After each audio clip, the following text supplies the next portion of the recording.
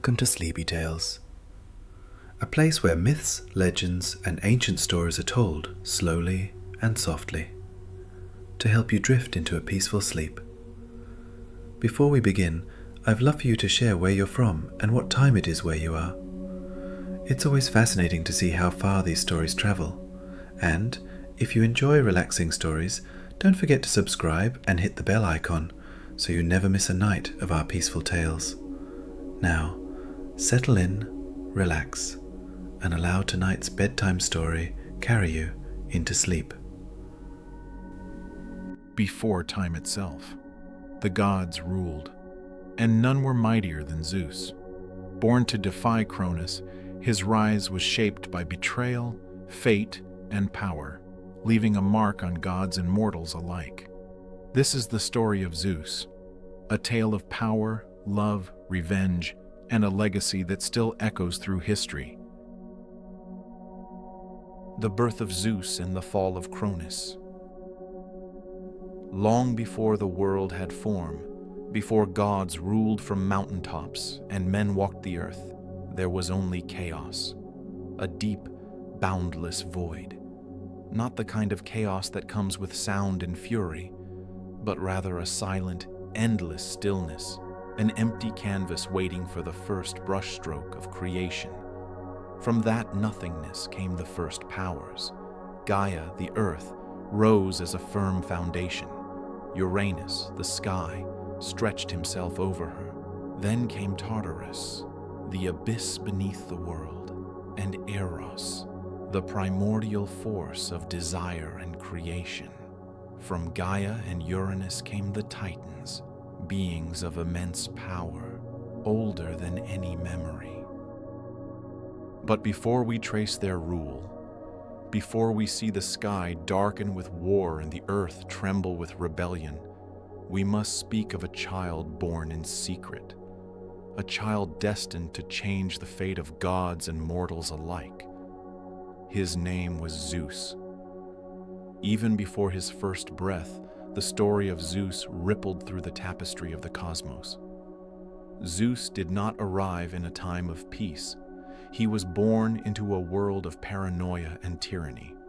His father, Cronus, was king of the Titans, and though he ruled during the mythic Golden Age, a time when the earth yielded its bounty without labor and mortals lived long, untroubled lives, his heart was restless. Cronus had come to power not through peace, but betrayal. His father, Uranus, had feared the strength of his children, locking them deep within the earth. It was Gaia, their mother, who forged a blade and begged her children to act. Only Cronus found the courage to strike. One night he attacked Uranus, castrating him with a sickle of stone. From the blood that soaked into the earth sprang the Furies, the giants, and other strange beings. Cronus took the throne, and the Titans were free. But a sky cursed him with its dying breath. Cronus was warned. One day a child of his own would rise against him, just as he had risen against his father. Fear rooted itself deep in his heart. So when his queen Rhea bore him children, he swallowed them, one by one. Hestia, Demeter, Hera, then Hades and Poseidon. Each newborn was wrapped and handed to him, and each met the same fate, consumed whole, imprisoned within his belly. Rhea, the mother of these divine children, was overcome with grief. She watched her family vanish one by one. Her pleas did nothing to soften Cronus's fear. When she became pregnant a sixth time, she knew something had to change. She fled. In the dead of night, Rhea traveled to the island of Crete. There, in a quiet cave on Mount Dicte, she gave birth to her final child. The sky outside was heavy with stars. The air carried the scent of wild herbs and ocean salt, and in that hush, a cry rang out. Zeus had entered the world. He was radiant from the start. Even as a babe, there was something unshakable in his presence. as if the storm already slept within his lungs.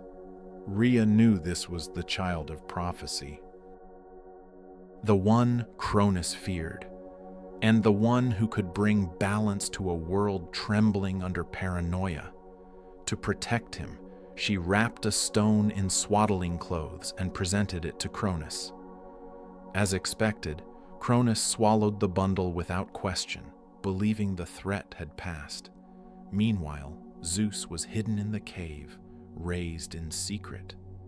Some say a divine goat named Amalthea nursed him, her milk rich with magic.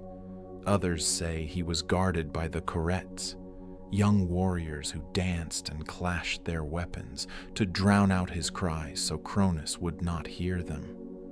The nymphs of the forest bathed him in spring water, and the bees of the mountain brought him honey. As he grew, the world beyond the cave remained under Cronus's grip. The Golden Age, though calm on the surface, was sustained by fear. Mortals prospered, but the sky remained watchful. The earth held its breath. Deep in the bowels of Cronus, 5 immortal siblings waited in darkness, unaware of the passage of time, unborn, yet undying. Zeus grew tall and strong. He learned the movements of the stars and the secrets of the earth. He listened to the stories whispered by the wind and watched the creatures of the forest. Though isolated, he was never alone. Nature itself seemed to guide and prepare him. By the time he reached manhood, his purpose was clear. He left the cave and journeyed back to the lands of the Titans. Disguised as a servant, he entered the court of Cronus, careful not to reveal his identity. There, he met the goddess Metis, a daughter of the Titans, known for her wisdom and cunning.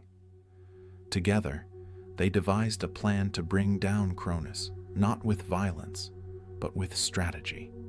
Metis brewed a powerful potion and gave it to Zeus. In disguise, he served the drink to Cronus. The potion worked swiftly.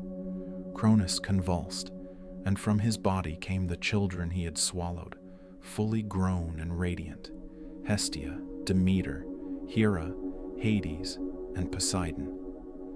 They emerged into the world as if waking from a long dream. Now 6 strong, united by blood and purpose, the children of Cronus stood together. Their father's reign would not end quietly. The Titans, ancient and vast, still held dominion.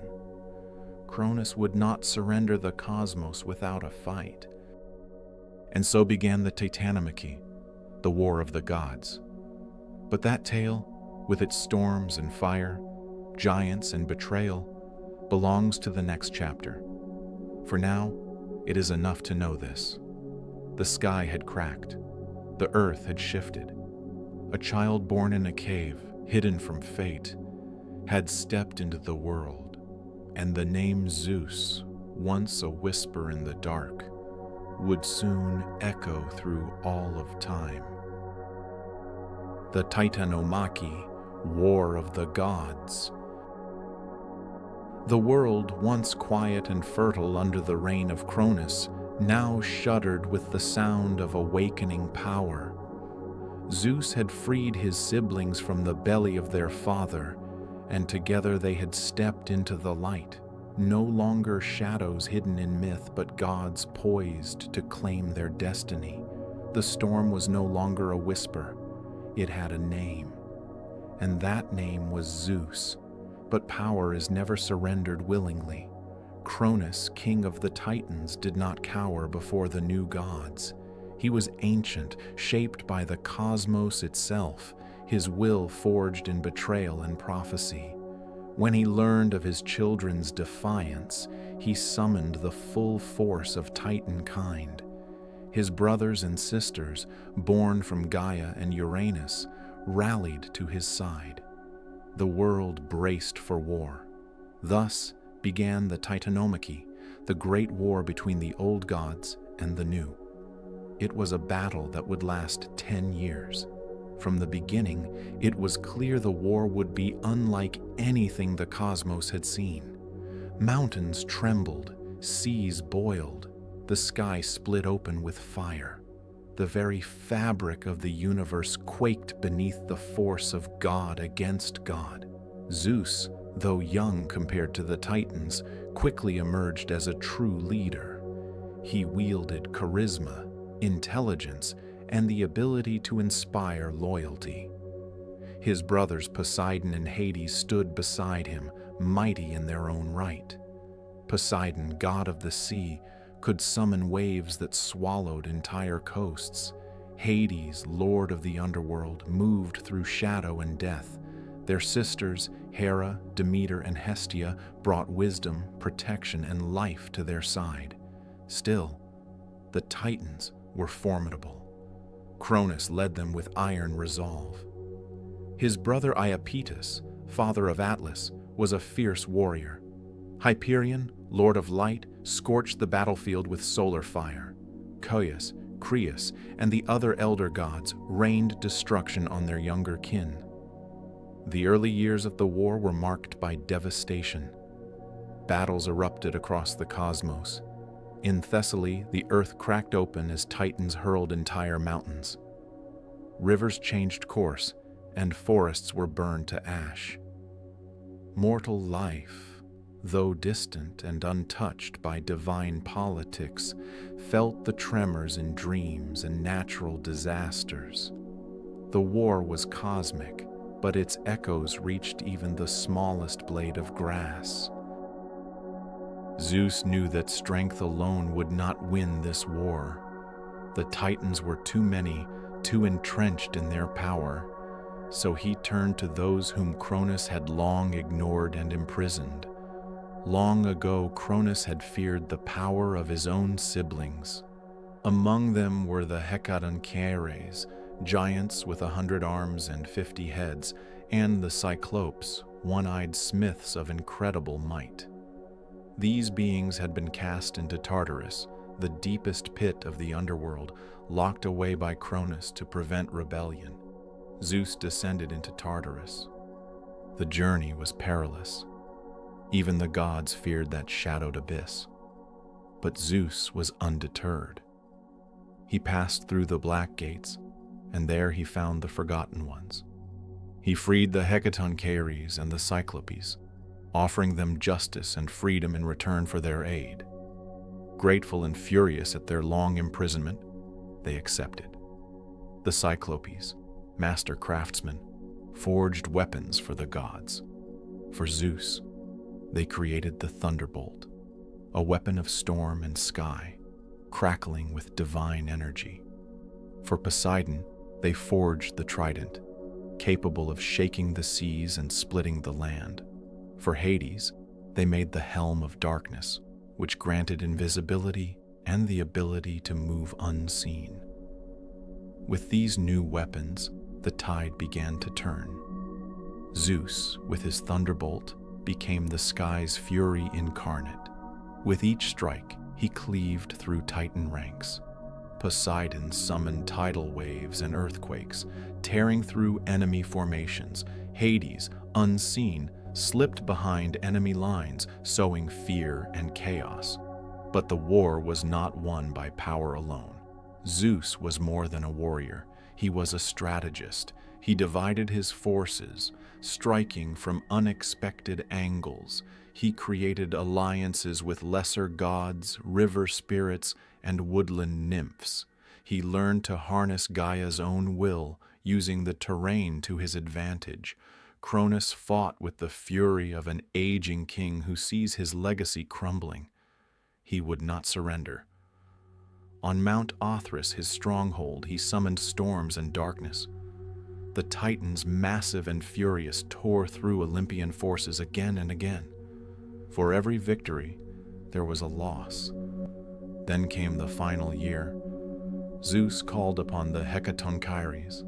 With their 100 arms, they hurled boulders as large as mountains, creating chaos across the battlefield. Their roars shook the stars. In one final, terrible assault, The gods and their allies stormed Mount Othrys. The sky burned, the earth cracked, the seas raged. Zeus faced Cronus in single combat, father against son, tyrant against liberator. The battle was long and brutal. Cronus wielded the sickle that had once felled Uranus. Zeus fought with thunder in his hands. The sky wept rain and fire as they clashed. In the end, Zeus overpowered Cronus, striking him down with a bolt that split the heavens. With Cronus defeated, the war ended. The Titans were bound in chains of unbreakable adamantine and cast into Tartarus. There, the Hecatoncheires stood guard over them for eternity. The pit was sealed with a gate of bronze and ringed with night, deeper than any mortal could ever fathom. Not all Titans met the same fate. Some, like Prometheus and Oceanus, had remained neutral or aided the Olympians. They were spared. But Atlas, brother of Prometheus, had fought fiercely for Cronus. As punishment, Zeus gave him a unique sentence. Atlas was condemned to stand at the western edge of the world, holding up the sky on his shoulders, a burden that would never end. With the war concluded, a new era dawned. Zeus and his siblings drew lots to divide the world. Zeus claimed the sky. Poseidon took the sea. Hades accepted the underworld. The earth itself remained shared by all, watched over by Gaia, and governed through law and balance. Zeus established Mount Olympus as the seat of power for the new gods. High above the mortal realm, shrouded in cloud and glory, it became the shining beacon of divine rule. There, the Olympians would reside, watching over the world. No longer hidden in caves or trapped in their father's belly, they were free. But freedom brought responsibility. The universe needed order. The elements had to be tamed. Time had to be measured. Justice, love, harvests, and death all needed guardians, and so the gods took their places. Hera became the queen of Olympus, goddess of marriage and protector of women. Demeter governed the harvest and the cycle of life. Hestia, gentle and calm, watched over hearth and home. Poseidon ruled the vast oceans, shaping them with his moods. Hades ruled the dead, creating a realm beneath the earth for the souls of mortals. Zeus, now the king of the gods, sat upon a throne of storm and sky. He ruled with a combination of justice and wrath, wisdom and pride. He listened to prayers and watched over oaths. His thunder echoed across mountaintops, reminding all, god and mortal alike, that a new power reigned. But peace is never permanent.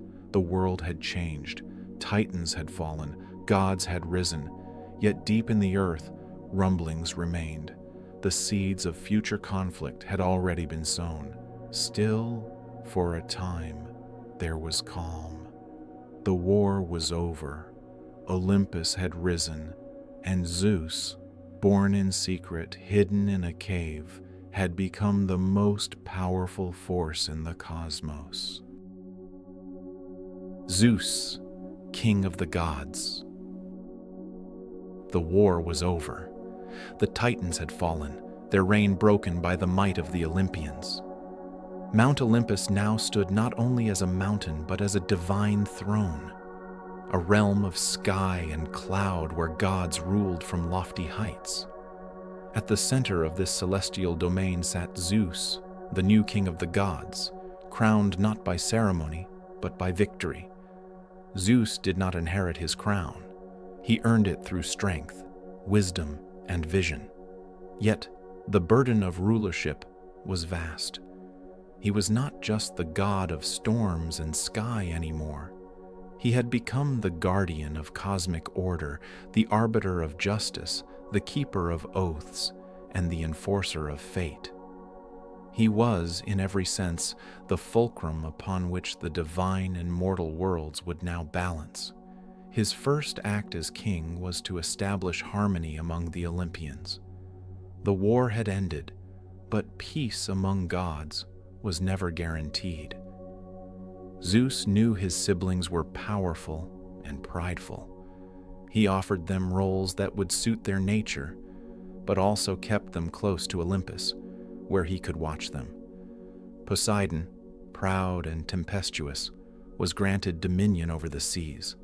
His trident churned the oceans, his mood shaping waves and storms.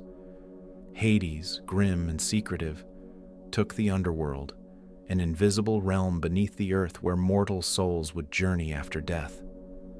Though he ruled apart from Olympus, his presence remained essential. Zeus himself ruled the sky, the heavens, and all that fell under the gaze of his thunderbolts. He became the enforcer of Xenia, the sacred bond of hospitality between guest and host. He punished those who broke oaths, betrayed kin, or harmed the innocent. His justice was swift, sometimes cruel, but it kept the gods in line and mortals respectful. Yet not all of Zeus's battles were fought with weapons. Some were fought in the realm of love. Zeus's relationships were legendary, complex, passionate, and often stormy. His wife and sister Hera was queen of the gods and goddess of marriage. She was noble and powerful, but also jealous and proud. Their union was marked by both divine alliance and emotional warfare. Though married to Hera, Zeus was far from faithful.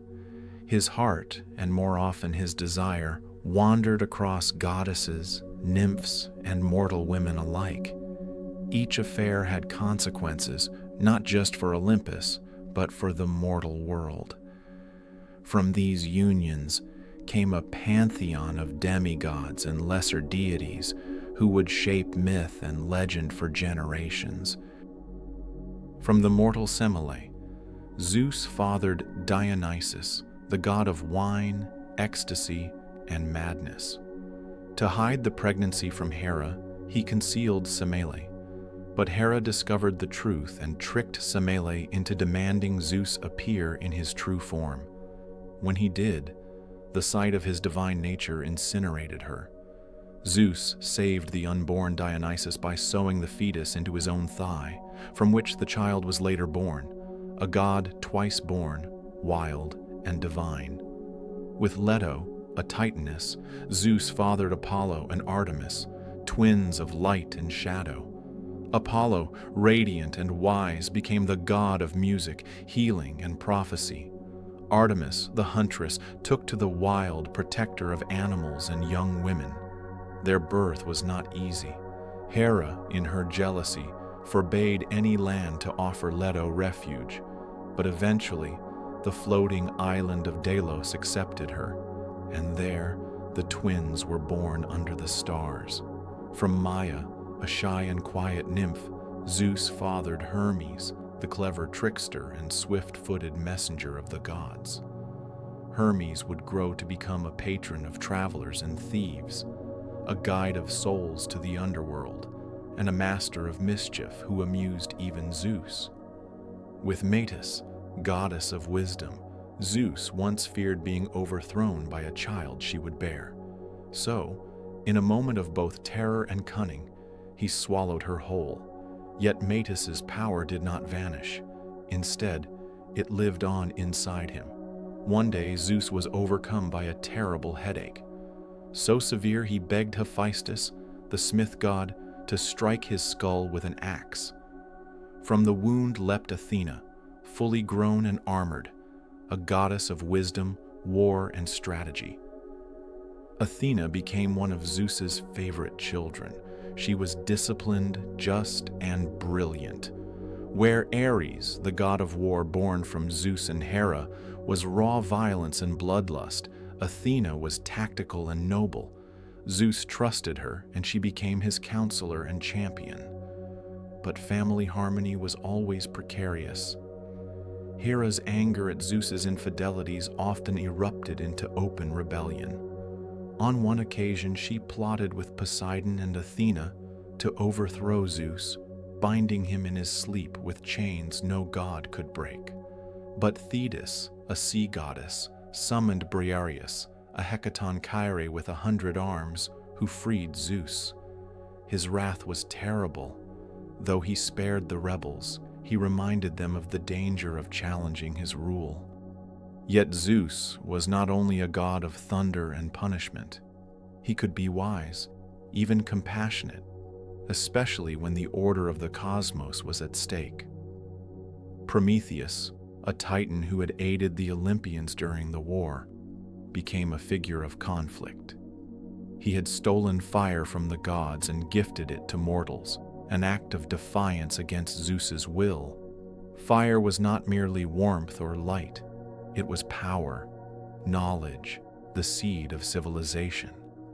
Zeus feared what humanity might become with such gifts. To punish Prometheus, Zeus had him chained to a rock in the Caucasus Mountains. Each day, an eagle descended to devour his liver, and each night it grew back.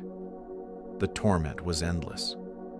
Prometheus had also foreseen a prophecy that one day a child of Zeus would overthrow him. This secret he refused to reveal. Zeus's punishment of Prometheus did not end there. He devised another gift for humanity, a trap hidden within beauty. From clay, Hephaestus sculpted a woman, and the gods gave her gifts: charm, music, curiosity, and more. She was Pandora, the first woman. Zeus gave her a jar, sealed and mysterious, and sent her to Epimetheus, Prometheus's brother. Despite warnings, Epimetheus accepted her. Pandora, driven by curiosity, opened the jar, unleashing sorrow, sickness, and pain into the world. Only hope remained trapped inside. Thus mortals were bound to suffering. Zeus had restored a balance. If they were to have fire and advancement, they would also bear burden and toil. As the world changed, so did Zeus's role. In times of crisis, he was the god of last resort. During the age of heroes, when mortals rose to challenge monsters and fate itself, Zeus watched closely. Sometimes he aided them, sending omens, storms, or divine favors. Other times he tested them, for he valued courage and humility. During one age, humanity grew wicked. Zeus looked upon them and saw greed, violence, and disrespect for both God and nature. He decided to cleanse the world, and so the great flood came. He unleashed the waters, drowning the world in divine judgment. Only Deucalion, son of Prometheus, and his wife Hera were spared. They found refuge on a boat atop Mount Parnassus. After the flood, they were told to repopulate the earth by throwing the bones of their mother, stones of Gaia, over their shoulders. From these stones arose new humans, born of the earth. The flood marked a turning point. Zeus had reset the world, but not without cost. It was a reminder that even gods could despair at what they had created. As the centuries passed, Zeus's name became not just a god's, but a symbol. He was invoked in oaths and treaties, carved into temples and written in law. His will became the rhythm of the seasons, the pattern of storms, the justice of kings. But Zeus was never perfect. He was mighty, yes, but also flawed. His pride, his temper, his appetites, all were larger than life. Yet perhaps that was his greatest gift to the world, that even a god could struggle, love, err, and still seek balance. He ruled from Olympus, atop a throne of gold and cloud, thunderbolt always near. Yet he listened, he watched, he dreamed, and the world, ever changing and full of strife, continued to turn beneath his gaze. Zeus and mortals. In the age that followed the Titanomachy and the rise of Mount Olympus, Zeus reigned as king not only over gods, but over mortals as well. His throne stood high above the world, but his gaze never strayed far from the affairs of humankind. For all his might and divinity, Zeus was deeply enmeshed in the lives, passions, triumphs, and failures of mortals. The myths of his interactions with humanity remain some of the most vivid in Greek lore. Stories of love and betrayal, punishment and reward, and the delicate balance between fate and free will. Though Zeus was the keeper of justice and cosmic order, he was also a god of appetite, a being of thunder and passion. Nowhere was this more apparent than in his many affairs with mortal women. Zeus, despite being married to Hera, was infamous for his relentless pursuit of love, often using deception, shape-shifting, and divine power to seduce or approach those who caught his eye. Among his most well-known affairs was with Alcmene, the wife of Amphitryon. Zeus, desiring her, transformed himself into her husband and came to her in disguise while Amphitryon was away at war. From this union came Heracles, Hercules, perhaps the most renowned of all Greek heroes. Born with extraordinary strength, Heracles would perform the 12 labors and eventually be welcomed to Olympus, becoming a god himself. Then there was Danae, the daughter of King Acrisius of Argos. Fearing a prophecy that his grandson would bring about his death, Acrisius locked Danae in a bronze chamber. But Zeus, determined and cunning, transformed himself into a shower of golden light that poured through the roof and impregnated her. From this miraculous conception was born Perseus, the slayer of Medusa and rescuer of Andromeda.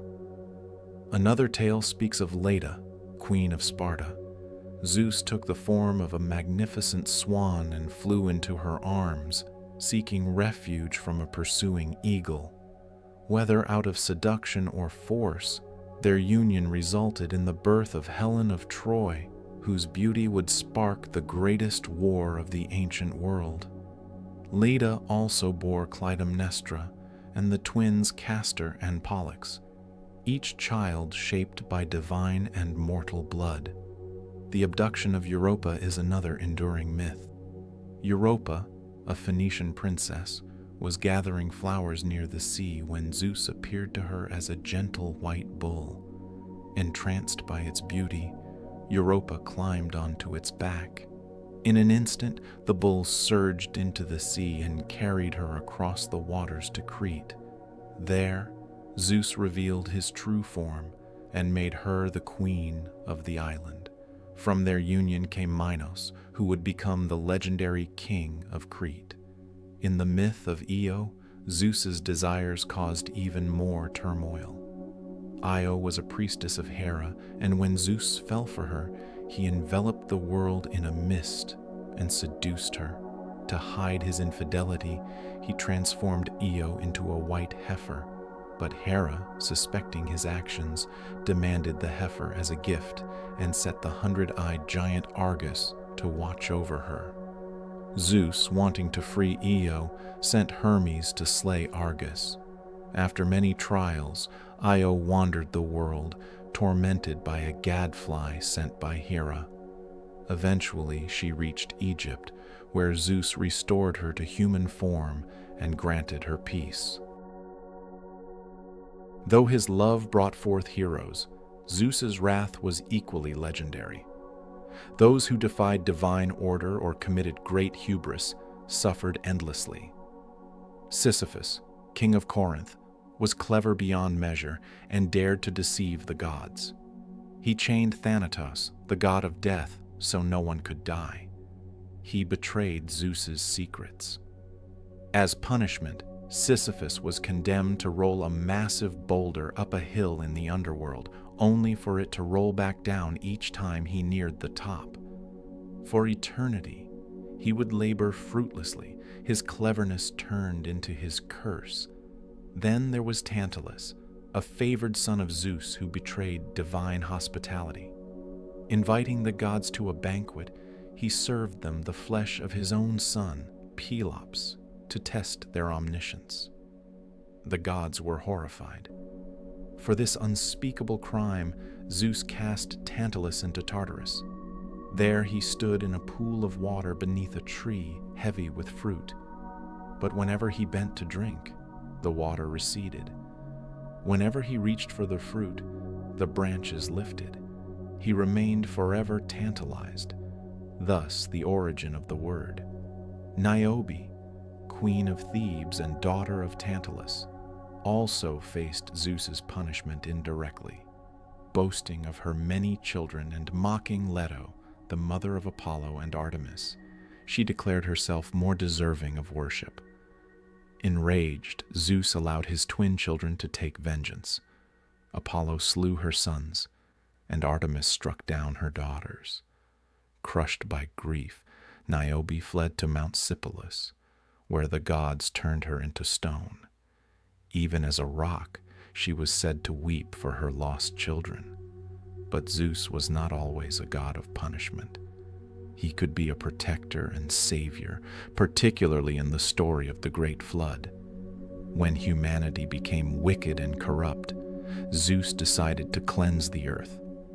He unleashed a cataclysmic flood that drowned most of the mortal world. Only Deucalion, son of Prometheus, and his wife Hera survived. Warned by Prometheus, they built a sturdy chest and floated upon the waters until the storm subsided. Landing on Mount Parnassus, they sought guidance on how to repopulate the world. The oracle of Themis told them to throw the bones of their mother behind them. Understanding this riddle, they threw stones, the bones of Gaia, Mother Earth, and from these sprang a new race of humans. This act of wisdom and humility preserved mankind, and Zeus, appeased by their reverence, allowed humanity a new beginning. Zeus was also a staunch guardian of Xenia, the sacred law of hospitality. Travelers and strangers were to be treated with kindness, for any could be a god in disguise. One of the most powerful stories emphasizing this comes from the myth of Baucis and Philemon. When Zeus and Hermes visited a village disguised as poor wanderers, they were turned away by all save an elderly couple, Baucis and Philemon. Despite their poverty, the couple offered food, drink, and their humble shelter. Touched by their generosity, Zeus revealed his divinity and offered to grant them a wish. They asked only to die together and serve the gods forever. As a reward, Zeus transformed their home into a temple and granted their wish. Upon their deaths, they became intertwined trees, an oak and a linden, standing side by side forever. Through these stories, the ancient Greeks understood Zeus not just as a mighty god, but as a complex figure embodying justice, passion, and the unpredictable nature of fate. His blessings brought forth heroes and kingdoms. His wrath toppled the arrogant and prideful. His love, however reckless, gave rise to legends. And his judgments taught mortals the values of humility, respect, and reverence. Perhaps that was Zeus's greatest lesson to humankind, that even the most powerful among gods could be deeply flawed, yet still hold the burden of maintaining order in a chaotic world. Legacy of Zeus, symbolism and influence. Zeus, the thunder-wielding king of the gods, was not merely a figure of ancient worship. He was a mythic archetype, a cultural pillar, and a symbol whose resonance has echoed across millennia. While his deeds filled the skies with storms and shaped the world of gods and mortals, his legacy would go far beyond Olympus. In temples, poems, statues, and films, Zeus remained an enduring icon of power, authority, and divinity. Zeus as a symbol of authority and justice. To the ancient Greeks, Zeus was the ultimate authority. He was not only a king in the divine realm, but the supreme judge who upheld the natural order. Zeus was the god of Xenia, the sacred law of hospitality, ensuring that hosts treated guests with respect and that guests honored their hosts. Violating this sacred code risked Zeus's wrath. Zeus was also associated with oaths, binding agreements, and moral obligations. Swearing by Zeus lent a vow its gravest seriousness. He was the keeper of Dike, the personified spirit of justice. As a moral overseer, Zeus struck down the arrogant and elevated the righteous. Though his punishments were sometimes harsh, they were often reminders of the consequences of hubris. Sacred symbols and animals. Zeus was represented by powerful symbols. Chief among them was the thunderbolt, a divine weapon forged by the Cyclopes during the Titanomachy. It symbolized both destruction and divine will. His scepter, often shown in art, marked his kingly authority. His sacred animal was the eagle, the king of birds, symbolizing strength, vision, and dominion over the skies. Ancient coins and temples often bore the image of an eagle alongside Zeus. The oak tree was also sacred to him, embodying wisdom and endurance. When winds rustled through oak leaves, it was said that Zeus himself was speaking. Places of worship: Olympia and Dodona. Zeus's worship was widespread across the Hellenic world. One of the most famous temples dedicated to him stood at Olympia, where the Olympic Games were held in his honor every 4 years. These games were not just athletic contests, but sacred rites celebrating physical excellence and divine favor.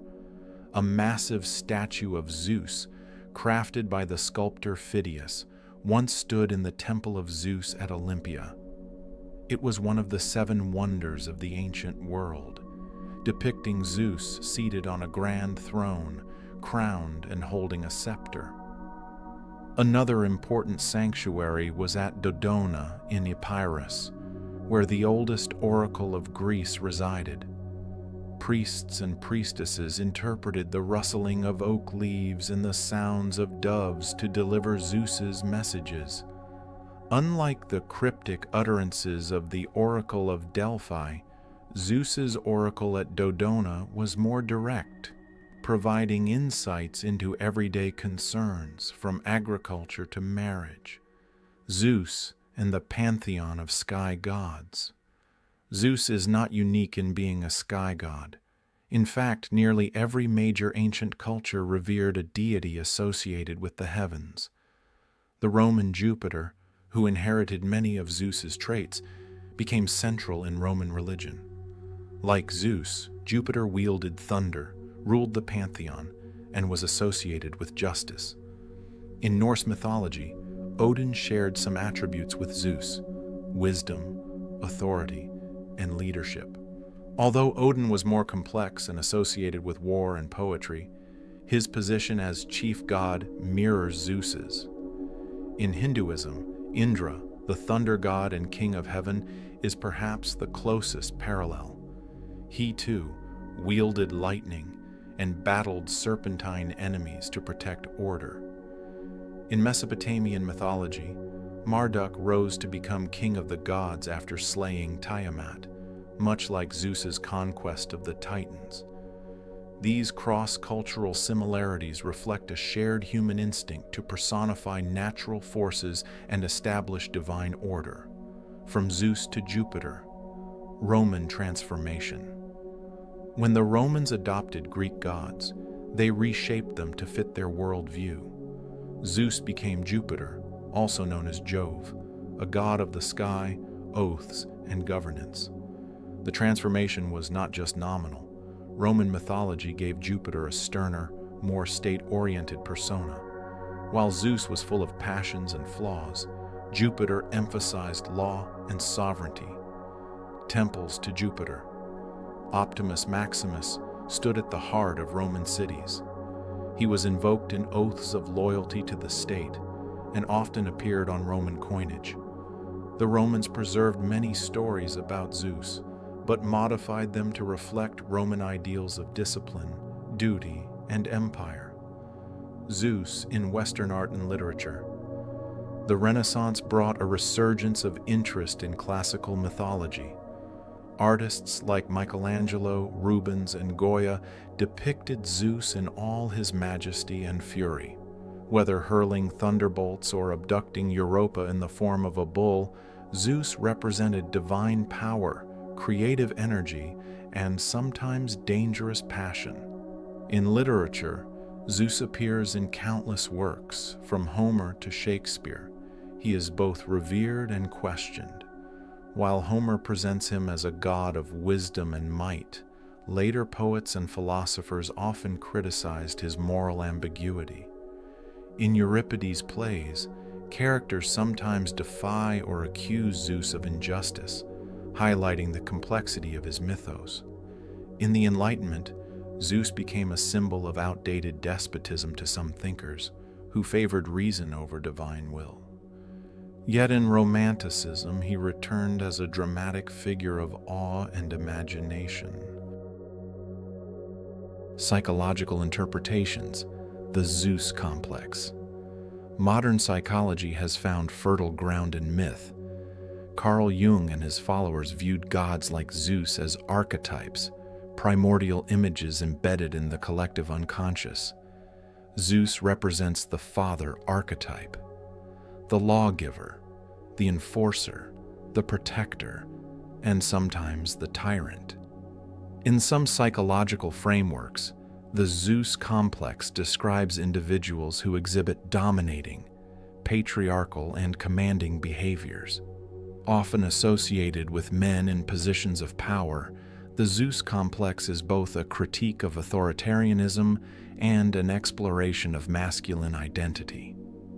Zeus's many affairs and his pursuit of control also invite analysis from psychoanalytical perspectives. His mythology has been used to explore themes of infidelity, power dynamics, and the tension between order and chaos within the human psyche. Zeus in modern media and pop culture. Zeus remains a towering figure in modern media. He appears in novels, television, movies, and video games. In Rick Riordan's Percy Jackson series, Zeus is reimagined for younger audiences as a stern but sometimes misguided father figure. In the Disney film Hercules, Zeus is a benevolent, jovial figure, contrasting his often harsh portrayals in ancient myth. Hollywood has reinterpreted Zeus in various ways. In Clash of the Titans, he is portrayed as a majestic, conflicted ruler. In video games like God of War, Zeus is a complex antagonist, embodying both the grandeur and the flaws of divine authority. Zeus also appears in comic books, where he is sometimes an ally and sometimes a threat to superheroes. His image has been commodified in branding, sports teams, and even technology. Thunderbolts and eagles remain potent symbols, used to evoke strength and command, the enduring symbol. Despite the centuries, Zeus has never truly vanished. He continues to embody the eternal struggle between power and responsibility, justice and tyranny, desire and restraint. In classrooms, courts, art studios, and dreamscapes, the shadow of Olympus looms large. Zeus is not just a character from old stories. He is an idea of rule, of sky-reaching ambition, of the divine made human and the human-made God. Through Zeus, ancient humanity gave form to its highest ideals and deepest fears. His myths were lessons, warnings, entertainments, and sacred truths. His legacy reminds us that even gods are reflections of our own nature, and that in telling their stories, we better understand our own. The legacy of Zeus, king of gods and storms, is not merely etched in marble or sung in epic verse.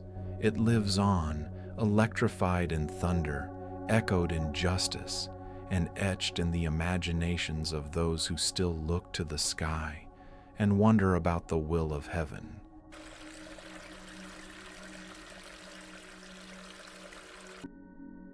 In the grand glittering chaos of Greek mythology, Hera is usually remembered as the goddess who spent eternity being jealous, scowling, and ruining someone's day.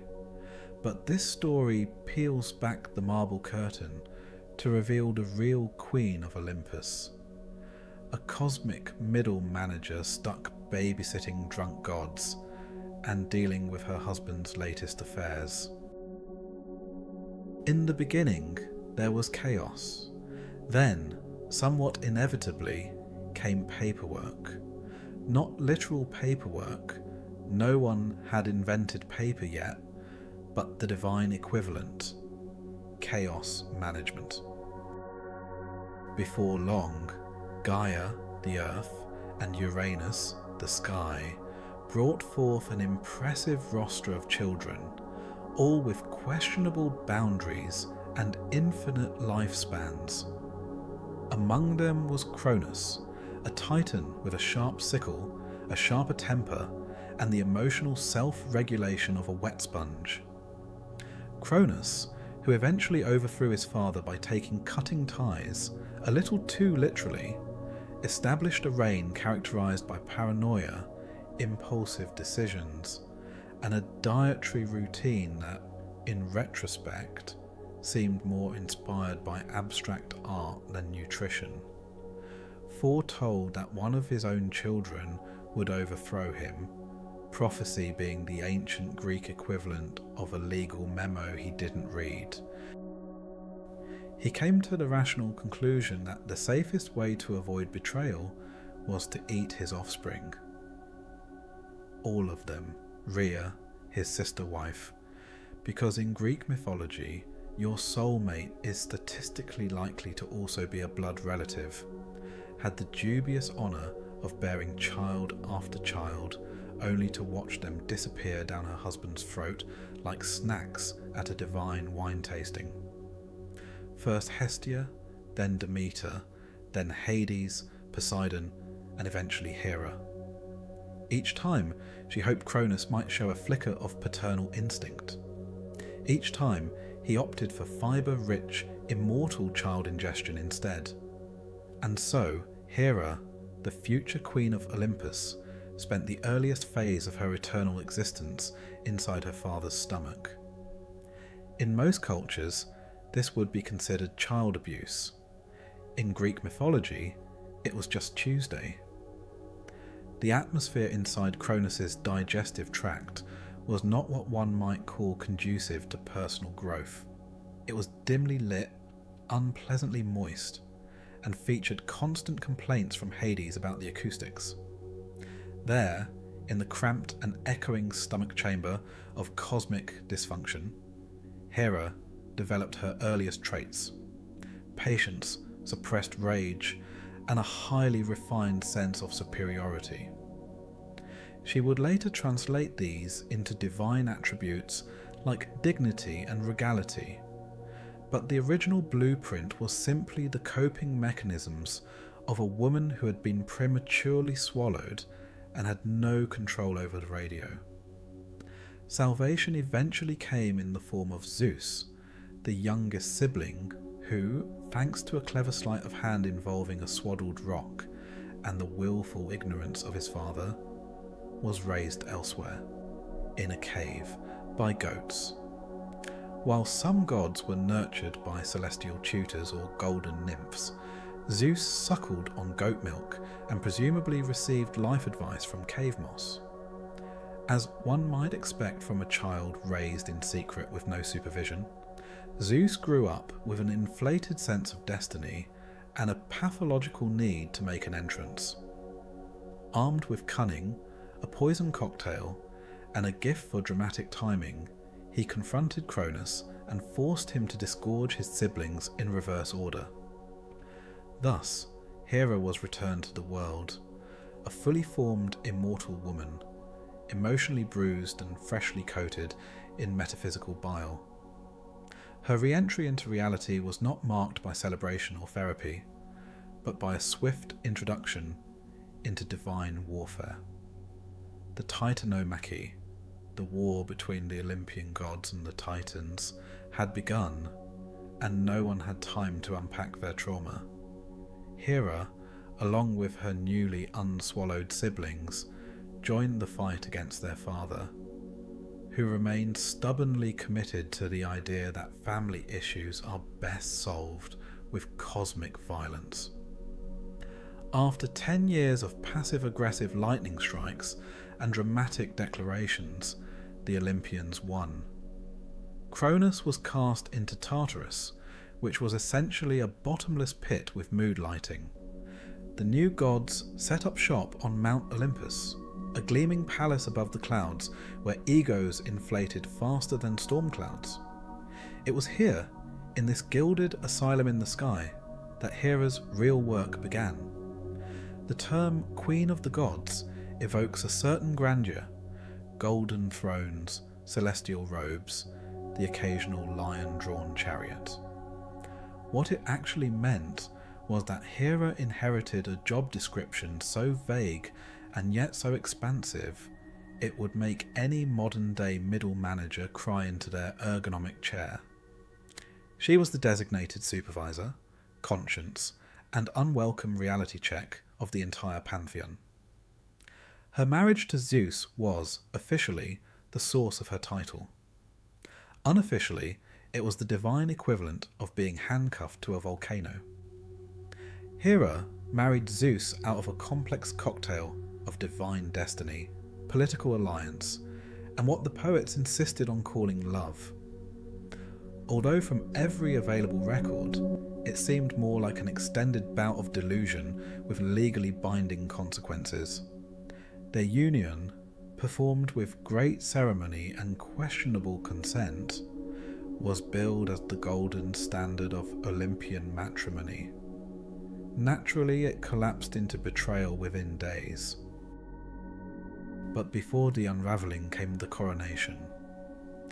As queen, Hera's duties expanded beyond what was reasonable, ethical, or in any way defined.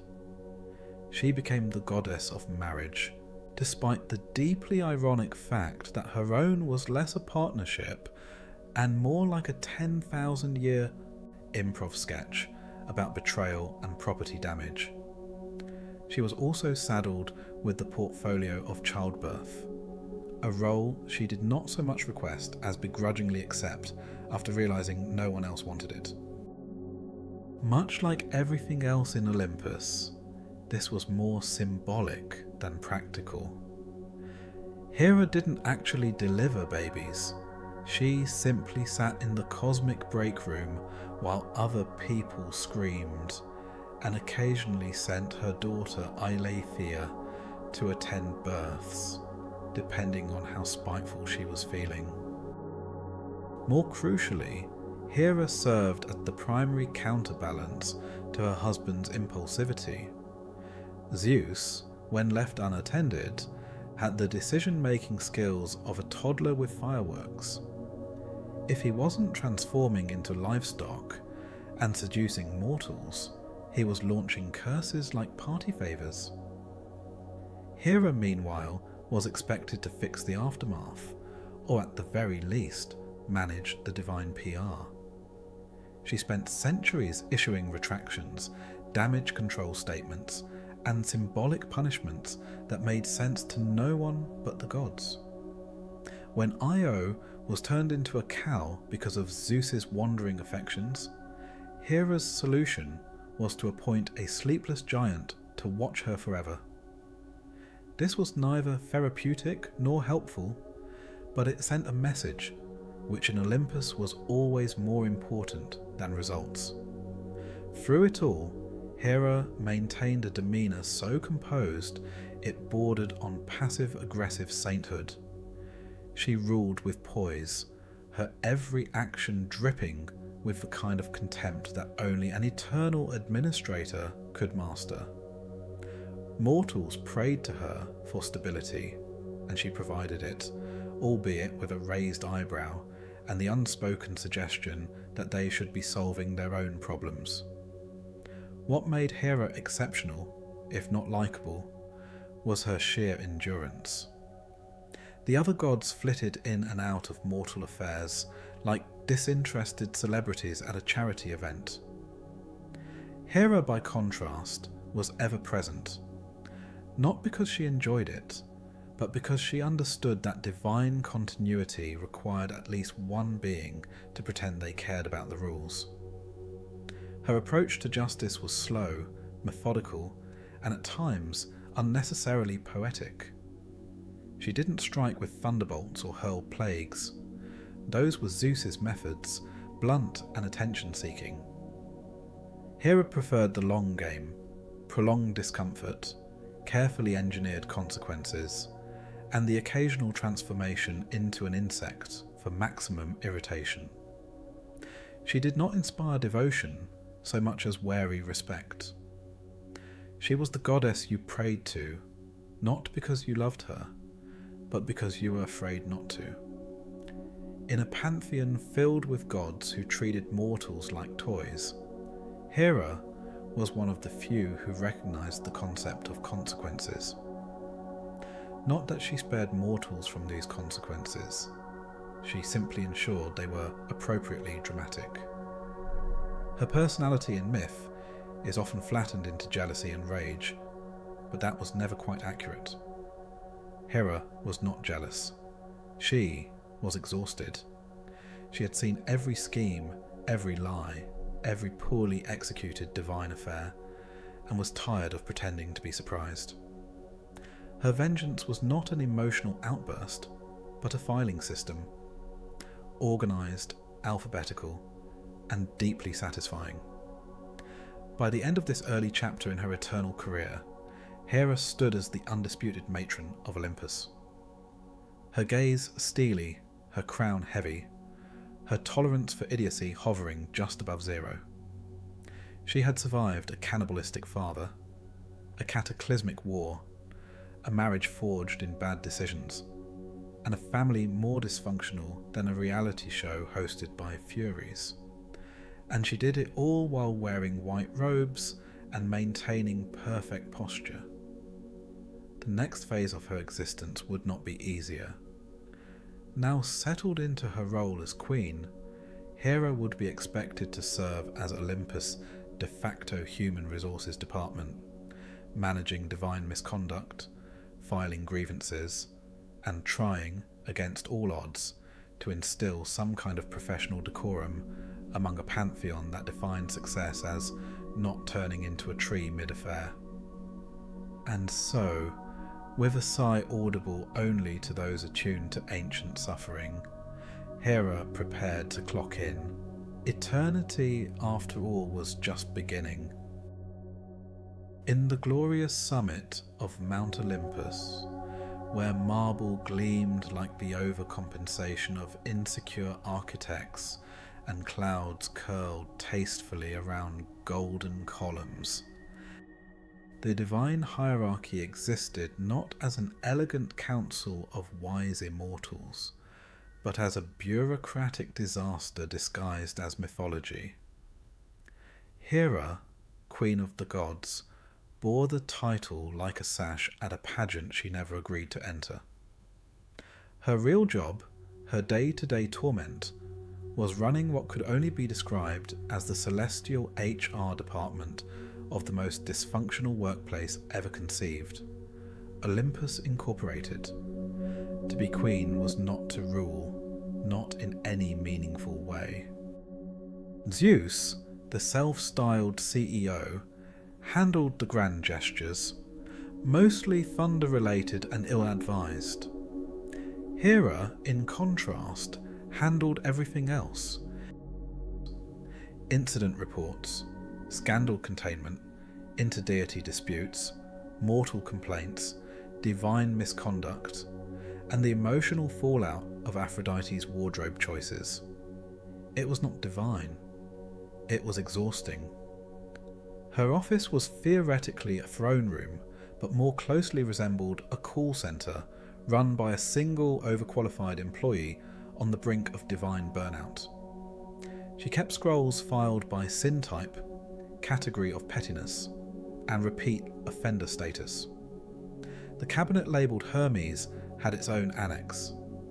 Each morning began with a sigh that echoed through eternity, and a stack of papyrus complaints thicker than Dionysus's liver. First on the agenda, inevitably, was Aphrodite. The goddess of love had once again submitted a leave request. Technically, immortals didn't need vacation days, but Aphrodite liked the aesthetic of filling out forms in rose-scented ink, and then ignoring the outcome. This week's excuse involved an urgent matter of passion in coastal Sicily. Hera marked it denied, and added it to the growing pile of divine frivolity that threatened to unbalance the very nature of Olympus. Next came Hermes, god of travellers, thieves, and extremely loose interpretations of personal property. His file read like a mashup between a police blotter and a prankster's memoir. That morning, he'd allegedly stolen Apollo's lyre, sold it to a mortal bard, and then stolen it back mid-performance for mythological authenticity. Hera rolled her eyes so hard the fates briefly paused to check for seismic activity. She reassigned Hermes to messenger duty in the underworld, a punishment dressed as a promotion. She had discovered long ago that the best way to handle divine delinquents wasn't wrath, but paperwork. Bureaucracy, the slow poison of immortals, succeeded where thunderbolts failed. Then there was Dionysus. Technically a god, emotionally a liability. He was a walking occupational hazard, equal parts libation and liability. His team-building exercises often ended in nudity, fire, or both, and his cult followers had developed a tendency to interpret ecstatic frenzy as an invitation to dismantle the local economy. Hera had submitted multiple forms to have his wine privileges suspended.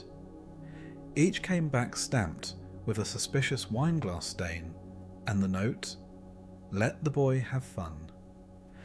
Zeus, meanwhile, wandered in and out of Olympus like a CEO with a yacht and no Wi-Fi. He occasionally issued proclamations from balconies and had strong opinions about thunderstorm aesthetics. The rest of the time, he could be found shape-shifting, seducing mortals, or naming things after himself. He had once declared Tuesdays as Zeus days before forgetting entirely. Hera had vetoed the rebranding. Zeus's affairs were not so much private sins as annual budgetary line items. Each time he returned with a new mortal lover, Hera was expected to handle the divine aftermath. This involved hush money nectar deliveries, divine DNA cover-ups, and the allocation of minor god titles to unplanned demi-divine offspring. The job was less Queen of the Gods and more paternity crisis management director. Of course, Olympus had a power structure, if by structure one meant a constantly shifting pile of grudges with nameplates. Poseidon, god of the sea, was technically middle management, too powerful to ignore, too temperamental to confront. Hades, the goth cousin with a death fixation, had wisely opted out of Olympus's daily operations by choosing to manage the underworld, a move many believed was simply to avoid staff meetings. Hera, however, remained. She stayed because someone had to keep the lights on and the narratives coherent. Without her, Olympus would devolve into a full-blown bacchanal with quarterly thunderstorm reviews. She ensured mortals continued to believe the gods had a plan, or at the very least, a filing system. Her inbox overflowed with grievances, nymphs requesting divine protection, heroes filing complaints about their prophecies, and satyrs who had misread workplace harassment policies. She read each with the hollow efficiency of a veteran administrator who knew that justice wasn't about fairness but optics.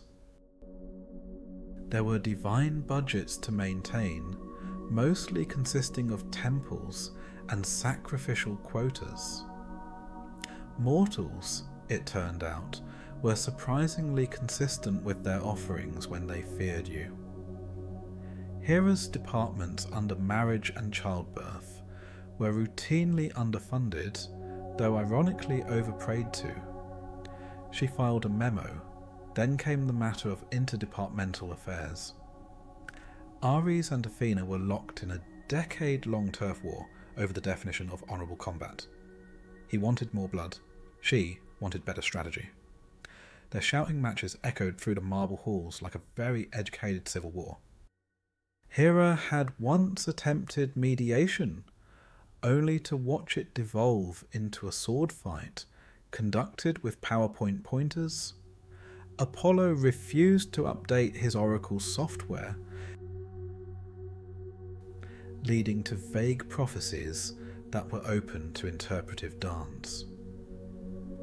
Artemis submitted a complaint about light pollution interfering with her moonlit hunts. Hera responded with a grant for shadow preservation. Occasionally mortals managed to gain divine attention through sheer persistence or extremely poor decisions. These were the worst. Hera handled prayer escalations with grim efficiency, rerouting most to lesser deities, and only personally intervening when someone named a child after Zeus without understanding the implications. She often pondered what might have been. In another mythos, perhaps she would have been worshipped for her wisdom, her stoicism, her ability to maintain a crumbling celestial institution with nothing but passive aggression and a quill. Instead, she was known as jealous, a term coined by poets who mistook justifiable wrath for pettiness. She once attempted to implement an employee satisfaction survey. It returned exactly one response from Hephaestus, asking if Olympus offered dental. She had no idea what teeth were for gods, but she filed it under pending. The truth was, Olympus wasn't a pantheon. It was a startup that refused to scale. The gods, unchecked and undisciplined, existed in a state of eternal adolescence. Hera was the only one who aged in responsibility. She bore the weight of their negligence, the cost of their freedom. And she did so in silence, save for the occasional divine monologue conducted in empty corridors. When not managing others' mistakes, Hera oversaw ceremony logistics. Divine births, deaths, symbolic usually, hero initiations, and the annual Pantheon Gala, a night of forced merriment and hidden loathing. She created seating charts with the precision of a bomb technician. Aphrodite and Persephone could not sit near each other. Hestia required a quiet corner. Hermes had to be supervised. Dionysus had a 2-drink maximum that was purely decorative. And Zeus had to be kept away from any mortal attendees, livestock, or unattended furniture. Despite it all, Hera endured, not out of affection, but out of stubborn pride. Olympus might be a circus, but it was her circus. She could not abandon it to the wolves, or worse, to Zeus's interns. Her presence gave the pantheon its illusion of legitimacy. Without Hera, Olympus would be nothing more than an extremely well-lit crime scene. And so she filed, redirected, scheduled, chastised, documented, and sighed. She denied leave, approved divine punishments, negotiated celestial treaties, and reorganized a pantheon too proud to recognize her work. She wore her crown not as an adornment, but as a helmet. At the end of each divine day, she walked the corridors of Olympus alone, past thrones used as coat racks and altars doubling as snack bars. she passed paintings of epic battles and statues of gods who hadn't read their own myths. She made notes on the scroll she carried. New interns, temple construction, Ari's anger management follow-up. She was not beloved, she was not thanked, but she was obeyed mostly. And in Olympus, that counted as a miracle. After all, every chaotic empire needs its quiet tyrant. Hera was that tyrant. Composed, exacting, and tragically indispensable. The love life, or the thing that Zeus ruined. To refer to Hera's love life as a love life is to misunderstand the nature of both love and life. If one must assign a label, eternally cursed marital hostage situation may be more accurate, though it lacks poetic flair. It began, as many great disasters do, with optimism. Hera, youngest daughter of Cronus and Rhea, once entertained the quaint notion that divine love was noble.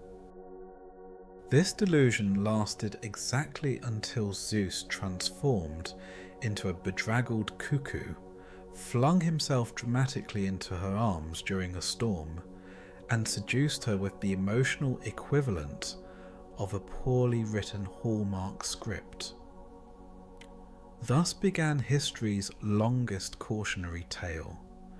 Zeus, king of the gods, ruler of Olympus, and walking sex scandal, courted Hera with deceptive theatrics, and the kind of relentless persistence that would today trigger several restraining orders. She eventually agreed to marry him, not out of overwhelming passion, but because resisting divine inevitability is tiresome and, frankly, a logistical nightmare. The wedding was grand, the union less so. It was immortal matrimony, in the same way a hostage situation can be called an extended sleepover. Hera, dignified and duty-bound, approached marriage as she approached everything else, with lists, expectations, and colour-coded binders. Zeus approached it like a child handed a priceless vase, immediately dropping it to chase a butterfly, or in his case, the nearest mortal maiden with a heartbeat and a vague resemblance to a cloud. His infidelities are not merely well documented, they are the primary reason ancient myths were ever written down. Every nymph, maiden, goddess, and unfortunate animal within a 50-mile radius of Olympus was considered fair game. Io became a cow. Leda received a surprise visit from a swan. Europa met a charming white bull and ended up on a continent. Danae got a golden rein. The man had the subtlety of a tabloid headline and the restraint of a toddler in a cake shop. And Hera, divine HR manager turned cosmic spouse, was expected to maintain composure. Contrary to centuries of poetic whining, Hera's reactions to Zeus's wandering toga were not born of jealousy. That word, so often hurled at her like an olive pit, fails to capture the scope of her emotional landscape. Hera's fury was art, structured, symbolic, and deeply administrative. Each curse was a memo written in flames. Every metamorphosis a press release with footnotes. If Zeus sowed chaos, Hera pruned the aftermath with deadly precision. Consider poor Io, the mortal priestess turned cow, not by Hera, mind you, but by Zeus in a frantic attempt to hide his indiscretions. Hera, seeing through bovine deceit faster than a butcher, politely requested the cow as a gift. Zeus, ever the coward in a chiton, complied. Hera then stationed Argus, the many-eyed sentinel, to guard her. When Argus was slain, predictably, by Hermes, Hera commemorated his loyalty by placing his eyes on the tail of a peacock. Vindictive, perhaps, but tasteful. Then there was Semele, a mortal woman who dared to fall for Zeus and became pregnant with Dionysus, the eventual god of wine, chaos, and regret.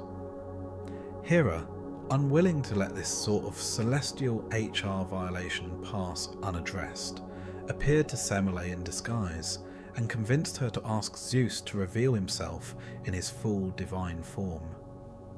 He did. She exploded. The child was rescued naturally by Zeus's emergency womb, his thigh. This marked the beginning of what would become the world's first paternity leave scandal. Every new affair sparked a chain reaction. Outrage, disguise, explosion, monstrous offspring, and temple construction. The mortals kept praying. The poets kept writing.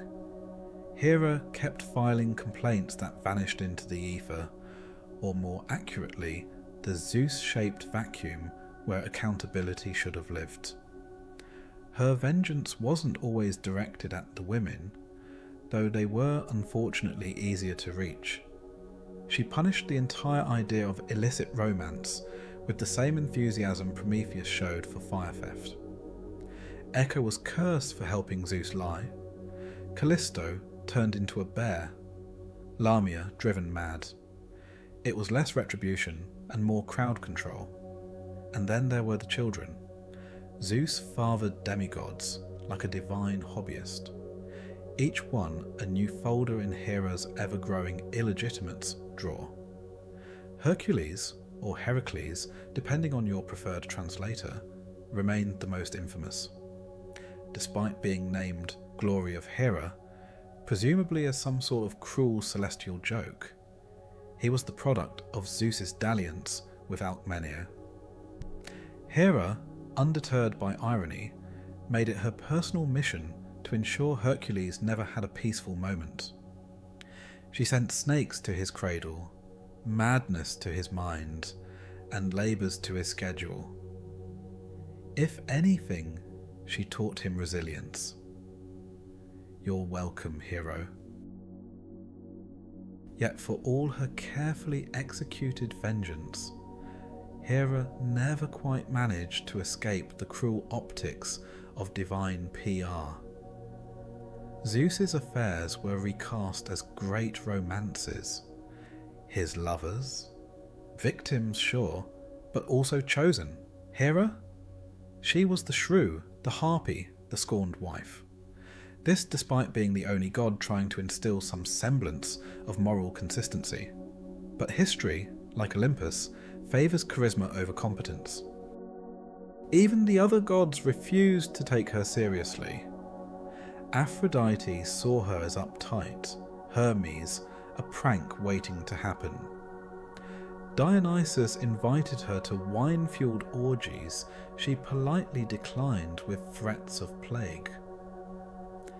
Hephaestus, her own son, depending on the version, was thrown from Olympus after being deemed imperfect, by Zeus in some myths, by her in others. Either way, the family tree was less a tree and more a bonfire of paternity tests. Still, Hera endured. She stayed married. Not because she was in love, but because Olympus required a figurehead of matrimony.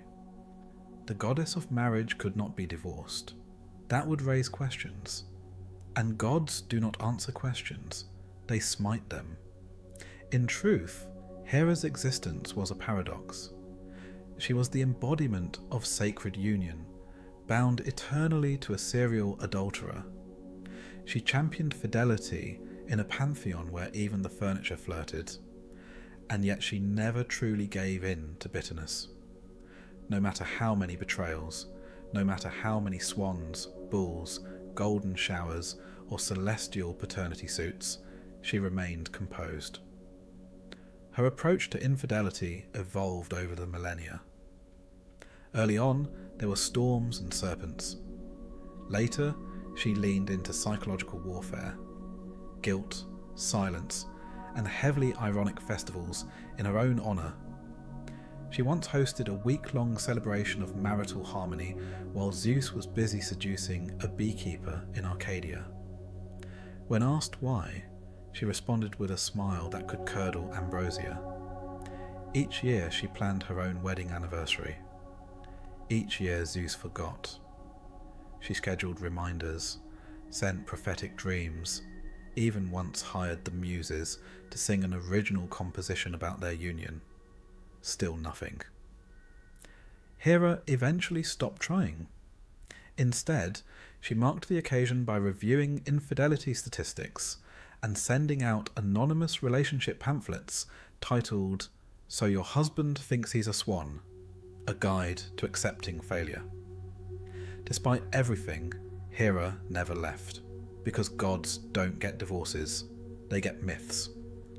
And in the mythos of Olympus, Hera played her part to perfection, the wronged wife, the powerful matriarch, the celestial woman scorned.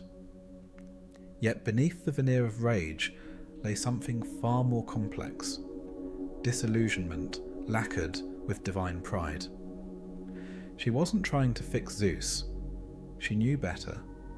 She was trying to preserve some shred of dignity in a pantheon that rewarded shamelessness. Her wrath, then, was not about lost love. It was about maintaining order in a world where the king couldn't keep his toga on. It was about accountability, even if she had to enforce it through creative monstrosities and heavily veiled threats.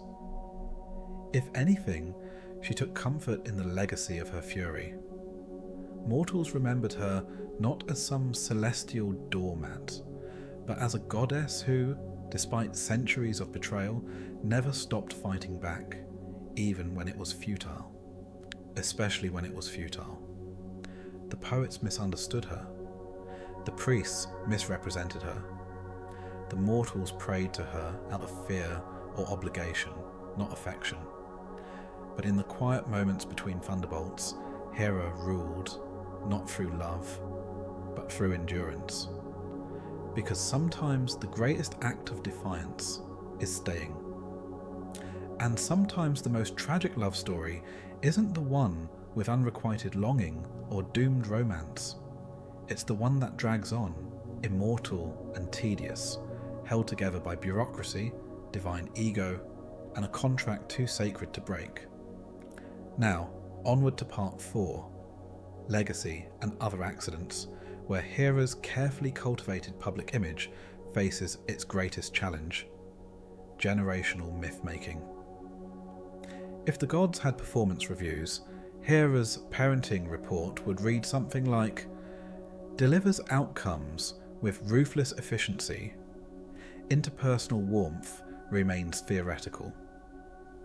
Hera's children, those officially acknowledged by the scrolls, the altars, and whichever minor poet didn't get bribed by Zeus, were a collection of divine oddities who served less as reflections of their mother's grandeur and more as footnotes in the ongoing catastrophe that was her personal life.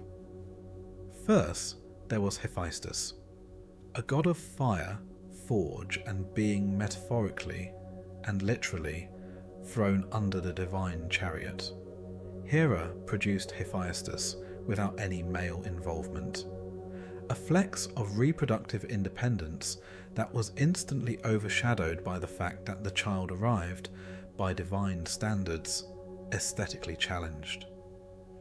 Appalled by his imperfections, some say he was misshapen, others say he just looked like someone born from pure spite. Hera promptly hurled him off Mount Olympus. It was a bold statement, equal parts maternal rejection and aerial disposal. Naturally, this caused some fallout. Hephaestus crash-landed in the sea and was raised by sea nymphs, which explains both his craftsmanship and his lifelong trust issues. Later, after becoming the godly equivalent of a workaholic blacksmith with abandonment issues, he returned to Olympus. Hera, maintaining the emotionally unavailable consistency of a marble statue, welcomed him back the way one welcomes a tax audit, necessary but best not discussed. Then there was Ares, the god of war, bloodlust, and being everyone's least favourite dinner guest. Technically fathered by both Zeus and years of festering resentment, Ares was Hera's only successful joint venture with her husband, if by success one means a deity who incited bloodbaths and made even Athena sigh in exhaustion. While Athena represented strategic warfare, the kind with plans and clean uniforms, Ares was the embodiment of a bar brawl after too much ambrosia. The family tolerated him the way mortals tolerate fire alarms during a nap. Important in theory, irritating in practice. Hera's relationship with Ares could be described as professional. She encouraged his violence when it suited divine order and rolled her eyes when it didn't. Which, to be fair, was most of the time. His bickering with other gods, particularly Athena and Apollo, was a staple of Olympus's internal messaging scrolls. Hera rarely intervened. She had learned the hard way that if you raise a god of war, you don't get harmony. You get performance reviews measured in casualties. Hebe, the goddess of youth, was Hera's third child, if you could call someone whose primary responsibility was pouring drinks a full-fledged deity. Hebe was Olympus's official cupbearer, a position with all the prestige of a royal intern and none of the glory. She served nectar with the constant expression of someone who knew she'd peaked at birth. Hera valued Hebe the way one values a dependable filing cabinet, practical, discreet, unlikely to start a war. That said, Hebe eventually married Heracles, the semi-divine chaos machine Hera had spent centuries trying to ruin. This irony did not escape the narrator, the gods, or Hera herself. More on that later. And then there was Eileithyia, goddess of childbirth. A thankless role assigned to her like an unpaid internship. Nobody wanted the job, least of all Eileithyia, who spent most of her time attending agonized mortal births and trying not to develop a grudge against humanity. Hera's approach to her was largely absentee, checking in only when a particularly scandalous birth required divine PR management. Still, she considered Eileithyia responsible, which in Hera's maternal lexicon translated roughly to not making my life harder. The truth of Hera's parenting was this. She viewed child-rearing like administrative maintenance. Her children were tasks to be managed, reputations to be polished, liabilities to be contained. She did not host family game nights or read them bedtime myths. She ensured they didn't embarrass her at public ceremonies, occasionally arranged suitable divine marriages, and kept their names off Olympus' scandal scrolls. If love was involved, it was deeply buried under centuries of performance reviews and ceremonial indifference. Then there were Zeus' other children, an ever-expanding catalogue of divine indiscretions. These demigods and heroes were not Hera's progeny, but somehow always became her problem. If her own children were career investments, Zeus's offspring were spontaneous fires she had to extinguish while pretending the arsonist wasn't her husband. Heracles, for instance, was an ongoing project in revenge and regret. Born of Zeus's union with Alcmene, disguised as her husband naturally, Heracles became the divine equivalent of a gallstone, painful, persistent, and impossible to ignore. Hera tried everything. She sent snakes to his crib, he strangled them. She cursed him with madness, he committed heroic manslaughter. She created elaborate obstacles, labours, and moral loopholes. Somehow, he survived them all and gained fame, worshippers, and, insult of insults, a place in Olympus. She once cursed him so hard that Zeus had to invent a new mythological loophole just to keep the narrative from collapsing. At a certain point, one suspects she stopped trying to destroy Heracles and started using him as an emotional punching bag, not literally, though she considered it, but more as a vessel for her unresolved grievances with the universe. Heracles became her favourite non-hobby, an immortal she didn't birth, couldn't control, and ultimately had to share a family dinner table with. When he married Hebe, Hera almost achieved enlightenment via pure irritation. Then came Dionysus, another child of Zeus' wandering loins. Hera wanted nothing to do with him. Unfortunately, Dionysus insisted on existing flamboyantly.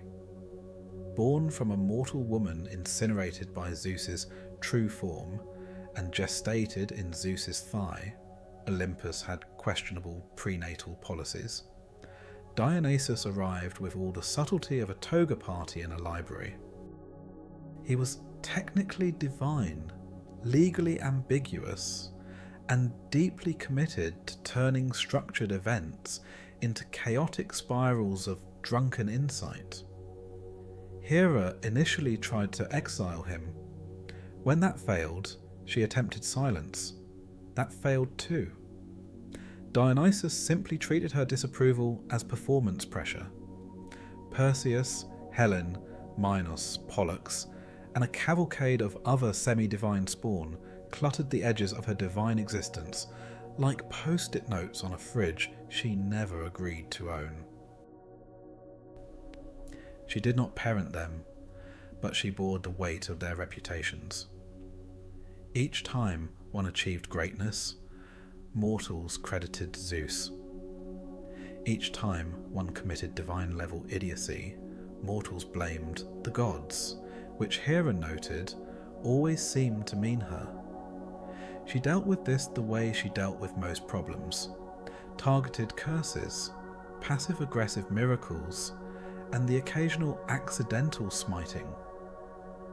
Hera's idea of discipline was theatrical and inefficient, like trying to fire an employee by setting their desk on fire during a board meeting. But it was memorable, and Olympus, like all institutions of power, respected memory over results. Her maternal legacy, then, was complicated. To her own children, she was a cold, competent force, an administrator of divine decorum. To Zeus's children, she was a vengeful shadow cast over their origin stories.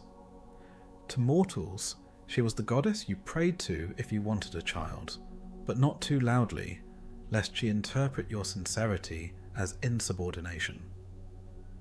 And yet she remained indispensable. The other gods, with their passions and tantrums, lacked the ability to see the long game. Hera understood legacy. She understood how myths were shaped not by affection, but by control.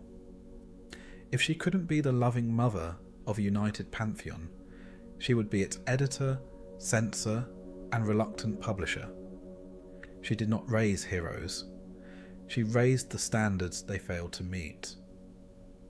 By the time the children were grown, divine adulthood being a flexible concept, Hera's reputation had crystallized into something mythically precise.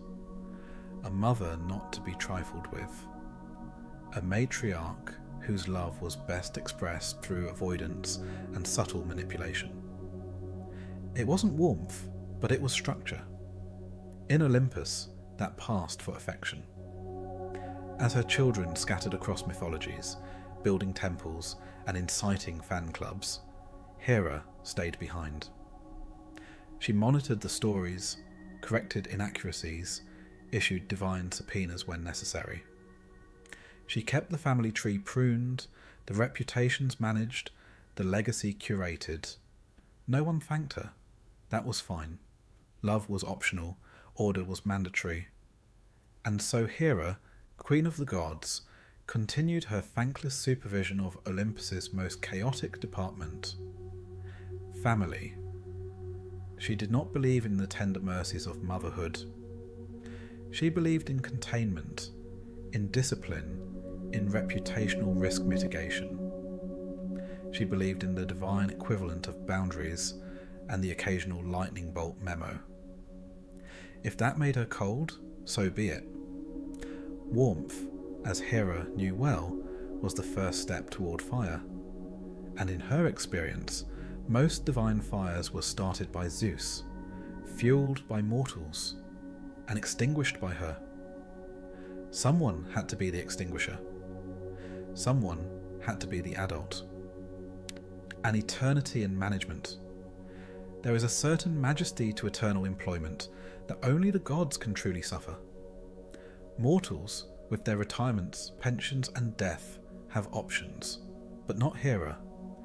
Hera, queen of the gods, divine consort, empress of Olympus, has been clocked in since the dawn of myth and is still on duty. Her eternity is not one of ethereal leisure or swan-like drifting through the clouds. It is the celestial equivalent of being stuck in an eternal Zoom call, where the video freezes on the one demigod having an emotional breakdown, and no one ever hits leave meeting. Hera's current title, so often whispered in prayers and myths, is largely ceremonial. Yes, she is the queen of the gods. Technically. But like most corporate structures that haven't been audited since the Bronze Age, the title is mostly performative. Her real job is less throne room glamour and more back office triage. She's Olympus's eternal administrator, the only one among the immortals who has ever willingly filled out a form and actually followed through. It is a thankless role, filled with omniscient sighing and the kind of divine micromanagement that would wither a lesser deity. Millennia have passed, and still Hera manages. Her inbox long ago evolved into a swirling vortex of divine petitions, mortals' complaints, demigod registration forms, sacrificial reports, and occasional anonymous feedback scrolls, almost all written in passive-aggressive hexameter. She never asked for this. She was promised divinity, reverence, immortality. What she got was eternal middle management. Apollo once brought a lute and played over everyone. Dionysus attended via wine goblet. Artemis refused to sit near Ares due to a long-standing incident involving a bear and poor judgment. Hephaestus phoned in from the forge. Zeus never shows up. He claims he's busy shaping destinies, which is code for whatever mortal disaster he's currently seducing. Hera convenes the meetings anyway, because Olympus still needs rules, regulations, and the illusion of governance. Even now, when mortals have largely stopped believing, and the sacrifices have dwindled to awkward Instagram hashtags, Hera keeps up the protocol. The divine policies must remain current. There are still realms to oversee, weather patterns to moderate, and some minor nymph lawsuit that's been going on since 340 BCE. If she stopped, Olympus would become a divine frat house with scenic views and no accountability. She processes requests with the efficiency of someone who has already died inside. Metaphorically, of course. Hera cannot die. The curse of immortality is not the living forever part. It's the being responsible forever part.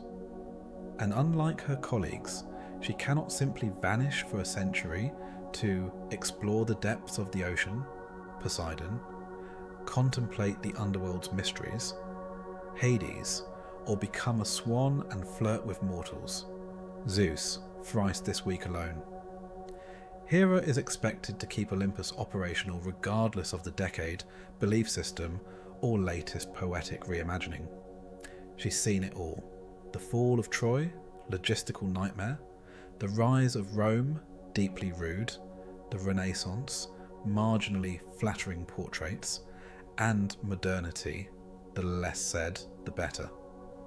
Mortals may no longer build temples in her name, but they still get married and still have children, both activities which fall under her divine portfolio. She oversees these things out of sheer spite now, ensuring that every wedding toast and baby shower owes her a metaphysical nod. Spite, it turns out, is a sustainable source of divine energy. Her divine powers, so often misrepresented, are not flashy. She does not hurl lightning. She does not command oceans or harvests. Her domain is order, which is the least appreciated and most desperately needed power in any pantheon. When a minor god goes rogue, Hera is the one who drafts the sanctions. When the myths contradict themselves, because they always do, she issues a clarifying memo. She's not feared because she's cruel. She's feared because she follows up. It's a lonely role. Olympus may be populated, but no one truly sees her. They see the title, the crown, the dramatic marital squabbles with Zeus, but not the sleepless millennia spent stitching divine chaos into functional narratives. Not the endless hours spent pretending this pantheon hasn't been held together with mythological duct tape since the archaic period. She knows how the stories portray her. The jealous wife, the vengeful queen, the goddess with a grudge and nothing better to do. And she lets them. After all, what could mortals possibly understand about divine endurance? About showing up, day after day, era after era, while your co-workers cavort through legend and you're stuck covering the front desk. But occasionally, just occasionally, there's a moment, a slight cosmic balancing, a hero whose quest unfolds exactly as written, a prayer that reaches her altar despite the odds, a celestial report filed correctly. These are her triumphs, small, quiet, invisible to most, but they are hers, and she collects them like pressed flowers between pages of bureaucratic eternity. Zeus, of course, still exists in a state of perpetual midlife crisis. He claims to be adapting to the modern era, which mostly means misusing technology and accidentally fathering podcast hosts. He once tried to rebrand Olympus as a startup and offered Hera the role of Chief Morality Officer. She sent him a lightning-proofed binder titled Things You Are No Longer Allowed to Rename. She keeps a drawer of gifts from the few gods who remember how to say thank you. Hestia once gave her a self-warming teacup. Hermes left a note that said, "For not incinerating me in 2300 BCE. Hephaestus occasionally forges her paperweights in the shape of former grievances. They are hideous and heartfelt. When newer gods occasionally appear, birthed from belief systems still in their infancy, Hera gives them the orientation packet. It includes sections titled Why You Don't Touch the Thunderbolt, Zeus is Not a Role Model, and Try Not to End Civilization. She mentors them with the exhausted grace of someone who has already seen their downfall sketched in the stars. Eternity is not majestic. It is paperwork. It is scheduling. It is managing the petty chaos of a dozen immortal egos who believe themselves too grand for consequence. Hera doesn't manage because she loves it. She manages because someone has to, and no one else ever volunteers. They assume she likes it, because she's good at it, and Hera lets them believe that too. It's easier than explaining the crushing inevitability of being the only adult in a cosmic daycare.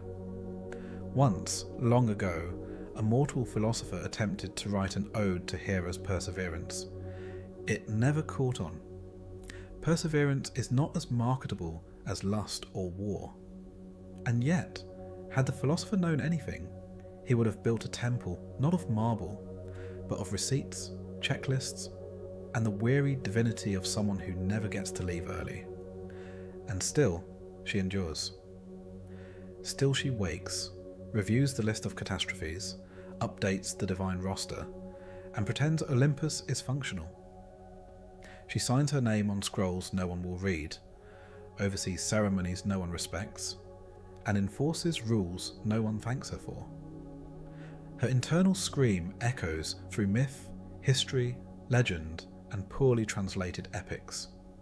Hera, Queen of the Gods, divine COO, patron saint of holding it together, with tape and iron will. She sits upon her throne, not because she wants to, but because if she ever stood up and left, the entire pantheon would collapse under the weight of its own melodrama. And so she remains, eternally, perpetually, begrudgingly, because someone has to, because she always has.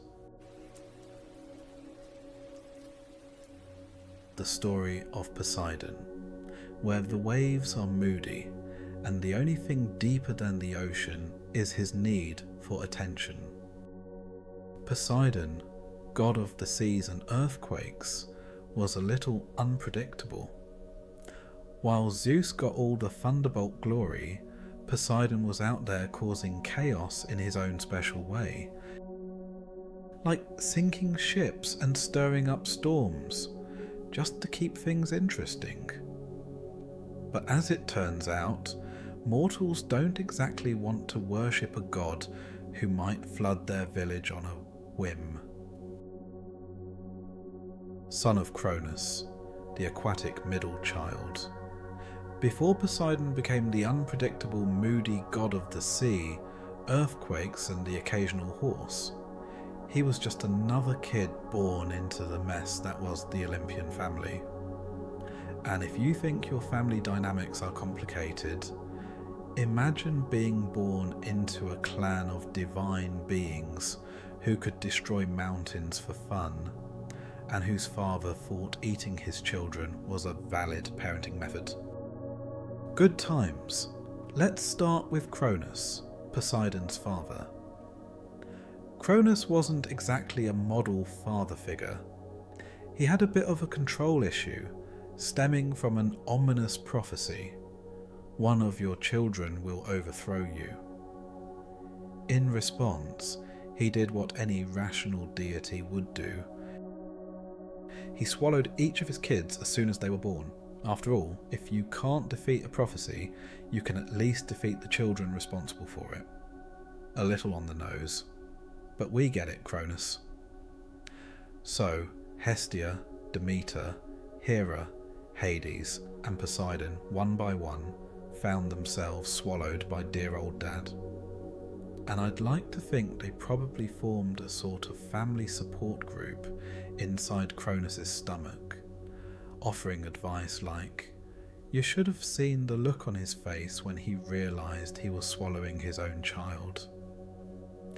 There's a lot of bonding that can happen when you're all stuck in a cramped digestive tract, especially when your father is eating you like a slightly unhinged version of the Greek equivalent of fast food. But before you start thinking, how bad could it be? At least they're safe in there. Consider this. They're all hanging out, trapped, but they know it's not forever. And when Zeus, the youngest, managed to escape this fate, thanks to Rhea, the mother who had finally had enough of Cronus's dietary choices, things started to change. Zeus grew up in hiding, returned with some handy magic and a furious sense of justice, and freed his siblings in a rather dramatic fashion. Cronus had a moment of realising, oh, this wasn't a good plan, but there were no takebacks. So, out they came, Hestia, Demeter, Hera, Hades and Poseidon, one by one, bursting forth like a weirdly familial magic show. There was likely some awkwardness when they first emerged. One sibling coughs and says, "Ugh, the taste of rock is worse than I thought. And the others nod in a universal understanding that being eaten by one's father isn't exactly a bonding experience. Now, Zeus, ever the overachiever, didn't just settle for getting out of the stomach of doom and moving on. He had a plan. Overthrow Cronus, beat up all the Titans, and probably pick up some cool weapons on the way. After a lot of intense sibling collaboration, Zeus and his crew managed to defeat the Titans in what's known as the Titanomachy, a 10-year-long war of epic proportions. 10 years. So, while the Titans were figuring out how to regroup, the Olympians were throwing the ultimate tantrum, like a divine episode of Survivor, only with fewer fire challenges and more actual fire. Poseidon, being an integral part of this little family revolution, wasn't just the backup player. He was equipped with a weapon from the Cyclopes, a trident, which was essentially a fancy fork with a lot more destructive potential. Now, Poseidon could really make waves. And when I say waves, I mean literal ones. Tidal, oceanic, ship-sinking waves that could ruin your entire afternoon. When the Titans were finally defeated, the Olympians gathered like kids dividing up the last piece of birthday cake. Only instead of cake, they were divvying up the entire world. And guess who got the sea? Poseidon, the sea. It was a big deal. Huge. After all, the sea is vast, mysterious, and very prone to tantrums. It made sense for Poseidon to take it, though I'm guessing there was a little resentment because while the sea is impressive, it's not exactly the top tier choice like, say, the sky, which Zeus took, or the underworld, which Hades snagged. Poseidon got the saltwater domain, where he could rule all the fish and create tsunamis when he was in a particularly bad mood. In fact, while everyone else was dealing with politics and the day-to-day of ruling the known world, Poseidon was probably getting a little annoyed about the whole being stuck with the sea thing. Yes, the sea was powerful, yes, it was vast, but did anyone really think about the logistics? You can't exactly sit on a throne in the middle of the ocean and have a meeting about celestial matters, can you? Poseidon was likely left out of a lot of the family meetings that Zeus and Hades could attend. You know, sibling stuff.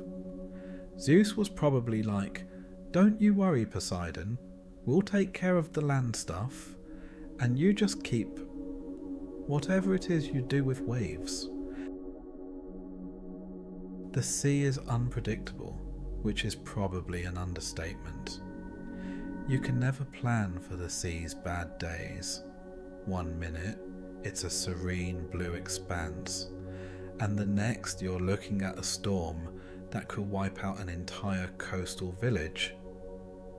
Poseidon had power, yes, but also an ever-growing complex about his role in the family.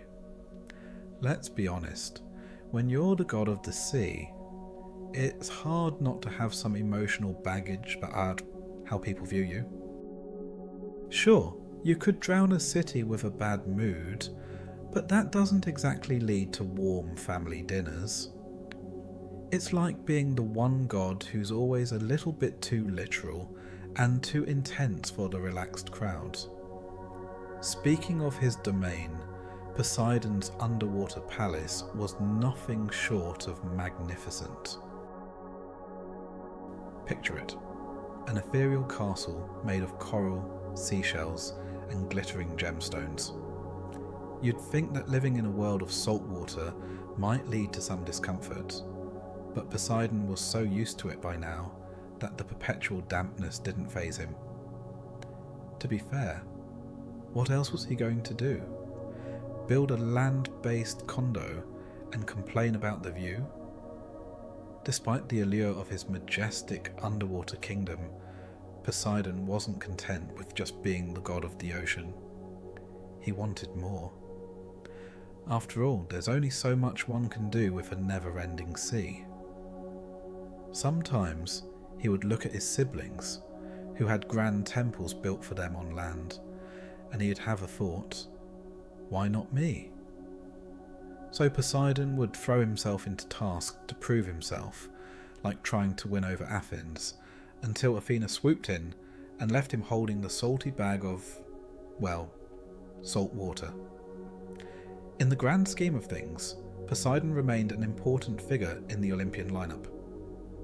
He was a god of wild power, earth-shattering, sea-calming, storm-stirring power. But being the god of the ocean, while awesome, meant that people couldn't always see him as clearly as they saw the more approachable gods like Zeus or Athena. And so Poseidon brooded. And when Poseidon brooded, he wasn't afraid to show it. If you're having a conversation with Zeus, and suddenly the ocean rises up to swallow a few boats, you know Poseidon's feeling a little ignored. And to be honest, he wasn't always above using his power for petty retribution, as evidenced by his endless spats with various mortals, heroes, and occasionally even gods. He wasn't evil, he just had feelings, and sometimes those feelings involved very large storms and a tendency to flood things. Zeus may have ruled the heavens, but Poseidon ruled the vast, uncontrollable expanse of water that people feared, respected, and frankly didn't understand. When they wanted peace, Poseidon gave them calm seas. When they angered him, they learned how little they truly controlled their fates. So, Poseidon's journey as the god of the sea began not with grand triumphs, but with a sense of reluctant responsibility. As we see, Poseidon wasn't born with the cushiest role in the Olympian family. He was the middle child, the one who got the leftovers. But while others looked up and ruled the sky, Poseidon dug deep into the earth, sank into the oceans, and started his own slow but steady climb to greatness. Building Atlantis and other projects that end in floods. After Poseidon reluctantly inherited the oceans, earthquakes and horses, more on the horses later, you might think that he'd sit back, relax, and enjoy a life of endless tides and calm seas. But like any god struggling with middle child syndrome, Poseidon wasn't content with just doing the bare minimum. No, he needed a project, a legacy. And what better way to leave your mark on the world than to build a city that could stand the test of time, right?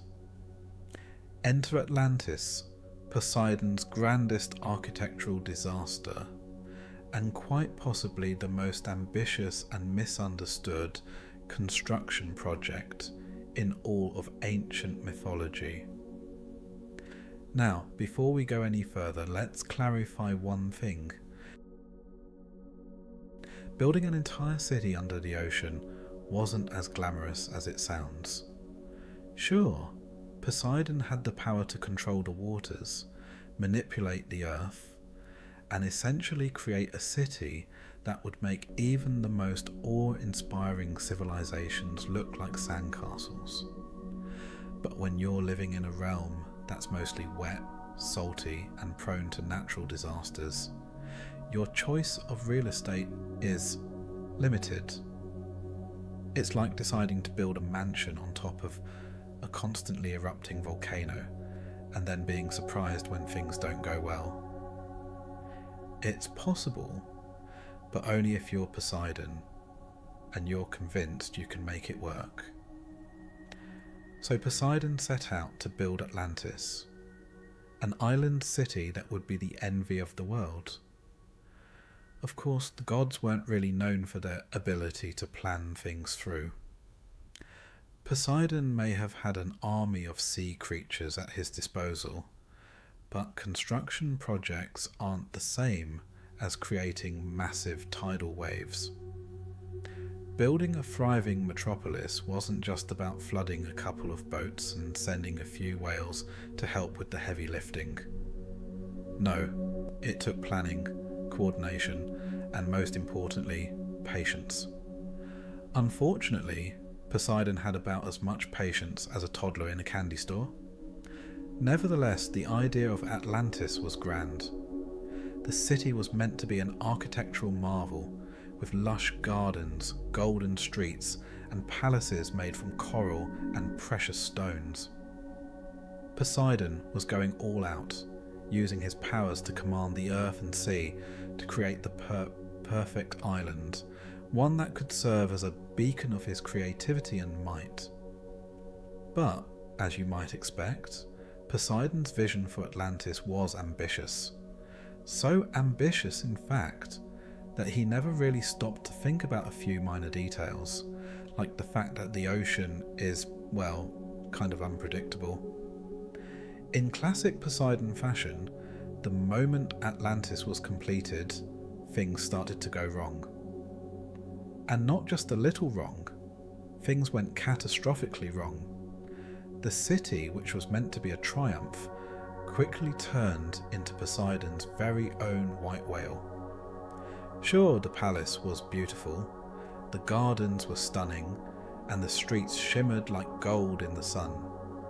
But soon after the final stone was laid and the last coral archway was finished, the ocean, Poseidon's beloved domain, decided that it wasn't impressed. And when the ocean doesn't like something, it has one simple solution: flooding. The first flood came like a casual disagreement, a little water spilling over the edges of Atlantis' man-made boundaries. Poseidon, being Poseidon, probably just muttered something along the lines of, "I'll fix that later," and then sent a few sea creatures to clean up the mess. But then, in a bold decision that could only be described as tragically ironic, Poseidon decided that he needed to show off a little bit. He began altering the very foundations of Atlantis, creating greater canals, more impressive structures, and perhaps adding an unnecessary number of decorative fountains. And once again, the ocean, the thing that Poseidon had so thoroughly tamed, decided to rise up and flood everything. And so, Atlantis was consumed by the sea. Some say it was a punishment. Others say it was a natural consequence of building a city on top of the ocean. Poseidon, with all his godly wisdom, likely could have used a few basic principles of structural integrity, like, say, not building a metropolis on a giant sandbar in the middle of an unpredictable ocean. But that's what happens when you're trying to get a little creative with the world's most volatile substance. But Poseidon wasn't about to let one catastrophic project put a damper on his work ethic. In fact, he would go on to have many other such projects that ended, unsurprisingly, in natural disasters. One such venture, however, would become far more famous than Atlantis. That project was horses. That's right, Poseidon invented horses. Well, not exactly invented them, but he did create the first horses out of sea foam, which is a little like saying you invented the bike because you made the wheels but forgot to put a seat on them. Horses weren't quite what Poseidon was expecting. He was going for something magnificent, something that would match his oceanic grandeur. Instead, he created what could only be described as equine chaos. When Poseidon first created the horses, he was expecting to impress everyone, and they were impressive, don't get me wrong. Horses are magnificent creatures, majestic and strong, but Poseidon, in typical Poseidon fashion, got a little too carried away with his vision. Instead of making a couple of majestic steeds that could gallop gracefully through the waters, which would have been a perfectly acceptable innovation, Poseidon created horses that were fast, wild, and unpredictable. He gave them the speed of the wind, the power of the ocean, and the fury of a god who's a little too frustrated with his own lack of control. Needless to say, the horses weren't exactly well received by mortals, who had no idea how to handle these creatures. Poseidon, of course, didn't care. He had created them for his own amusement, and that was enough. To add insult to injury, Poseidon gave these horses to various mortals as gifts, and when they didn't treat the horses with the reverence they deserved, Poseidon did what any god would do. He cursed them. Yes, the horses were cursed, which, to be honest, feels a little bit like adding a dangerous weapon to a new hobby and then getting angry when people use it irresponsibly. It's safe to say that Poseidon's ventures weren't exactly known for their longevity. Whether it was Atlantis, his horses, or his frequent efforts to improve or alter the seas, things never quite turned out as planned. And while some may point to Poseidon's visionary spirit, others might suggest that he had a bit of a lack of foresight problem.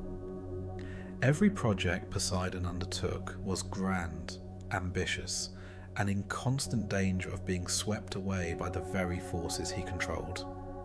It's as if Poseidon had an ongoing internal conflict. On one hand, he was powerful and creative, constantly striving for greatness. On the other, he was also a little bit reckless, a little too quick to act on impulse without thinking things through.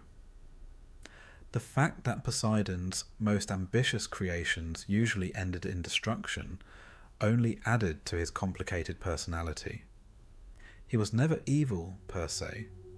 He just had a certain way of expressing his frustrations with the world. Sure, he ruled the seas and controlled the earth's movements, but that didn't mean he was good at managing his own empire of water. Poseidon's legacy was cemented as one of both awe and mild concern. He became the god of the seas and the ruler of earthquakes, sure, but also the god who created things with grand visions, only to have them swallowed by the very waters he commanded. Atlantis, once a shimmering dream of architectural glory, sank into the ocean as if the sea was giving a rather dramatic no thank you. His horses too galloped off into chaos, more trouble than they were worth. Poseidon, ever the optimist, was never discouraged by his failures. After all, what's a little flooding between gods? But if there's one thing Poseidon knew for sure, it's that his grand ideas were destined for a washout, quite literally. And yet, with every new project, he couldn't help but dive back in, because what was a god of the sea to do but keep trying? Besides, there was always something else to flood, or build. The many loves and even more offspring of Poseidon. By now, you've probably come to realise that Poseidon's talents weren't just limited to architectural disasters and the occasional flood. No, as the god of the sea, he was also quite the ladies' man. After all, when you control the oceans, cause earthquakes, and can turn the land into watery chaos with a swipe of your trident, you're bound to attract attention. And apparently, Poseidon didn't just attract attention, he attracted everyone. You might think that the gods of Mount Olympus would spend their time philosophizing or attending eternal cocktail parties. But no, Poseidon had more pressing matters on his mind. And when a god like him sets his sights on something, it's usually a lot of something. His romantic exploits became legendary, not just for their sheer volume, but for the even more legendary offspring that resulted from them. Poseidon was, in short, the ancient world's answer to an enthusiastic, yet somewhat irresponsible, single father. Let's start with the basics. Poseidon wasn't exactly the one and done type. No, his love life was an ongoing saga, like a soap opera, except instead of dramatic confrontations and tearful monologues, it was mostly just watery chaos and the birth of many, many children. To begin, Poseidon had a tendency to fall in love in the most inconvenient ways possible. If there was a beautiful mortal, a lovely nymph, or a goddess with a particularly good reputation, you could bet Poseidon would be swooping in, possibly on a chariot drawn by horses he had invented, and saying something along the lines of, "Hey, I'm the god of the ocean. Want to take a swim in the seas?" And because Poseidon was a god, and let's face it, probably a little charming when he wasn't flooding things, a lot of people said yes. His first notable romance was with Amphitrite, a sea nymph. She was exactly what you'd expect. Graceful, mysterious, and probably a little put off by the fact that Poseidon couldn't keep his hands off the waves. Amphitrite had a bit of a not interested attitude when Poseidon first tried to woo her. She ran away to the farthest reaches of the ocean, not exactly wanting to be swept off her feet by the trident-wielding god. But Poseidon, being Poseidon, wasn't the type to take no for an answer. He sent dolphins, yes, dolphins, to find her and convince her that he was really, really serious about this whole marriage thing. Eventually, Amphitrite agreed to become Poseidon's wife, which, let's be honest, was probably the first "I can't believe I did this" moment of many in their relationship. Their union, though somewhat obligatory, produced a number of children. These weren't just any children, mind you. They were the offspring of the god of the sea, which meant they were a bit special. Their firstborn was Triton, a merman who, despite his aquatic heritage, probably found himself spending more time trying to explain his father's personality than actually ruling the seas. We're not sure if Triton had a sense of humour, but it's safe to assume he did after growing up under Poseidon's rather chaotic reign. While Amphitrite was Poseidon's official partner, and probably the only one who got some semblance of attention, Poseidon also had an extensive portfolio of one-night stands, many of which resulted in even more children. These relationships, for the most part, were less about romance and more about Poseidon's inability to keep his trident to himself. Take Medusa, for example. Medusa, who was later transformed into a monster by Athena, long story, was once a beautiful mortal woman. Poseidon, upon seeing her, found her beauty to be, let's say, irresistible. As was the custom with Poseidon, his feelings of admiration were quickly translated into action, regardless of whether the person in question was interested. And so, Medusa, in a somewhat tragic turn of events, became one of Poseidon's many unfortunate romantic entanglements. In fact, this relationship led to the birth of Pegasus, the famous winged horse. If there's one thing we can say about Poseidon's love life, it's that it often gave birth to interesting creatures, whether the world was ready for them or not. But Medusa wasn't the only one. Poseidon's love life was a bit like a grocery list, long, filled with different types of items, and constantly being updated. There was Demeter, with whom Poseidon had an affair that produced a daughter named Despoina, which, to be fair, is a much better name than "I'm still not sure why I'm here." And there was Aphrodite, the goddess of love, whose relationship with Poseidon seemed like the most complicated friends with benefits situation in the entire pantheon.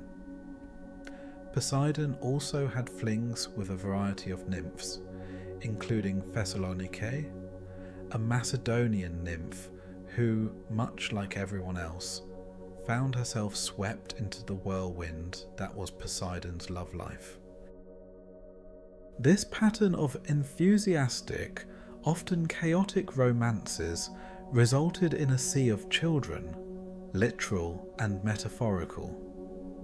Some of them were gods, some of them were monsters, and some of them were just there.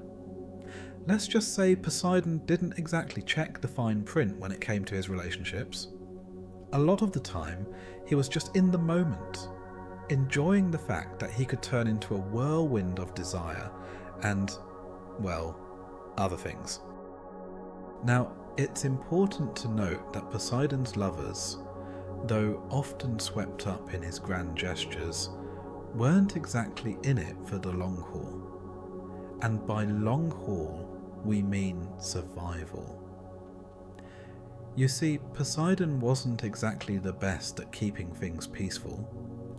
When you're a god of the sea, emotions can run high, and Poseidon, though undoubtedly passionate, had a habit of letting things get a little out of hand.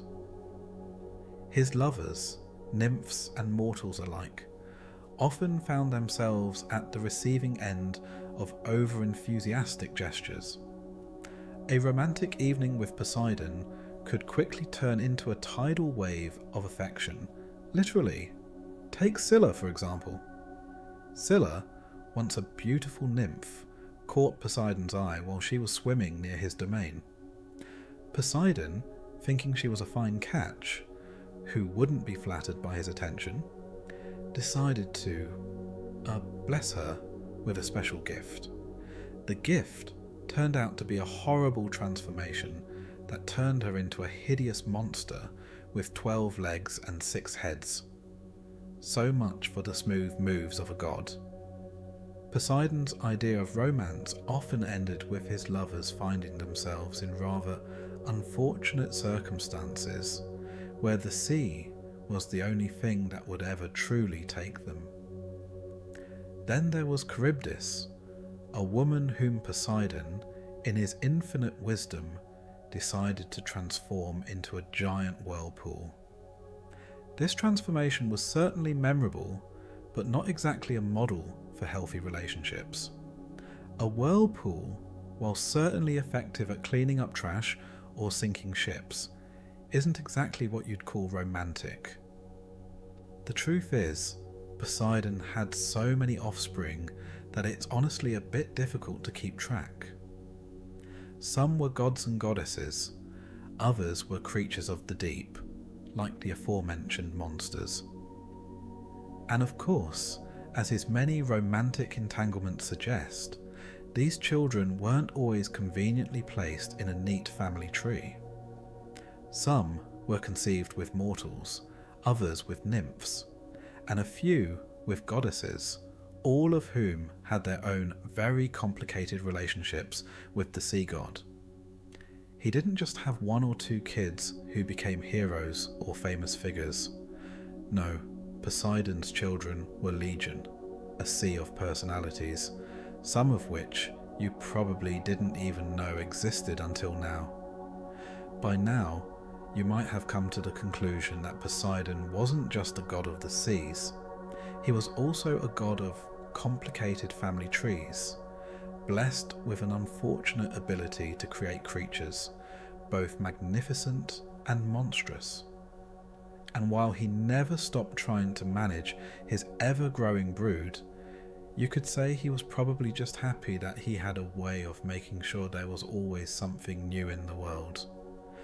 Whether it was a new storm, or a new sea creature, or, yes, a new child.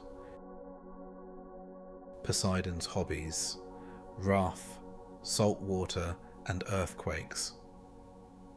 Poseidon, for all his sea-spanning exploits, wasn't just a master of romance, watery chaos, and the occasional architectural failure. No, the god of the seas also had some rather interesting hobbies. While some gods enjoyed fine arts, philosophy, or strategic warfare, Poseidon's interests were a little more, well, destructive. If you were looking for a god who could not only stir the seas but also break things, Poseidon was your man. Most people, when they think of hobbies, imagine something calm, reading a book, painting, perhaps knitting. Poseidon, however, was not interested in knitting. He was far too busy for that. His hobbies were a bit more along the lines of shaking the earth, flooding cities, and making sure that no coastline was safe from his whims. His favourite pastime, of course, was showing off how utterly terrifying he could be when he wasn't busy trying to drown the entire mortal world. Let's talk about Poseidon's first and most beloved hobby, earthquakes. You see, Poseidon didn't just control the ocean and create giant whirlpools of doom, he was also the god of earthquakes. In fact, it was one of his titles, Poseidon, Earthshaker. While you might think this was a metaphor, it was not. Poseidon could literally make the earth tremble with a flick of his trident. He didn't need any fancy gadgets or complicated machinery, just a very short temper and an overwhelming desire to watch things crumble. Now, you may ask, why would Poseidon want to shake the earth in the first place? Was he just bored?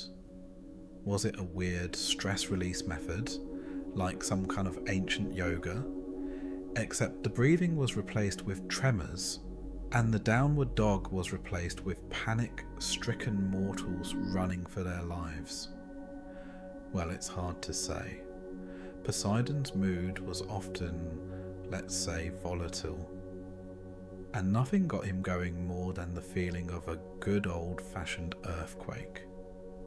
He could stir the ground beneath you just to remind everyone that he was indeed a god, and also to remind them that he had control over the earth itself. It's sort of like a guy showing off his new car by revving the engine in a crowded parking lot, except, in Poseidon's case, the parking lot was the entire planet, and the engine was a literal geological disaster. Poseidon's earthquakes weren't just random. Oh no, they were calculated, though they may have seemed unpredictable to mortals. Poseidon was the kind of guy who would walk by a city, see a particularly tall building and think, that's a little too tall for my liking. And then, boom! A tremor would send the building crashing to the ground. If there was an ocean nearby, you could also expect a tidal wave to follow, as if Poseidon was trying to remind everyone that there's always a little salt water involved when he's around. It was a good system, really. Earthquake, then flood. It's like having a fire and a water extinguisher all in one. Of course, there were those who were particularly skilled at dodging Poseidon's tremors, like the clever architects who built their cities on sturdy foundations, or the gods who had the good sense to stay far away from Poseidon when he was feeling particularly moody. But for the most part, mortals just had to deal with Poseidon's occasional outbursts of seismic violence. Sure, some of them thought it was the wrath of the gods, but Poseidon was just a guy who liked to shake things up, literally. Next on Poseidon's list of hobbies was something a little more glamorous: saltwater storms. When Poseidon wasn't shaking the earth, he could be found summoning ferocious storms at sea, demonstrating just how angry he could get. Sure, Zeus had his thunderbolts, but Poseidon had waves. Huge, terrifying waves, capable of sinking ships, drowning cities, and making every sailor rethink their life choices.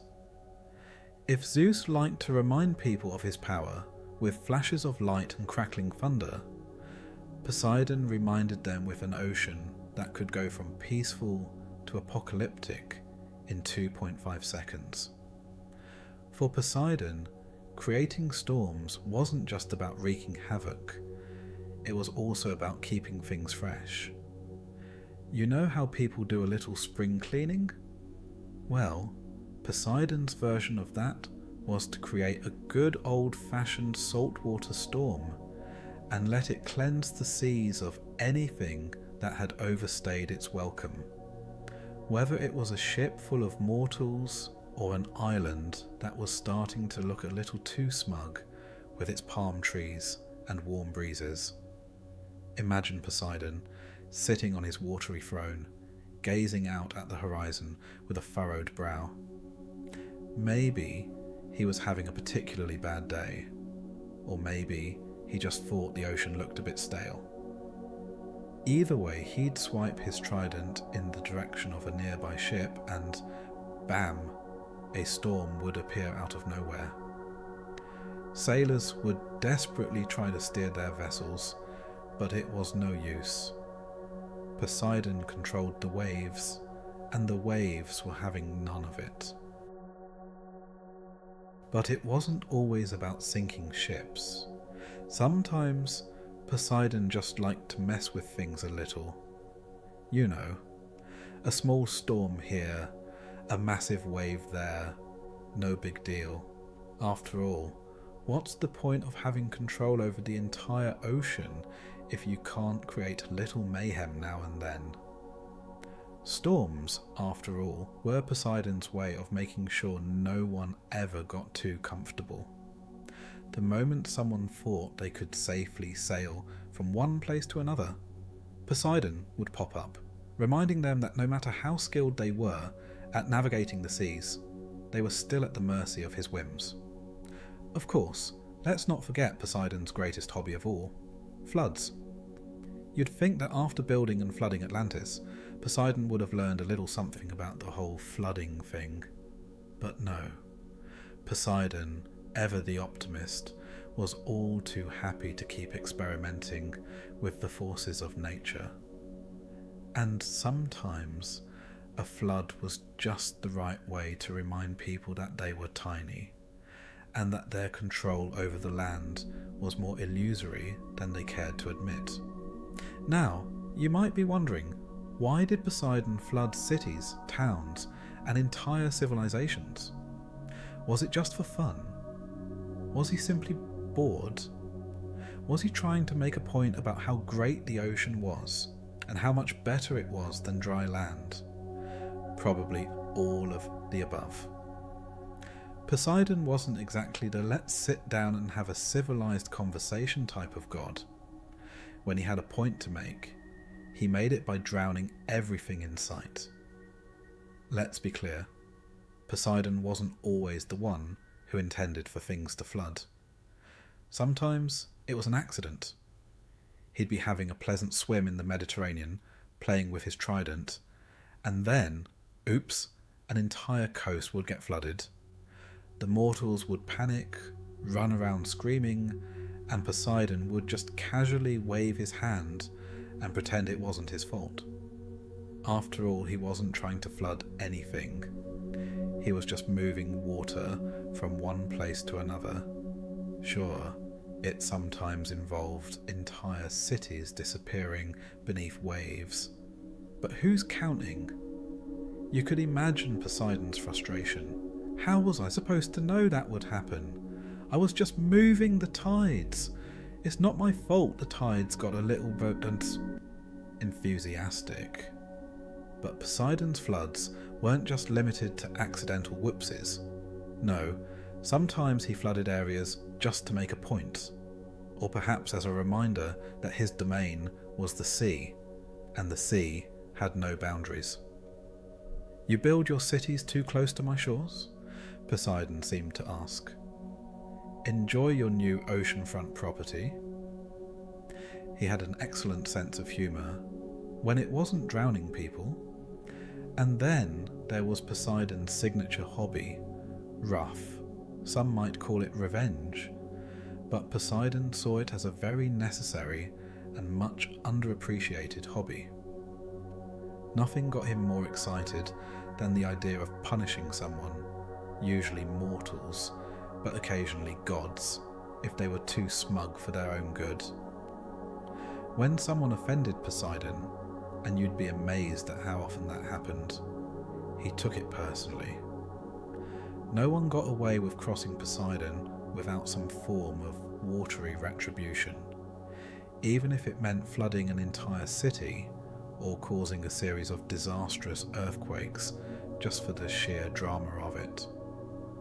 Whether it was turning mortals into stone, drowning them in storm waves, or simply reminding them that the ocean was a force to be reckoned with, Poseidon knew how to deliver a grudge. No mortal ever said, "You know, Poseidon's anger is a little overrated." The only people who said that were the ones who hadn't been drowned yet. The sea remains, even if worship fades. As the centuries passed, Poseidon's name began to fade from mortal tongues. The great cities that once reverenced him began to shift their focus to other gods, perhaps because Poseidon, as it turns out, wasn't always the most practical god to worship. Sure, he could flood your house, drown your crops, and shake the earth to its very core, but when it came to offering assistance in things like, say, everyday life, Poseidon wasn't exactly a go-to god. While Zeus was busy throwing down thunderbolts and ruling over sky and weather, Poseidon was far more content stirring the oceans into a frenzy. "Don't call me unless your entire city is under a wave," he might have grumbled. And so mortals turned their attention elsewhere.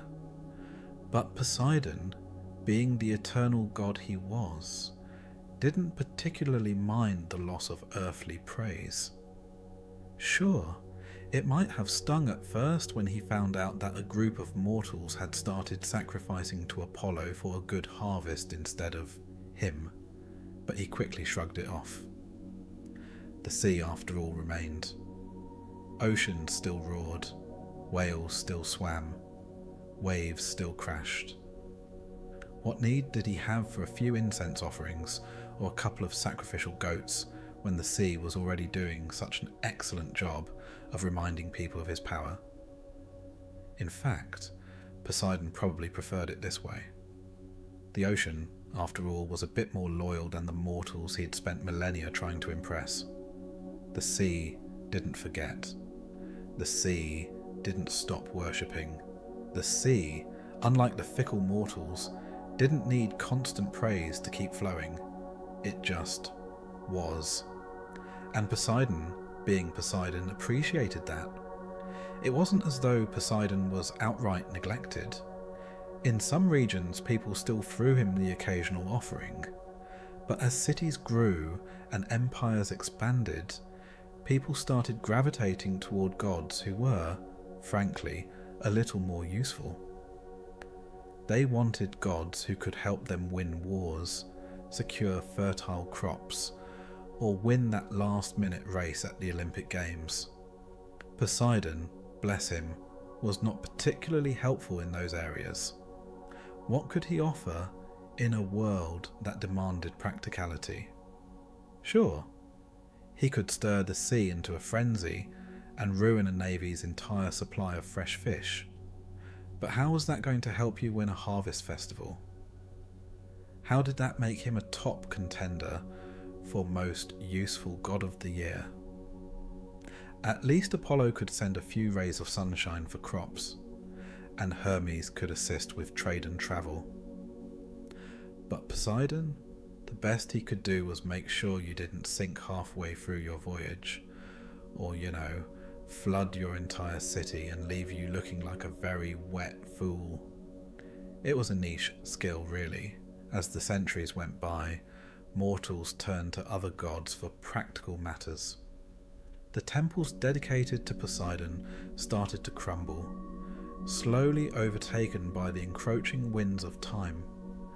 Where once priests would recite long, elaborate rituals to ensure Poseidon's favour, now you could find a more crowded temple dedicated to Athena, the goddess of wisdom, and also the goddess of, being helpful. Mortals stopped sacrificing livestock at his feet. They began to turn their attention to more relevant deities, gods who might assist them in their more immediate problems, like how to stop getting struck by lightning or how to get better at growing barley. But for Poseidon, it was never about the mortals' fickle devotion. He knew something they didn't. The sea didn't need their attention. It didn't need their praise. It didn't care if you built a statue of him in your city centre, or if you left out bowls of olives in hopes of soothing his temper. The sea had been there long before mortals, and it would be there long after. Whether or not they worshipped him didn't change the fact that he was the king of the oceans, the ruler of earthquakes, the master of all things that touched water. Poseidon could be forgotten by mortals, and still the sea would roar. Poseidon's decline in popularity wasn't a dramatic one. There wasn't some grand moment where the world suddenly turned on him. It was more of a gradual thing. It's as though mortals started figuring out that they didn't need Poseidon's approval to continue existing. They built roads, constructed aqueducts, and found ways to live without constantly fearing the sea's wrath. And yet, Poseidon remained right there in his domain. In the depths of the ocean, where nothing and no one could touch him. He had long since stopped caring whether or not his name was being sung in the streets of Athens. The sea was his temple now, and it was a far more reliable one than any marble structure could be. He still caused a ruckus when he felt like it, of course. There were still earthquakes. There were still sudden storms that surprised sailors.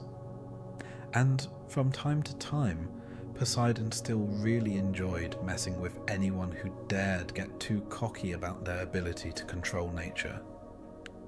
But he had learned to enjoy the quieter life, living in the depths of the ocean, creating chaos only when absolutely necessary, and mostly just watching the world go by.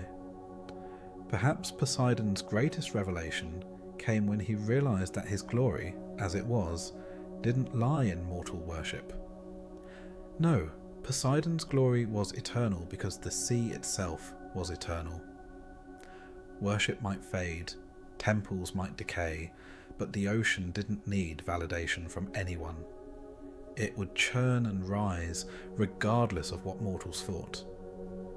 For all the attempts to replace him with new gods who could actually be helpful in daily life, Poseidon simply outlasted them. And the sea, with all its mystery, danger, and beauty, would never stop being a part of the mortal world.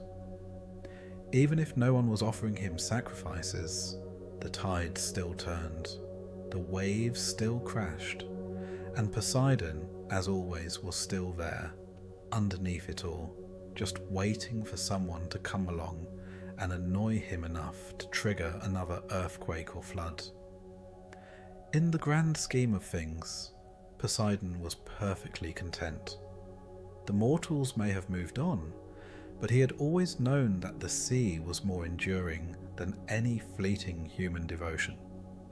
Poseidon, after all, didn't need to have his name chanted in the streets to feel powerful. The ocean was his true temple, and it was eternal. And while some gods might have been worried about their diminishing followers, perhaps starting to worry about their relevance in the grand scheme of the universe, Poseidon just sat back and enjoyed his quiet reign over the watery depths. He knew that the mortals, ever fickle, would never stick with any one god forever. They'd worship him when they were in need and forget him when things were good. But the sea didn't forget. The sea didn't care about mortal worship. Poseidon would continue to shake the earth and flood cities as he pleased. But as the years went by, he learned to let go of the need for validation. The sea was more than enough for him. It always had been. So, the next time you're walking along the beach and feel that familiar breeze, remember this. Poseidon may not be the go-to god for your harvest or your Olympic triumphs, but he's still there. The ocean remains, whether you remember his name or not. And as for Poseidon, he's probably content to let mortals do their thing, while he enjoys his waves, his storms, and his well-deserved break from constant adoration. After all, the sea will always have a way of reminding people who's really in charge, whether they've thanked him recently or not. And so ends the tale of Poseidon, the god whose temper could raise the seas and whose domain could bring down entire civilizations in the blink of an eye. Whether worshipped or forgotten, Poseidon will always have the sea, and the sea will always have him.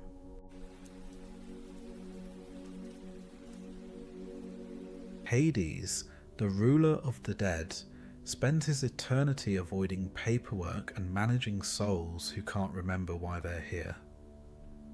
He didn't ask for this job.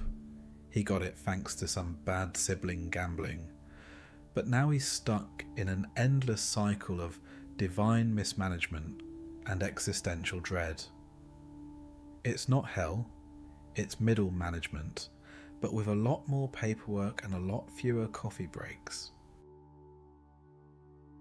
The underworld, contrary to popular belief, is not a pit of flames or a howling abyss filled with pitchfork-wielding fiends.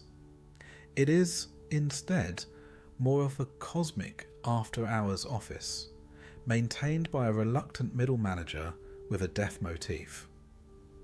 If you thought dying would free you from waiting rooms, administrative ambiguity, and moody co-workers, allow this eternity to correct you. Hades did not apply for this position. He wasn't groomed for it, trained for it, or even mildly interested in death management. His career trajectory began the moment the Olympian siblings overthrew their father Cronus, who had a habit of eating his children, a trait rarely encouraged on modern resumes. The trio, Zeus, Poseidon, and Hades, celebrated their patricide with an ancient and sacred ritual known as drawing lots, while accusing each other of cheating. Zeus, naturally, ended up with the sky, because he had already called dibs on being the most powerful and charismatic, and refused to take arbitrary chance as an answer. Poseidon, always the theatrical one, went with the sea. It had storms, it had waves, and more importantly, it had creatures that could be both friends and fashion statements.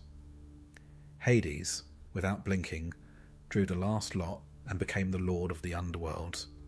It wasn't so much a victory as it was a cosmic shrug.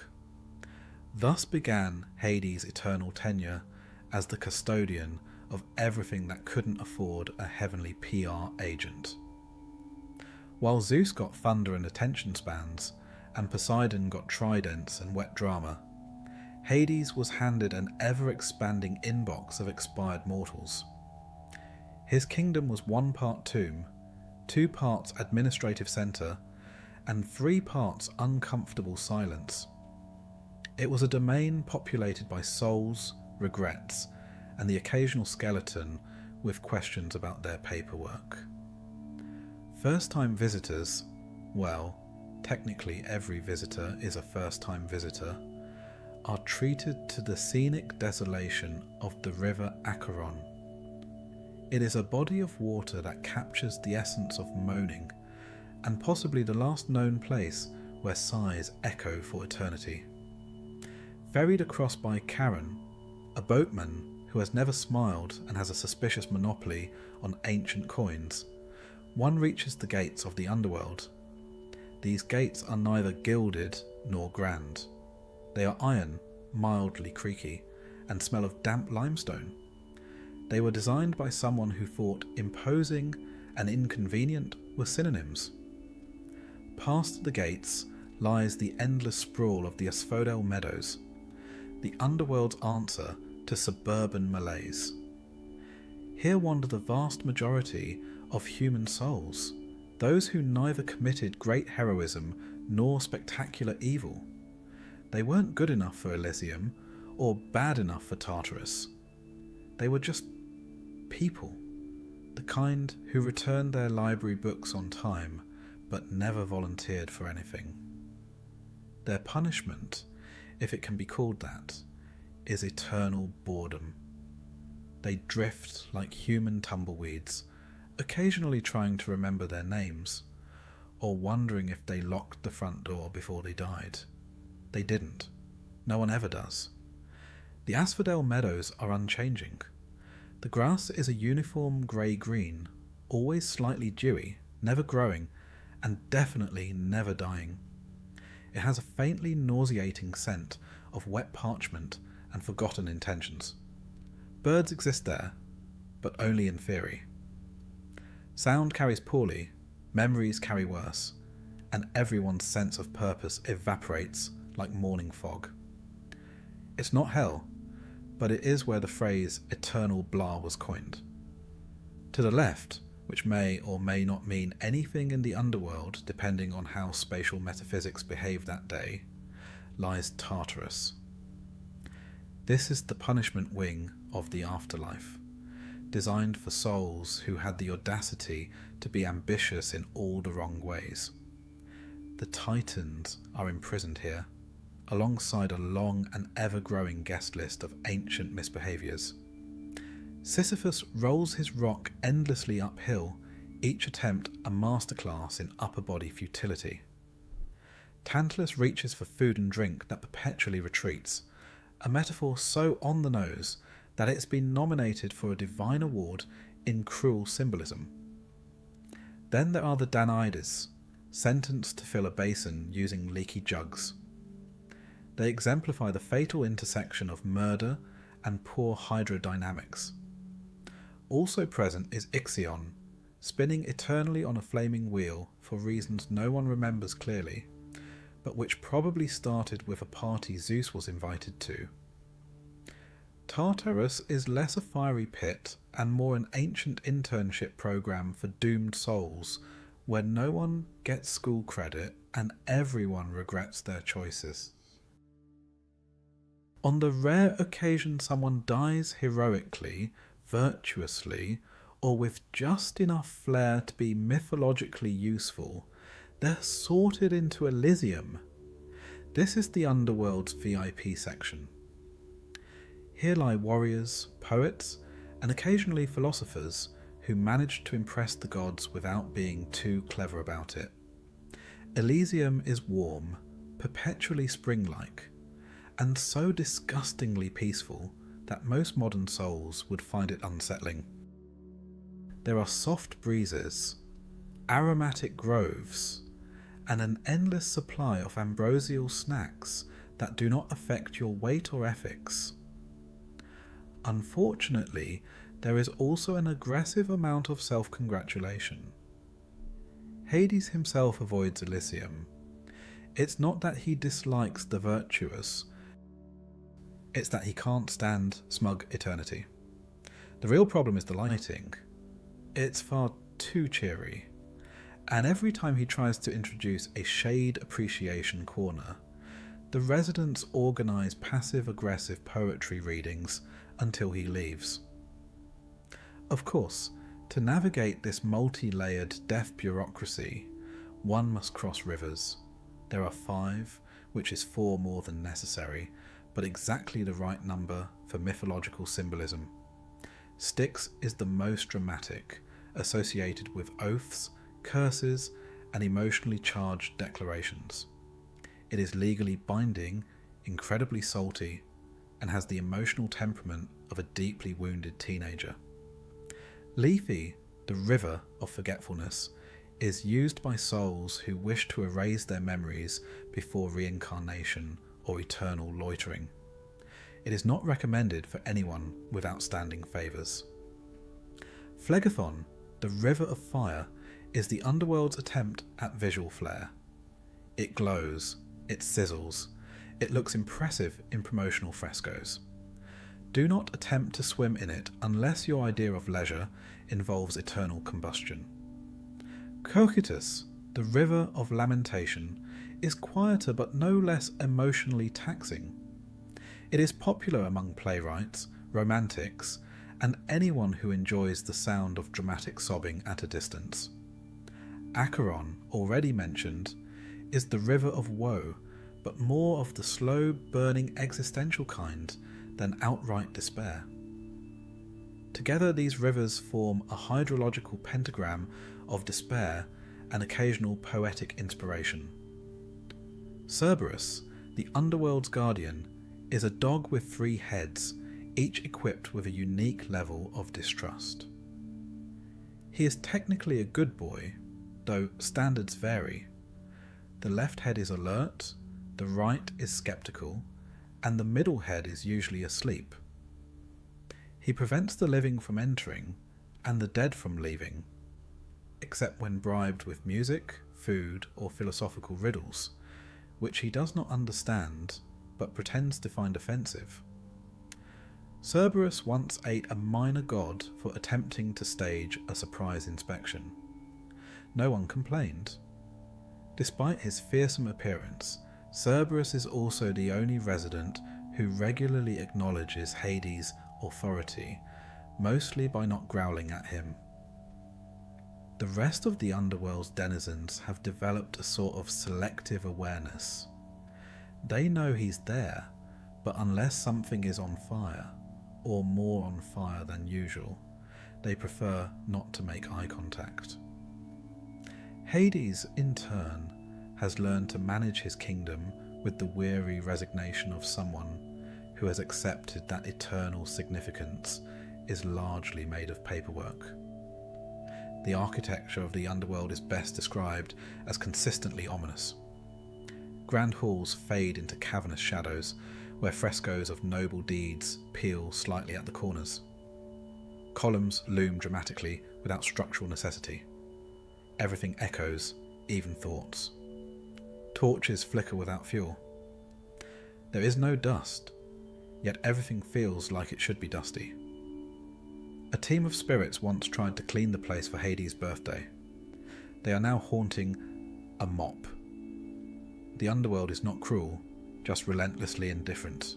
It does not celebrate, it does not punish excessively, it does not even surprise. It is simply the conclusion of a life, the punctuation mark at the end of every story. And Hades is its grammarian, eternally correcting syntax errors in the soul registry. His kingdom doesn't need to be dramatic. It just needs to be there, inevitable and quiet, like background music you can't quite turn off.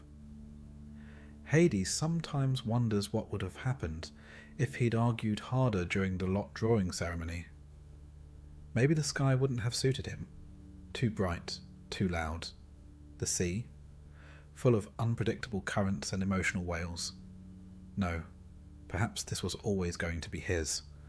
The brooding silence, the dim corridors, the endless queue of humans still confused about what counts as a moral life. This, after all, is a kingdom of consistency. Souls arrive, they are judged, sorted, and archived. Nothing changes. That perhaps is the only comfort it offers. This is the underworld. You may now abandon all optimism. At a glance, one might imagine that being a god would involve thunderous proclamations, dramatic entrances, and a throne forged from the bones of lesser beings. This would be accurate, but only if the god in question were Zeus, who insists on all of those things before breakfast.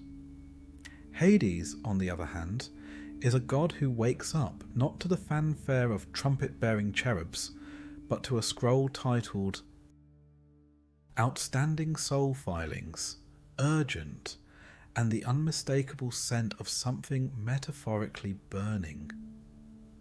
His mornings begin, if such a concept exists underground, in a room entirely too dim to justify its chandelier.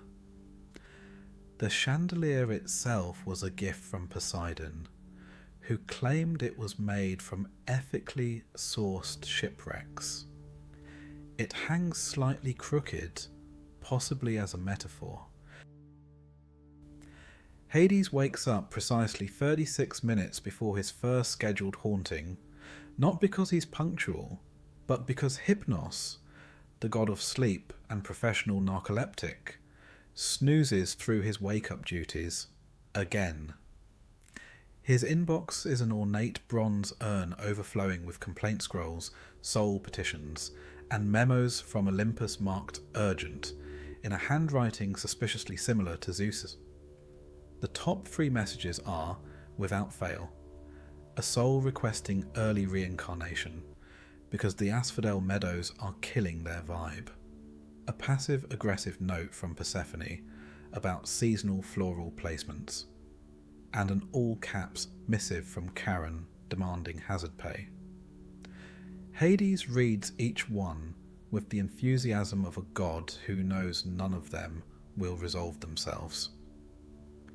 By mid-morning, he has settled into his judgment chair, an uncomfortable piece of furniture carved from petrified bureaucracy. Here, he reviews the souls delivered overnight, an unending procession of the recently deceased, each with a story, an excuse, and an unreasonable expectation of fairness. The judgment process involves weighing moral deeds, reviewing past lives, and consulting the ledger, a massive tome that updates itself but refuses to sort alphabetically. Today alone, he's sentenced 3 politicians to Tartarus, 2 poets to Elysium, and at least a dozen mediocre artisans to the eternal limbo of muted praise in Asphodel. It's not that Hades dislikes people. He just doesn't believe most of them deserve prolonged interaction, especially in death, where the filters of shame and social etiquette have long since expired. He's heard every justification for mortal behaviour imaginable, from "it was a different time" to "the goat started it." Very few are persuasive, even fewer are coherent.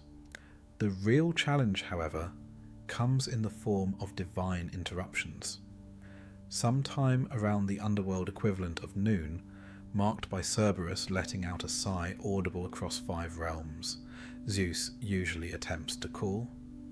Not because he wants to check in, but because he needs to borrow thunder, validate his choices, or complain about Olympus politics. Hades lets the call go to soul mail, which is managed by a semi-sentient flame that flickers sarcastically every time it takes a message. It isn't just Zeus. Poseidon calls too, though less frequently and always while underwater, which makes the reception both literal and emotional garbage. He once tried to FaceTime Hades a dolphin doing backflips. Hades responded with a 10-minute lecture on existential futility. They haven't spoken since the dolphin incident. Afternoons in the underworld are devoted to internal affairs, a phrase which here means chaotic maintenance.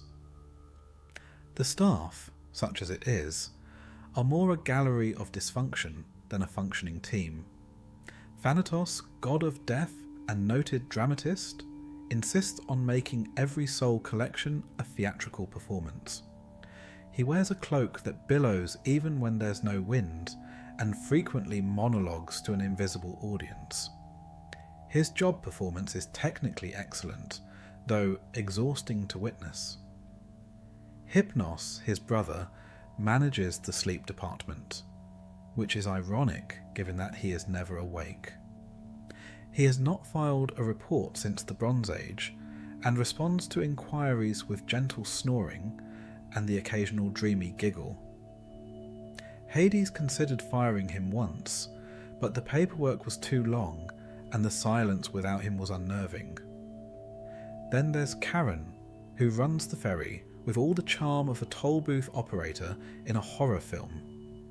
He insists on exact change, has no sense of humour, and once tried to unionize the dead. His primary complaint is that his boat leaks, which he blames on budgetary neglect. Hades had it repaired, but Charon still brings it up in staff meetings, which are held quarterly and end when someone remembers they're all immortal and nothing matters. Those meetings, incidentally, are a highlight of underworld culture. They begin with a roll call that includes 4 echoing silences, 1 late arrival, Thanatos descending from the rafters, and at least 2 ghostly interruptions. Hades proposed an initiative called Therapy Thursdays to boost morale. It lasted 1 session, and ended with a cursed lyre playing itself into emotional collapse. No one has mentioned it since. He also attempted team building in Tartarus, an ill-fated bonding exercise involving a scavenger hunt among the eternally tormented. The feedback included phrases like, "deeply traumatizing," "not a game," and "please stop inviting Tantalus." As a result, all future outings are now strongly discouraged. By late afternoon, Hades reviews financial reports. As god of the underworld, he is also god of wealth, which sounds glamorous, until you realise it means managing literal mountains of buried treasure, all guarded by ghosts who resent capitalism. His attempt to modernise involved launching an afterlife currency called Haunted Coin, which immediately crashed after being endorsed by a satyr influencer and hacked by Hermes' illegitimate son. His rebranding effort as Pluton, god of riches, fared little better. The Olympians laughed for a week straight, and someone printed limited edition mugs that read, "Pluton, now with less doom." The mugs are currently used as paperweights in the complaints division. No one drinks from them, they bite. The end of the day is marked by what Hades generously refers to as reflection time. This involves staring at a wall where the shadows move slightly more than they should. Sometimes Persephone joins him, depending on the season and her mood. When she's there, the underworld feels slightly more tolerable, as though someone cracked a window in a very old, very haunted office. When she's not, the silence settles like a blanket knitted from existential dread. Despite the countless tasks and ceaseless responsibilities, Hades is rarely thanked. Mortals fear him. Gods avoid him. His own staff communicate largely via passive sighs and semi-haunted suggestion boxes. He once tried to host an open forum for underworld residents. Only 1 soul showed up, and it was Eurydice, who spent the entire session asking why her husband couldn't follow simple directions. Still, Hades persists. Not out of love for the job, he'd long ago lost the capacity for enthusiasm, but out of a sense of obligation. Someone has to keep the dead in order. Someone has to update the soul sorting guidelines every century. Someone has to make sure Tartarus doesn't develop a leak, which it almost did during a particularly aggressive mortal plague. His private quarters are sparse. A single chair, a stack of unread reports, and a pomegranate plant that might be judging him. The decor is minimalist, mostly because anything ornate eventually gets haunted. Even his robe, a dark and shapeless garment woven from forgotten oaths, seems to sigh when he puts it on. Hades sometimes wonders what would happen if he stopped. If he simply didn't show up one day, would the souls riot? Would Cerberus eat a philosopher? Would Zeus even notice? Probably not. The underworld, like most bureaucratic institutions, would grind on, increasingly inefficient, increasingly absurd, and wholly unaware of its own decay. But he doesn't stop. He wakes up. He judges. He files. He avoids calls. He hosts meetings no one wants to attend. And when the day ends, he sits with the silence and considers whether anything ever really changes. It doesn't, but he considers it anyway. And that really is the essence of divine middle management. You don't get the glory, you don't get the gratitude, you get the souls, the scrolls, and the slight tremor in your left eye that never goes away. You get exactly what you didn't ask for all eternity, and you make it work because it has to. Hades is not a villain. He is not cruel. He is not even particularly dramatic. He is simply over it, eternally, and that's more terrifying than any hellfire. Love in the underworld is a complicated concept. It smells faintly of sulphur, carries the emotional range of a tax audit, and tends to end in spontaneous tree transformation. Hades, Lord of the Dead, was not born romantic. He wasn't even born approachable. His version of flirting involves long silences, occasional brooding, and gifting ornamental gemstones with an aura of mild dread. So it's perhaps no surprise that his greatest romantic success began with what some have generously called a problematic abduction, and others have labelled ancient divine kidnapping with seasonal side effects. Persephone, goddess of spring, daughter of grain-hoarding helicopter Mom Demeter, an innocent symbol of renewal, made the crucial mistake of existing within visual range of Hades while picking flowers. In his defence, she was glowing. In her defence, she had no idea subterranean marriage proposals were even an option. What happened next could be described as love at first sight, or at least the underworld's version of it. Hades burst through the earth in a chariot drawn by shrieking night horses, and, rather than introducing himself like a functional deity, wordlessly grabbed her and vanished into the soil. The flowers were never seen again. Witnesses still describe it as a lot. Now, Hades didn't mean to traumatize an entire generation of mortals or destabilize the agricultural calendar. He just wanted companionship, preferably someone who wouldn't dissolve into screams upon hearing the phrase eternal consort. Unfortunately, there are ways to ask someone to dinner that don't involve geological violence and ignoring consent. Hades chose none of those ways. Persephone, newly rebranded as the Queen of the Underworld, without an interview or benefits package, responded to this forced engagement the way any rational deity might, with long silences, passive resistance, and the occasional floral outburst. Her rooms began to sprout gardens, despite being miles underground. Cerberus started smelling faintly of lilacs. Souls began reporting inexplicable feelings of hope. It was an administrative nightmare. Above ground, Demeter noticed her daughter's disappearance almost immediately, largely because spring failed to start, grain refused to grow, and bees began attending therapy. She scoured the planet, interrogating birds, rivers, and suspiciously quiet clouds, until she finally received confirmation from Helios, the sun, who had seen the whole thing and chose to say nothing for dramatic effect. Demeter responded with calm, measured wrath, which is to say she turned the earth into a frozen wasteland and threatened to sue Olympus.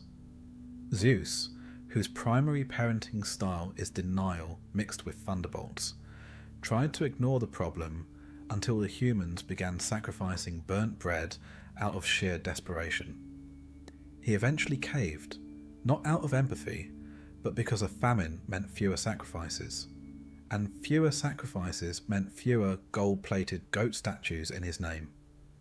He approached Hades with the kind of delicacy typically reserved for explosive volcanic vents and ex-wives.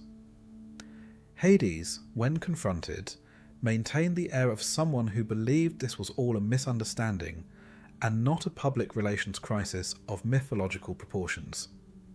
He made his case. Persephone was adjusting. The underworld had never looked more vibrant, and he had even redecorated her chambers to include windows.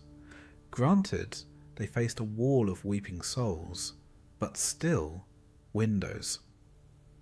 Persephone herself was consulted, a formality more than anything, though she did not scream or hex anyone, which was interpreted as progress. The real issue was whether she had eaten anything in the underworld, since ancient magical law is nothing if not based on arbitrary dietary contracts.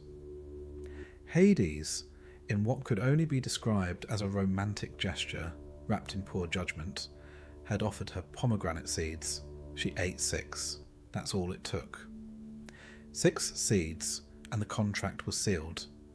Divine rules, much like yogurt expiration dates, are mysteriously powerful. Thus began the arrangement. Persephone would spend 6 months above ground with her mother, restoring the land and cheerfully pretending not to be furious. The other 6 months she would return to the underworld, resume her role as queen, and engage in awkward dinners with her emotionally stunted husband. This arrangement accidentally created the seasons. Spring marked her return to the world. Autumn marked her descent. Winter became Demeter's annual tantrum. Summer was mostly Zeus taking credit for things. Their marriage, such as it was, became a complex tapestry of avoidance, attempted affection, and annual bargaining. Hades tried to be romantic. He really did. He once commissioned a poem from Orpheus, which he read aloud in a voice best described as stoically doomed. He gifted Persephone ghost orchids, which wilted immediately but were symbolic. He even tried making conversation, an act that involved long pauses followed by sudden philosophical questions about entropy. It was not a smooth courtship. Persephone, for her part, found her own ways to assert control. She redecorated. She introduced policies. She made Cerberus wear flower crowns. And she reminded Hades, often and eloquently, that she was not a passive captive, but a goddess with preferences. Some of these preferences included not being followed silently, not being compared to a withering star, and not having mint around. Minthe, a nymph with delusions of grandeur and the emotional intelligence of a damp sock. Before Persephone, Minta had been Hades' semi-official consort, a relationship based on mild flirtation and the lack of better options. When Persephone entered the picture, Mint responded with all the grace of a rejected prom queen in a revenge play. She insulted the new queen, threatened to hex the flowers, and claimed the underworld needed real passion, not agriculture. Persephone responded in the ancient and deeply feminine way of turning mintha into an herb, specifically mint. A nice garnish, yes, but not exactly a power move in the romantic arena. The underworld now smells faintly of betrayal and breath freshness. Then came Los, a nymph of quiet demeanour and inconvenient timing. Hades was, by all accounts, mildly fond of her, fond being the highest level of enthusiasm he can exhibit without causing structural damage. She, like all other hopeful mortals and minor deities, became a tree. A poplar, specifically, Hades planted it in the Elysian fields, where it still grows in poetic silence and absolutely no emotional closure. If one were to catalogue Hades' romantic attempts, the results would read like a checklist of what not to do in immortal courtship. Surprise abduction? Check. Inappropriate gifts? Check. Emotional constipation? Double check. And yet there was something tragically sincere about it. Hades didn't know how to love in the way spring does, with warmth and light and effortless joy. He loved like the ground, silently, persistently, and with a total lack of social grace. Persephone, over centuries, came to understand this. She did not forgive the beginning, but she saw the effort. She appreciated the silence that wasn't neglect, the gestures that weren't grand but were consistent, and the fact that he never once asked her to smile. Theirs was not a love story.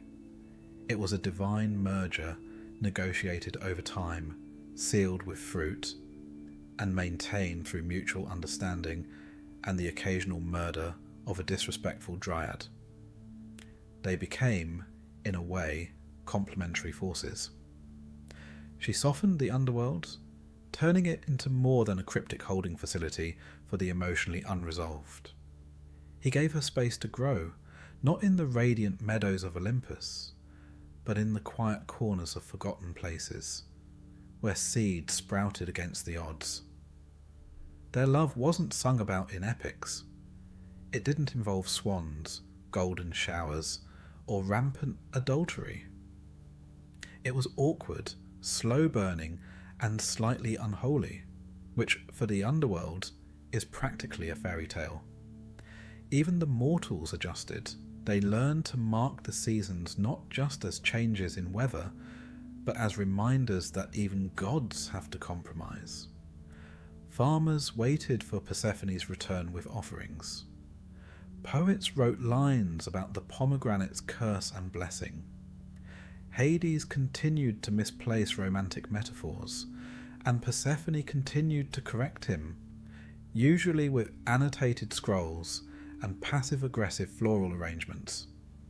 Their relationship, despite its ominous beginnings, became the longest-standing one in Olympus's chaotic family. Not because it was perfect, but because neither of them expected it to be. And if that's not true love, then at least it's well-documented mythological dysfunction, which, in divine terms, is pretty much the same thing. Contrary to popular belief, Hades is not just the brooding landlord of the underworld with a three-headed dog and a surprisingly competent filing system for the dead. He's also, and this is very important to him, the god of wealth, technically. It's a title he likes to remind people of whenever he's not being mistaken for a villain in some badly researched epic, or shouted at by a confused ghost demanding their death be reviewed by management. You see, the ancient Greeks understood that wealth comes from the earth, metals, gems, fossilized misjudgments. So naturally, the guy who owns the literal basement of reality got the job. Hades, ever the lucky contestant on the divine roulette wheel, found himself not only stuck with death, but with treasure. Which would have been nice if anyone actually wanted what he had to offer. But alas, the world above moved on to newer, shinier things: nectar, ambrosia, limited edition blessings, and Zeus coin. Not that Hades didn't try to make his wealth relevant. There was a brief and ill-advised campaign where he attempted to rebrand himself as Plauton, a name meant to sound more benevolent, maybe even generous.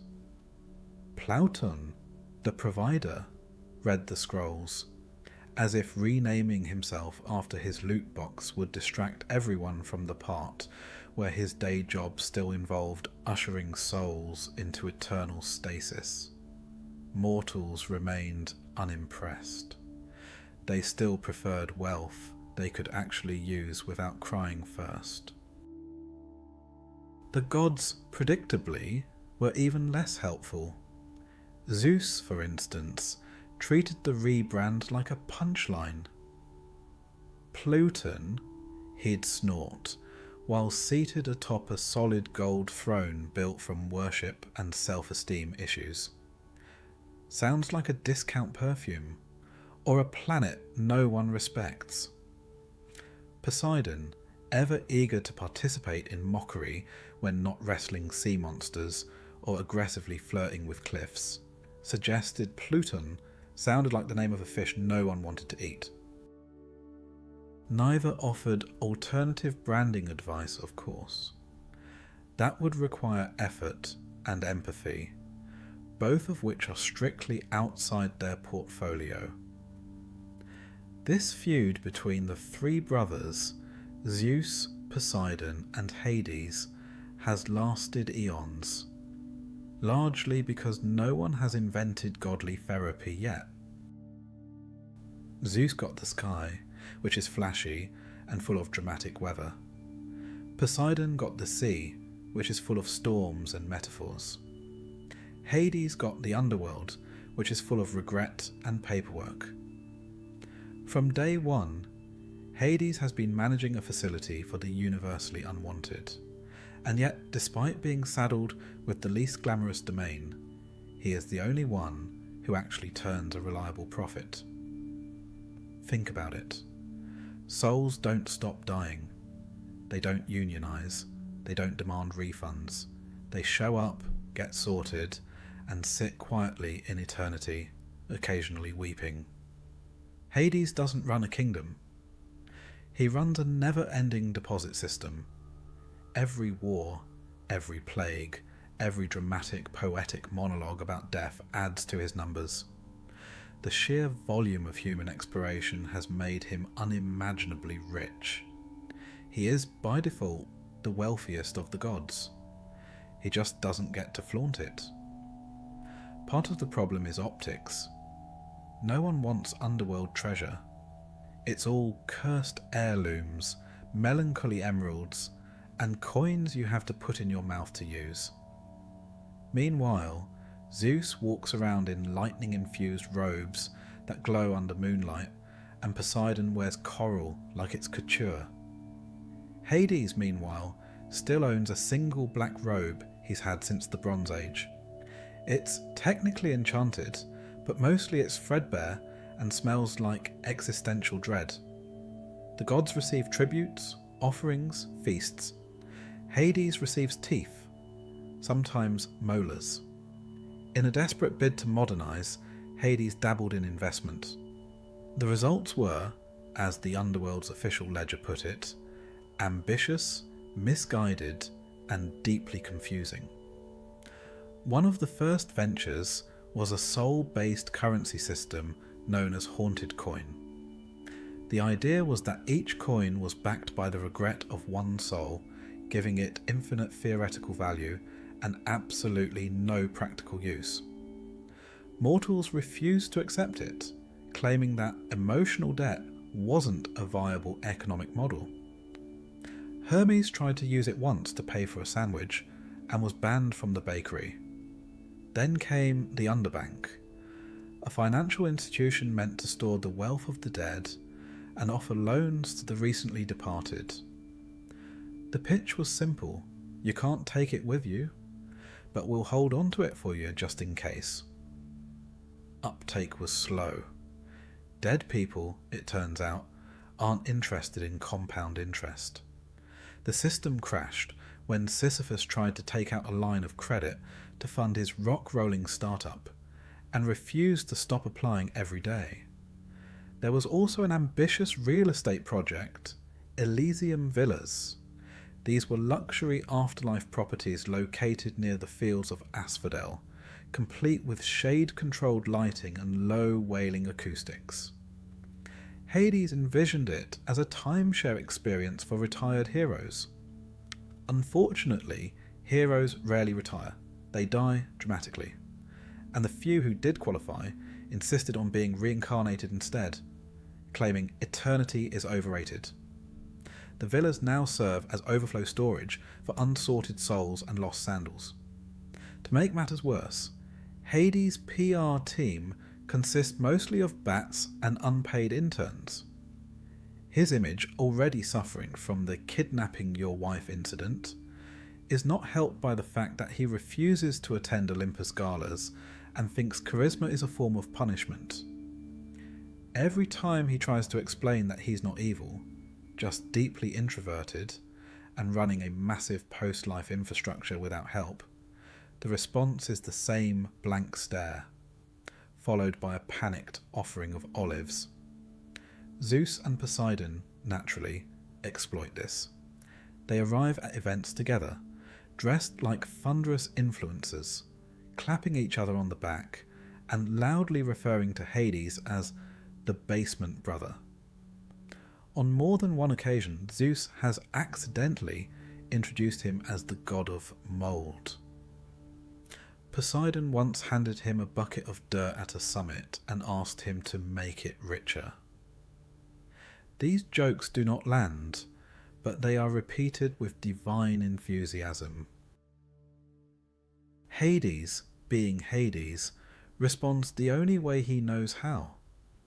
Quiet fury and annual audits of mortal economies. Whenever a civilization gets too smug about its coinage, or builds a massive statue of Zeus with taxpayer funds, a strategic flood or economic collapse tends to follow. Hades denies involvement, but the pattern is suspicious, and the paperwork always arrives 3 days before the collapse with perfect timing. Despite it all, there are moments when Hades almost enjoys his role. He has complete dominion. His wealth, however unglamorous, is vast. Every gemstone, every buried relic, every forgotten hoard belongs to him. Mortals dig for his treasure without knowing it. They obsess over gold, fight over silver, go mad for diamonds, never realizing they're all technically on lease from the guy in the shadows. He never brags about it. He doesn't need to. The earth remembers. Occasionally someone will try to flatter him. A mortal will build a shrine, light a candle, and whisper a prayer not for fortune, but for peace. These are the moments Hades values most. They are rare, like untainted gold or unproblematic myths, but they matter. Wealth, he has learned, is not about shiny things. It's about permanence. He is the only god who never loses worshippers, because eventually everyone shows up. Still, Hades hasn't given up entirely on relevance. He continues experimenting. There was a brief flirtation with NFTs, necromantic funeral tokens, which promised to immortalize a soul's last regret on a digital scroll. The market lasted 9 hours before collapsing under the weight of shared sorrow and bad font choices. More recently, he's invested in an app called Soul Cycle, not to be confused with the mortal version, designed to track reincarnation progress and issue karmic receipts. Beta testing is ongoing. His robe remains unchanged. His riches remain unspent. But his books are balanced. His vaults are full, and his enemies are mostly ghosts with strong opinions and nowhere else to go. Zeus may have the sky, Poseidon may have the sea, but Hades has something better. Uninterrupted ownership. No tides, no tempests, no divine mood swings. Just the steady accumulation of things no one else wants, but everyone eventually needs. He's not flashy, he's not adored, but he is eternal, profitable, and quietly undefeated. And that, in the long run, is the richest deal of all. Time in the underworld is not the kind of thing one tends to notice. And if you do notice it, that's when it becomes a problem. A major problem. There's no dawn, no dusk, no sun, no moon. There's just an ever-present greyness, a twilight that never ends, as if someone had taken the world's most boring hour and stretched it across eternity. After all, what's the point of time when you're dead? There's no rush to do anything, no reason to finish anything, no chance of finishing anything. Time is a concept that doesn't exist here. And yet it passes, or doesn't. It's impossible to tell. Hades had long since lost track of when the last thing had actually happened. He'd been here for so long that the idea of marking anything in the conventional sense seemed absurd. His realm, the underworld, had no rhythm to it, no cycle. It just was. Everything, from the mundane to the cosmic, shuffled along in the slow, indifferent way that only the afterlife could. There were moments, rare, fleeting moments, when Hades had the occasional thought that this whole arrangement might not have been exactly what he'd bargained for. But of course, he wasn't one to dwell on things like that. A god of the dead had little need for self-reflection. Besides, it wasn't as if things had gotten worse.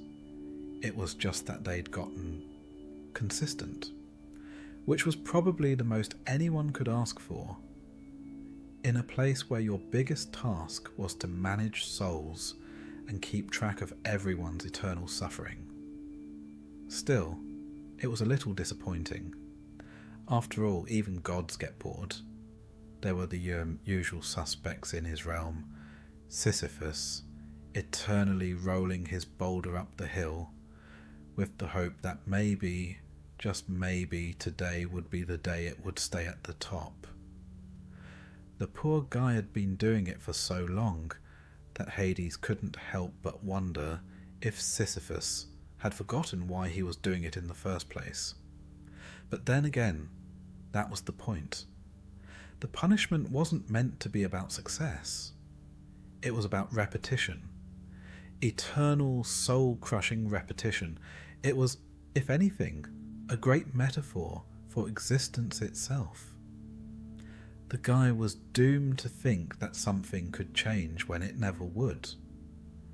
And Hades had to respect the sheer optimism of it all. Or was it stubbornness? Tantalus too was there, stuck in his own little personal hell, forever reaching for the fruit just out of his grasp, his mouth watering but unable to taste. The idea that his punishment was never about whether he could reach the fruit was an interesting thought. Hades had no doubt that Tantalus had long since given up on the idea of actually eating. The real punishment, as Hades saw it, was the endless frustration of trying. It wasn't about the food, it was about the not having it.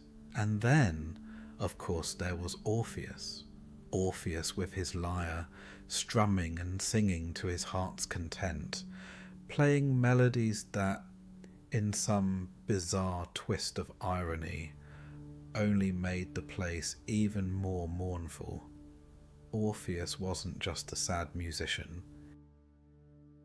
He was a sad musician trapped in an even sadder story. He had once loved Eurydice, but his music had not been enough to save her. He had once believed that his music could change things, change everything. But now he was just playing it for no one. The only thing that had been constant was his despair. The only thing that made it worse was the sound of his voice. At least Orpheus was making some noise. Some of the other souls, the ones who weren't caught in their personal hells, just wandered. The lack of direction was exhausting to watch. Hades often wondered whether it was preferable to be tortured forever, like Sisyphus or Tantalus, than to be bored in the afterlife. It seemed as though they were the worst punishment. The listless, the apathetic, those who weren't stuck in a cycle of suffering or frustration, but simply waiting. It was like being lost in a crowd of the indifferent, where even the desire to escape was pointless. It made Hades wish, for a brief moment, that he could just give them a direction, anything, just to see if they would care. But that wasn't his job. His job was to keep things running smoothly, and smooth was the last thing these souls were. But then, just when the weight of everything would feel unbearable, when Hades felt himself slipping into the dullness of eternity, he would catch a glimpse of something else, something rare, something, well, almost human. Sometimes Persephone would smile at him, and not in a cold, distant way. No, it wasn't that simple. It was a smile that had come after centuries of barely speaking, barely acknowledging each other outside the duties they both had to perform. It was a smile that came from a shared joke, an inside moment that no one else would have understood. She was the goddess of spring, and she ruled over her domain with a fierce, vibrant energy that Hades couldn't quite match. But sometimes, on those rare occasions, he would see her let her guard down. And for a moment, just a moment, it felt like they were in sync. Of course, it was fleeting, but Hades could hold on to it. That moment when he saw her smile, that was the rarest of treasures, the one thing that made everything else worth enduring. Maybe it was foolish to think that way. He had been here for so long, managing the souls, watching the endless cycles of torment unfold, and yet there she was, Persephone, offering him a spark of something that felt almost like happiness. It was strange, though. In the grand scheme of things, he was the god of the underworld, the ruler of the dead. He had seen and done more than any mortal could imagine, but in the end, he could never escape the feeling that he was, in some way, just as lost as the souls that wandered through his halls. There was no escape, no relief. There was only the never-ending task of keeping everything running smoothly. And it wasn't like he could retire. No gods retire. That wasn't how immortality worked. That wasn't how his job worked. Hades couldn't just walk away and let someone else take over. There was no one else. The underworld was his to maintain. And that was it. So he kept going, day after endless day. He reviewed souls. He made sure the rivers, Styx, Lethe, and the others kept their proper flow. He made sure the souls stayed in their assigned sections. Asphodel for the mediocre ones, Tartarus for the overachievers, and Elysium for the few, the heroic, the rare. It was a system. It was a method. It was a bureaucracy, retirement. It wasn't even a concept. For gods like Hades, there was no such thing.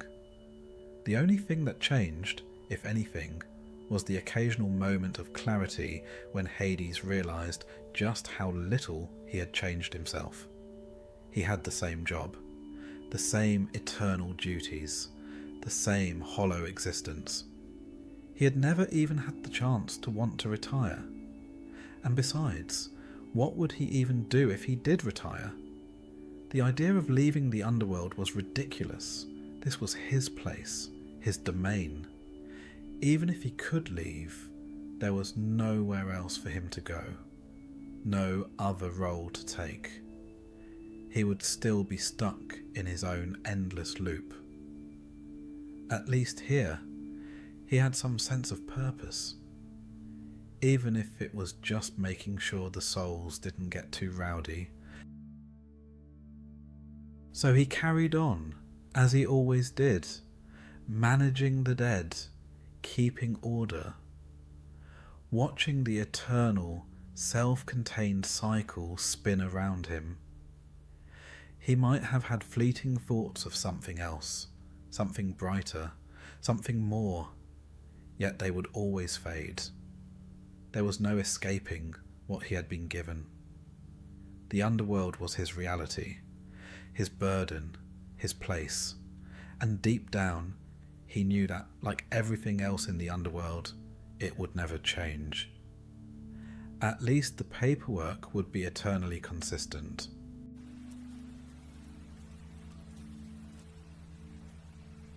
Ares, the god of war, bad decisions, and unchecked testosterone. Ares didn't just represent violence, he was violence. This sleep story explores how Ares managed to sabotage every romantic relationship he encountered, was universally disliked by both gods and mortals, and still managed to become a mythological icon. In the beginning, there was Hera, and Hera was tired of Zeus, tired of his wandering lightning bolt, and particularly tired of being the divine embodiment of marriage, while her husband treated fidelity like a buffet. Take one of everything and don't ask questions. So, in an act of spite, feminism, or perhaps just divine boredom, Hera decided to produce a child all by herself. No need for Zeus, no need for flirtation, and certainly no need for the traditional Olympian courtship ritual, which usually involved at least one bull transformation and light kidnapping. She simply willed Ares into existence, as one does when trying to win an argument through childbirth. It was a powerful moment of independence, a symbolic act of divine agency, and like many symbolic acts, it yielded catastrophic results. Ares arrived not as a peaceful miracle or radiant hope, but as a squalling bundle of unfiltered rage. He cried louder than any other godling, broke his first rattle in a fit of divine wrath, and began kicking before he learned walking. Hera had aimed for balance and justice. She got a walking tantrum with deltoids. From the moment he emerged, it was clear that Ares would not be invited to many family picnics. While other divine children exhibited charm, intellect, or at least moderate self-awareness, Ares's most defining feature was his ability to knock over sacred furniture just by entering the room. He had the emotional range of a wounded bear and the tactical foresight of a rock. Hera, to her credit, tried. For about 5 minutes, she introduced him to toys made of celestial bronze. He broke them. She arranged playdates with other young gods. He tackled them. She briefly considered sending him to Mount Olympus daycare, but they had a strict "no children who bite through armor" policy. Still, the maternal instinct flickered on. Hera hoped that perhaps Ares's combative tendencies were simply a phase. Maybe once he learned to speak, he would express himself with words rather than uppercuts. He did eventually speak. His first word was destroy, not mommy, not Zeus, not even snack, destroy. Ares was, in short, not a people person, not a god person either. His natural response to affection was suspicion, and his reaction to rules was violence. He never met a boundary he didn't want to headbutt. The other Olympians quickly learned to keep their distance. Athena, born fully armed and far more emotionally balanced, regarded Ares with the same enthusiasm one reserves for a fire in the neighbor's yard. Poseidon made a half-hearted attempt to teach him fishing. Ares stabbed the ocean. Apollo tried music therapy. Ares broke the lyre. Dionysus once offered him wine. Ares smashed the cup and declared war on grapes.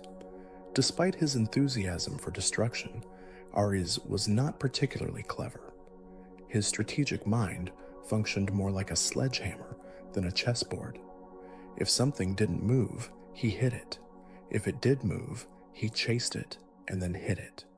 Plans were for cowards. So were second thoughts. His presence on Mount Olympus became less a divine blessing and more of a liability. Statues cracked when he walked by. Storms gathered for no reason. Peace treaties mysteriously burst into flames. The fates themselves looked at his life thread and shrugged, as if to say, "We tried." Zeus, technically his father, expressed interest in Ares' upbringing only when things exploded, which, to be fair, was often. But even Zeus found Ares' approach a bit too much. This, coming from a god who once turned into a swan for romantic reasons, was saying something. The Olympians attempted interventions. They tried giving Ares titles: Lord of the Spear, Champion of Courage, Defender of Olympus. He responded by engraving Stabber-in-Chief into his helmet and challenging the sun to a duel. He lost, of course. It's very difficult to punch photons. Eventually, they gave him a room at the edge of Olympus, far from the others, padded with celestial marble and heavily soundproofed. There, he trained with himself, glowered at nothing, and occasionally yelled into the void for no discernible reason. It wasn't peace exactly, but it was containment, a sort of divine quarantine for volatile masculinity. Despite his social shortcomings, Ares did develop a certain aesthetic. He had the look down: blood-red plumes, armor with aggressive shoulder pads, and an aura of simmering rage that made small animals faint. If nothing else, Ares understood branding. He looked like war. He smelled like war. He spoke like war. Short sentences, a lot of yelling, and a complete lack of verbs. But appearances, as always, can only take you so far. Ares lacked the strategic brilliance of Athena, the transformative charm of Hermes, or even the passive-aggressive spite of Artemis. His only skill was destruction, and even that he approached with the finesse of a drunken rhino in a pottery shop. The humans, predictably, were divided on him. Warriors prayed to him before battle, then switched to Athena once they realized they preferred winning. Kings commissioned statues of Ares as a show of strength, then quietly relocated them to the back garden after one too many invasions.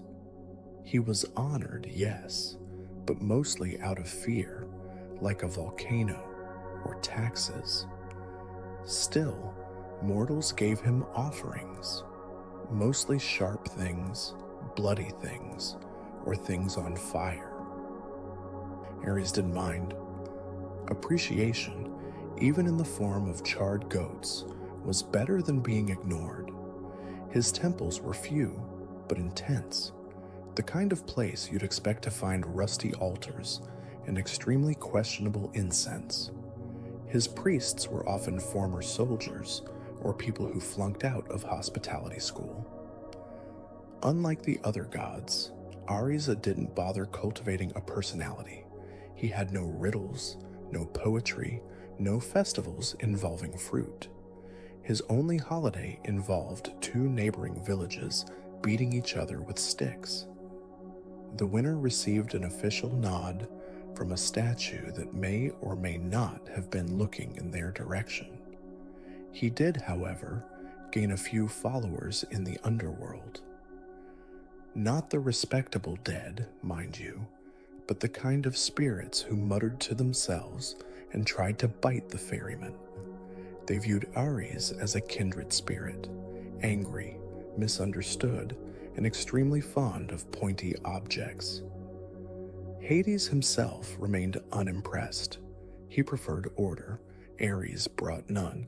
Just an endless cycle of yelling, stabbing, and dramatic exits. One suspects Hades would have banned him from the underworld altogether if it didn't risk provoking another one-man riot. Even Ares' own children took after him in the worst ways. Phobos and Deimos, twin embodiments of panic and terror, followed him like storm clouds with trust issues. They giggled when cities burned. Harmonia, ironically named, was a rare attempt at balance, though given her father, she spent most of her time issuing apologies on his behalf. By the end of his first divine millennium, Ares had firmly established himself as the least subtle god in the pantheon. He never used 10 words when 2 angry grunts would do. He never took the scenic route if the wall was an option, and he certainly never considered that diplomacy might be faster than invasion. He was, in a word, exhausting. But to be fair, he was consistent. In a world of shape-shifting deities, inconsistent morals, and deeply confusing family trees, Ares never wavered. He was war. Messy, loud, unfiltered war. And while no one particularly liked him, they couldn't quite ignore him either. Because for all their divine wisdom, even the Olympians understood. Sometimes, when all else fails, you need a very large hammer and someone willing to swing it at the wrong time, in the wrong direction, for the wrong reasons. And for that, there was always Ares. There comes a time in every god's life when one must settle into a role, a divine function, if you will. Apollo had music, medicine, and sunburns. Hermes had trade, theft, and interpretive dance. Even Dionysus, the god of seasonal blackouts, had wine. But Ares, with all the subtlety of a flaming chariot crash, found himself pigeonholed into a singular profession, war. He did not audition for it. He did not attend a career fair. He simply showed up, grunted at the concept of diplomacy, and began swinging a sword until someone wrote it down in an official scroll. Thus, Ares became the Olympian god of war. Not clever war, not necessary war, just war in its purest, least refined form, noisy, disorganized, emotionally unstable, and usually shirtless. Unlike Athena, who managed warfare like a chess grandmaster with a clipboard, Ares preferred the battlefield equivalent of flipping the board and setting it on fire. Strategy was for people who liked to wait. Ares liked to charge. If an enemy happened to be where he charged, all the better. If not, well, he charged anyway. Walls, livestock, terrain, he didn't discriminate. The gods, recognizing his talent for aggressive enthusiasm, began deploying Ares to mortal conflicts. He was, they reasoned, uniquely suited to inspire mortals to stab each other more creatively, and indeed, once Ares stepped onto a battlefield, inspiration flowed like blood, mostly because it was blood. Ares took to war the way ducks take to water, loudly and with no concern for direction. He would arrive in a thunder of hoofbeats, surrounded by his charming entourage, Phobos, Panic, Deimos, Terror, Enyo, Bloodlust, and sometimes Eris, Discord, if she wasn't too busy flipping dinner tables in mortal households. Together they formed the original heavy metal band, minus the subtlety. Mortal soldiers, already stressed by hunger, mud, and being speared in the thighs, would look up and see a deity charging into the fray with a manic grin and a 6-foot sword. This, unsurprisingly, caused morale to dip. Whether he was fighting for their side or the other was immaterial. Ares' presence on a battlefield meant one thing: chaos had clocked in for the day. And yet, for all his dramatic entries and signature brand of indiscriminate mayhem, Ares had a dismal record. One would expect the god of war to, occasionally, win a war. He did not. Time and again, Ares fought heroically, noisily, and often shirtlessly, only to be driven back by mortals with slightly better plans and significantly better impulse control. The Trojan War stands as a prime example. Ares backed the Trojans. He thought it would be fun. They were doomed from the start, cursed by hubris and a large wooden horse. But Ares, never one to let logic interfere with chaos, joined anyway. He rampaged, bellowed, and even got injured by Diomedes, a mortal with a divinely sponsored grudge and excellent aim. Being wounded by a human was a low point. Ares, bleeding ichor and ego, retreated to Olympus, bellowing about injustice. Zeus told him to stop embarrassing the family. Athena rolled her eyes so hard it caused seismic activity in Thessaly. Even Apollo, normally polite to a fault, suggested Ares take a sabbatical, but Ares refused to quit. He was committed. If he couldn't be effective, he could at least be memorable. He began adding flair to his battlefield performances, screaming war cries that startled birds in neighboring countries, setting his own weapons on fire, painting his armor with ominous symbols that looked suspiciously like doodles. Theatrics, however, did not equate to success. He remained the god you called when you needed war to be louder, not better. Commanders began dreading his involvement. Oh no, Ares showed up again, became a common complaint filed in temple prayer boxes. Peasants referred to him as the Red Menace, or occasionally, that screaming nuisance with a sword. To bolster his resume, Ares diversified his brand. He dabbled in personal duels, arena combat, and even invented a few sports that involved head injuries. He declared the first war games, which mostly consisted of throwing javelins at each other and yelling. Surprisingly, no one thanked him. He attempted partnerships. Once, he teamed up with Eris to spark a regional conflict over a golden apple. The result? The Trojan War. Yes, that Trojan War. It all started with a dinner party snub and a fruit-based insult. Ares thought it was a delightful chain reaction. The rest of the gods called it a logistical nightmare. Not all his battles were external. Ares struggled with professional recognition. Athena, with her trophy wall of strategic victories, regularly received invitations to mortal academies, symposiums, and tasteful banquets. Ares, in contrast, was more often summoned by kings who kept him in the basement until they needed a cavalry boost. His career development was further hampered by a lack of administrative skills. While Athena codified battle ethics and military doctrines, Ares tried once to write a battle manual. It was 1 page long. The entire content read, "Hit harder." Public relations, too, were a disaster. Artists preferred sculpting Apollo or painting Artemis.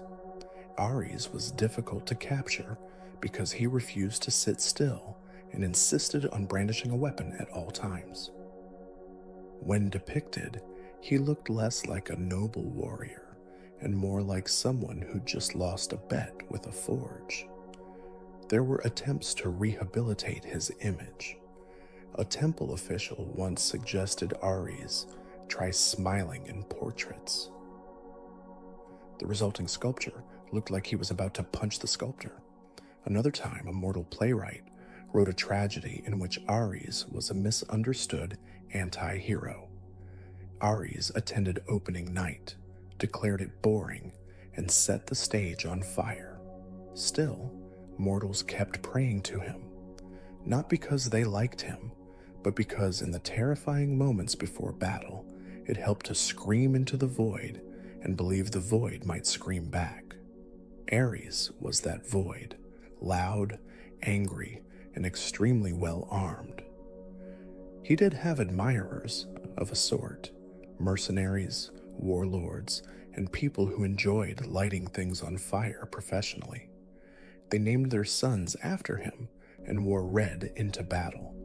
A few even built statues with surprisingly accurate muscle definition. Ares noticed, briefly considered humility, then flexed until a pillar collapsed. One minor kingdom tried to appoint Ares as their official patron deity. The result was a 12-year civil war, 3 changes in leadership, and the accidental invention of flaming catapults. Ares called it a great success. The survivors renamed the city Not Worth It.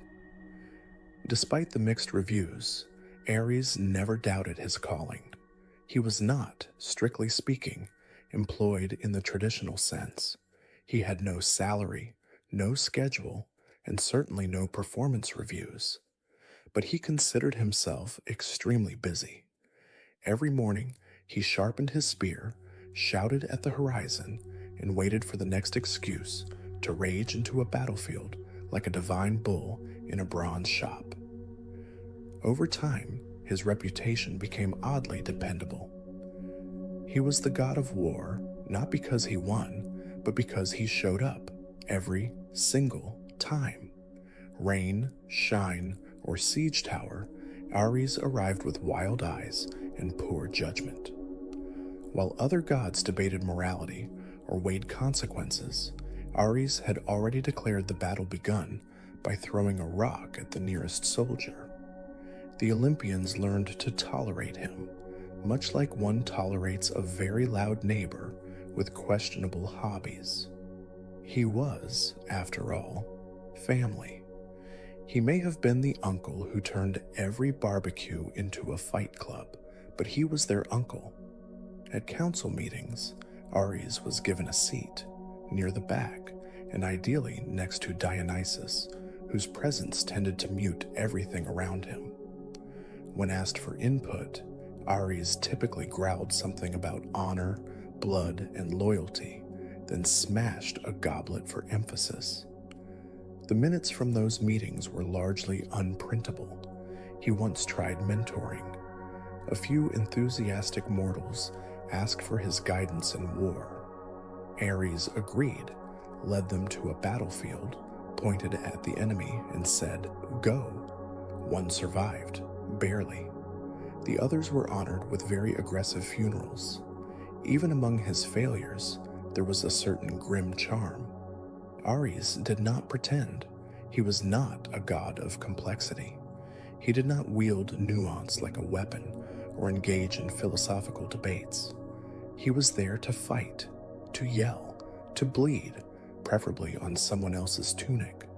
In a realm of layered motives and divine chessboards, Ares was the blunt instrument the gods reached for when things became too subtle. So yes, Ares was a mess, but he was a reliable mess. And as long as mortals kept inventing new ways to fight over goats, borders, and who looked at whom the wrong way, Ares would continue to show up. Not with solutions, but with volume. Because the story of war was far from over, and unfortunately, for just about everyone, in neither was his part in it. If war was Ares' profession, then love was his unsanctioned side hustle, the one that generated the most complaints, property damage, and temple-funded therapy sessions. It is worth noting that romance, for a god of war, was not so much a tender exploration of connection as it was a strategic misfire involving lust, jealousy, and occasional livestock stampedes. Unlike his half-siblings, who were known for poetic pursuits, romantic entanglements, or at least remembering the names of their partners, Ares approached love with the same tact he applied to battle, loudly, impulsively, and without the faintest grasp of long-term consequences. It should not be surprising, then, that his most infamous relationship was with Aphrodite, the goddess of love, beauty, and frequently poor judgment. Aphrodite, legally married to Hephaestus, the god of smithing and unfortunate backstory symmetry, found Ares refreshingly stupid in a world of clever liars.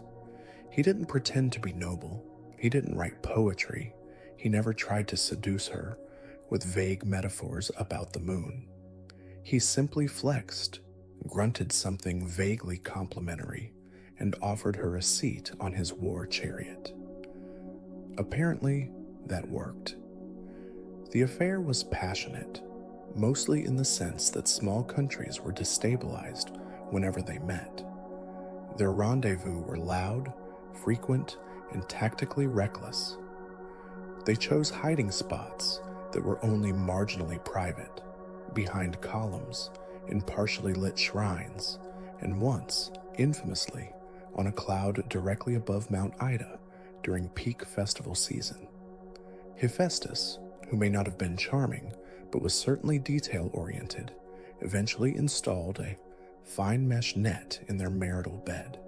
Not a romantic gesture, just a trap. One fateful afternoon, Ares and Aphrodite, blinded by hormones and their shared disinterest and caution, fell for it. The net descended. They were caught, naked, together, mid-romp. Naturally, Hephaestus invited the entire pantheon to witness the scene, because divine shaming is best conducted with snacks and a full audience.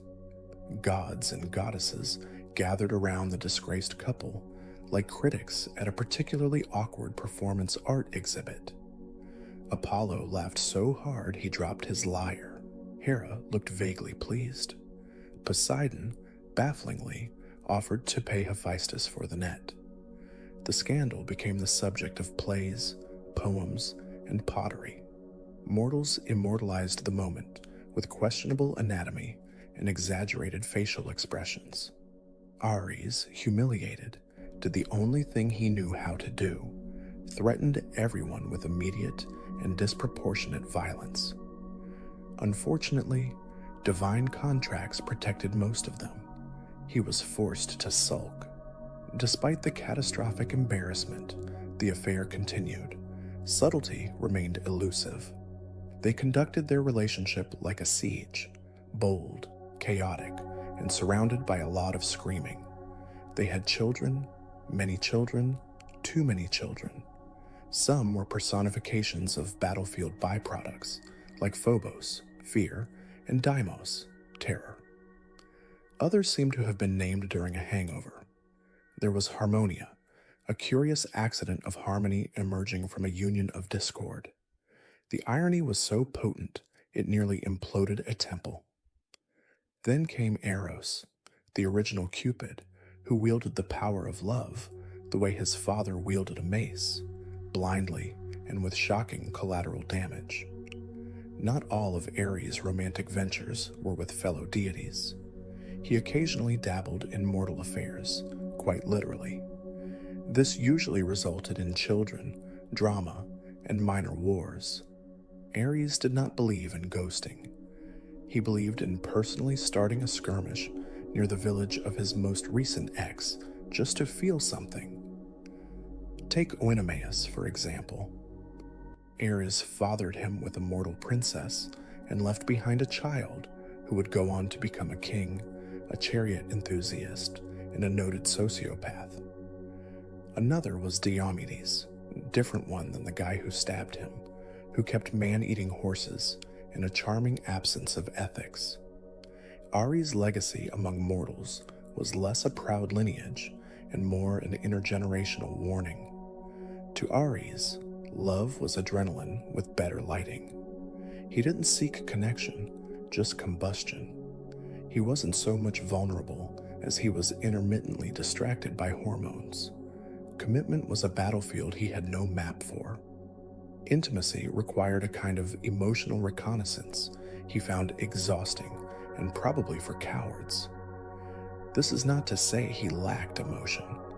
Ares felt things intensely all the time, mostly anger, occasionally desire, rarely introspection.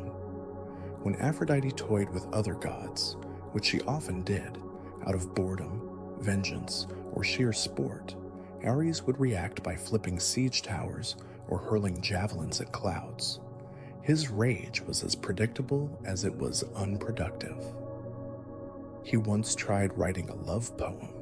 It read, "Your eyes remind me of blood." He set it on fire after realizing it rhymed accidentally. Olympus didn't take his romantic endeavors seriously. Why would they?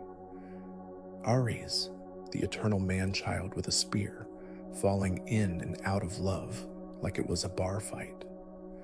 Hermes once described his love life as a flaming chariot rolling downhill into a bouquet of knives. Athena, when asked, simply muttered something about Darwinism and walked away. In truth, Ares had one tragic flaw in love. He wanted to be adored for who he was, but who he was tended to cause small civilizations to collapse. He craved loyalty, passion, even tenderness, but his methods included shouting and dramatic exits. He believed love should hurt, and he was usually the one holding the weapon. When spurned, Ares did not mope. He retaliated. Hearts weren't broken, they were trampled underfoot and possibly set ablaze. One former lover attempted to move on by marrying a lesser river god. The next day, that river god mysteriously developed a waterfall that screamed. Despite the destruction, some still pursued him. He had appeal, the kind found in glossy paintings of dangerous men with commitment issues. Mortals fantasized about him. Poets romanticized him. Artists painted him lounging in armor, muscles glistening, eyes smoldering with the subtle promise of emotional unavailability. Temples dedicated to Ares often included a side chamber for those seeking love, which made no theological sense, but a great deal of narrative irony. People left offerings of roses, swords, and very confused prayers. Some swore their passionate entanglements improved, others just disappeared. There was also the minor matter of his relationship with his sister Eris. Not romantic, think every pantheon, but alarmingly codependent. Eris, goddess of discord, often appeared wherever Ares did, egging him on, stirring trouble, and then vanishing before consequences were distributed.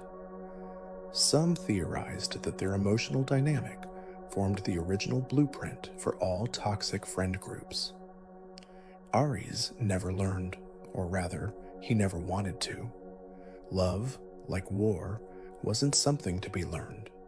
It was something to be charged at, face first, preferably while yelling. Subtlety was treason. Sensitivity was for people who liked poetry. He gave what he had: fire, fury, and the occasional bouquet of spears. So he marched from lover to lover, sometimes adored, sometimes feared, never truly understood.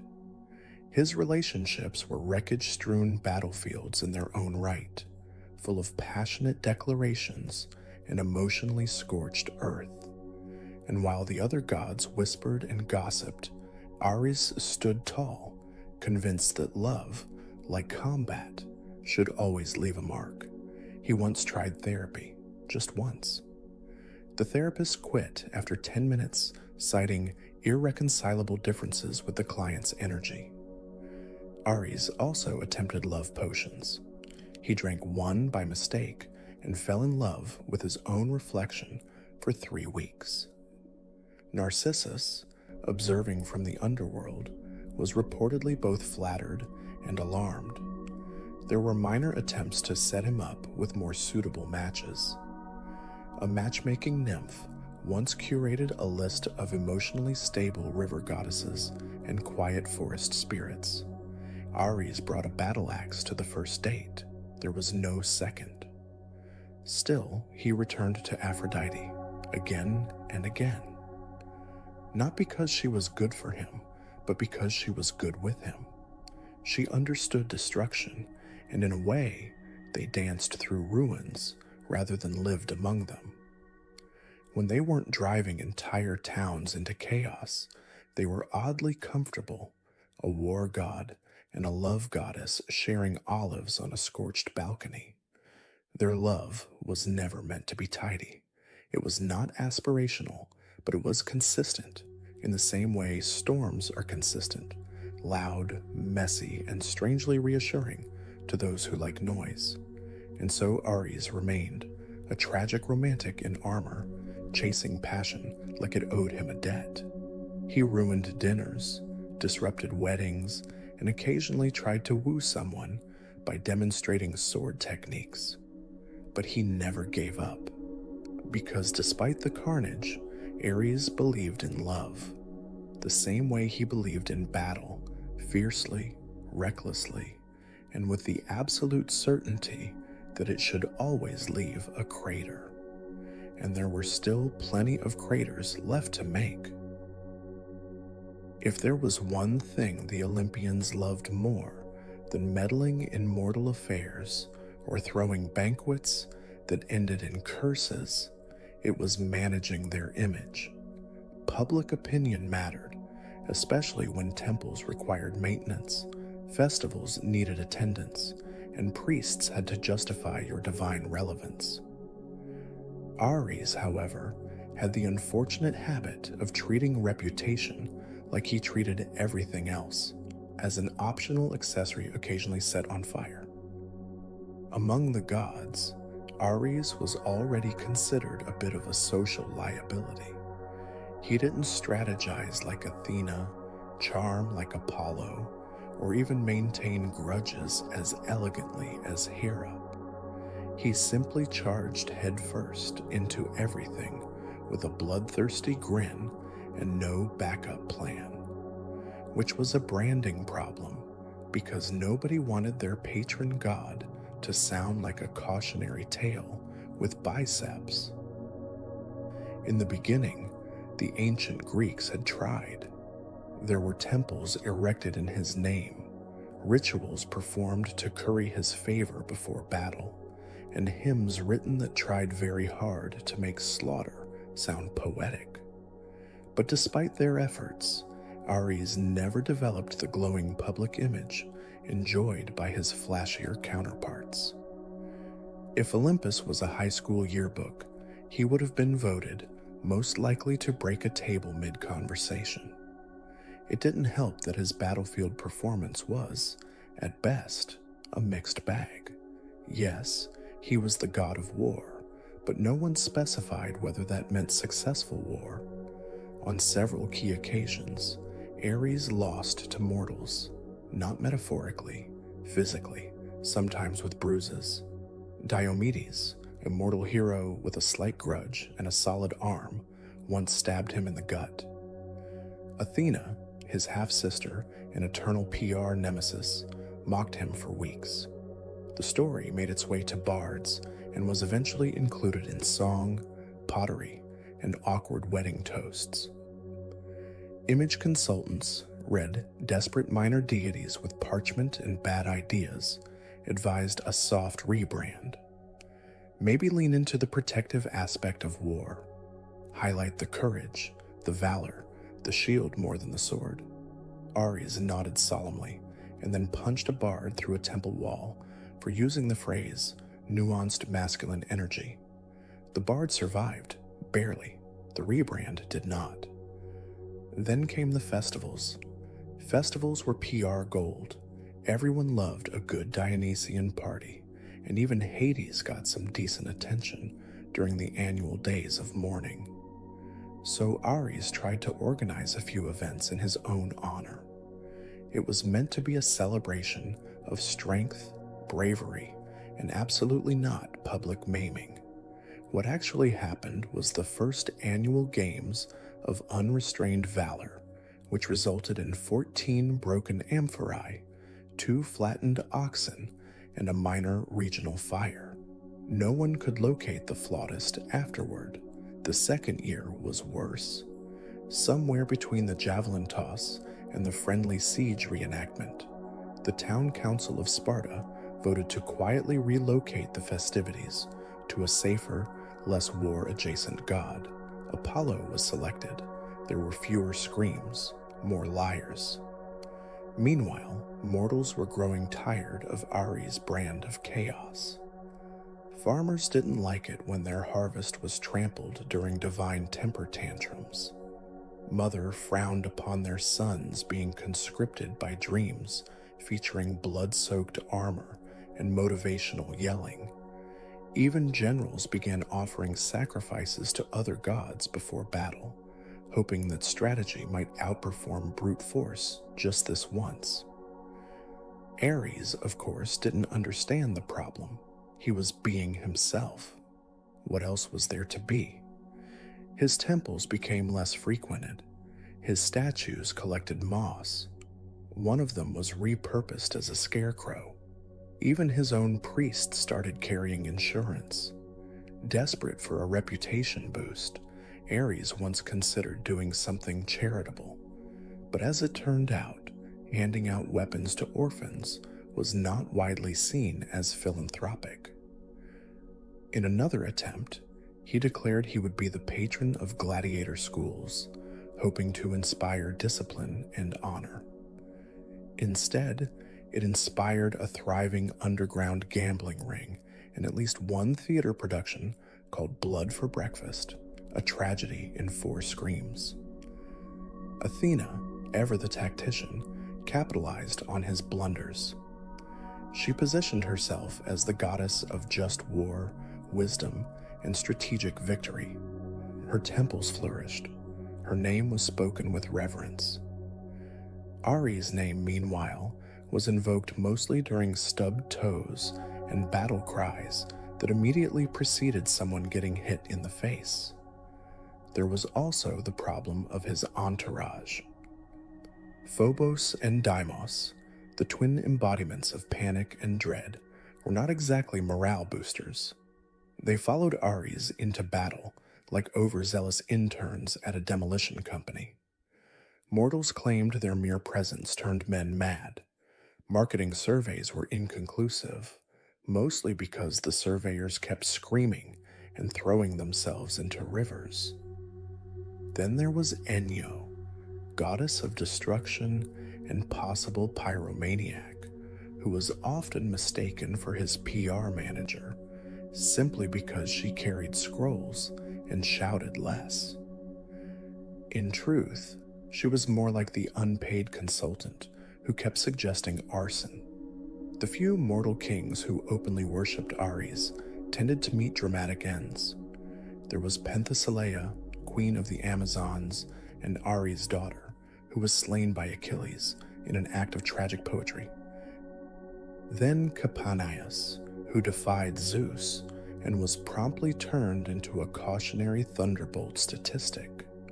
Ares backed them all. Ares lost them all. Mortals noticed. A temple in Thebes tried to modernize his image by commissioning a fresco of Ares looking thoughtful and majestic.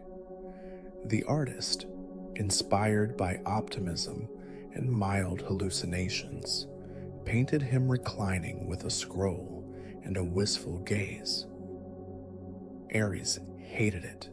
He set the temple on fire. The public response was mixed. Some niche cults tried reimagining him as a complex symbol of internal struggle, the eternal warrior within. These cults were largely run by poets, masochists, and that one group in Corinth who wore iron sandals to achieve spiritual blisters. Ares appreciated the effort, but did not attend their rituals, mostly because they took place in candlelit basements that smelled like burnt figs. Even the myths did him no favors. Most narratives cast him as the easily enraged, emotionally stunted uncle of Olympus. He showed up, swung a weapon, bled dramatically, and exited with a loud grunt. No one gave him a soliloquy. No one offered character depth. Hephaestus, a blacksmith, had more plot development. The playwright Euripides once tried to write Ares into a more nuanced role in a lost tragedy titled Ares at Dusk. It was pulled from the festival after a test audience began laughing during the war god's monologue on loneliness. The script was reworked into a comedy called Helmet Problems. Desperate to control the narrative, Ares attempted to sponsor an oracle. The idea was simple: prophetic endorsements.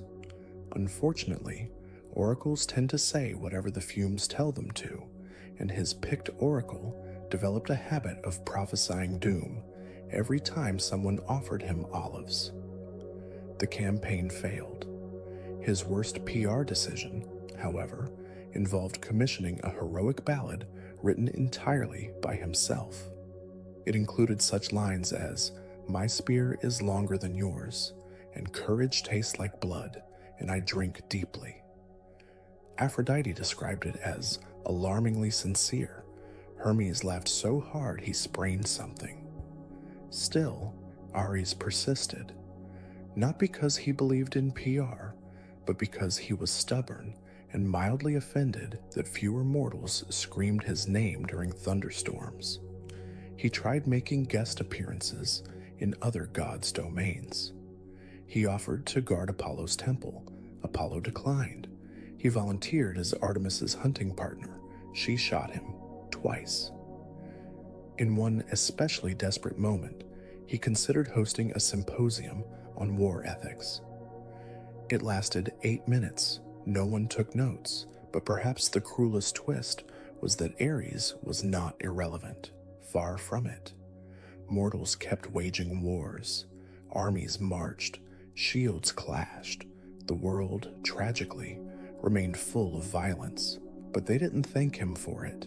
They credited tactics. They built monuments to generals. They held up treaties as triumphs.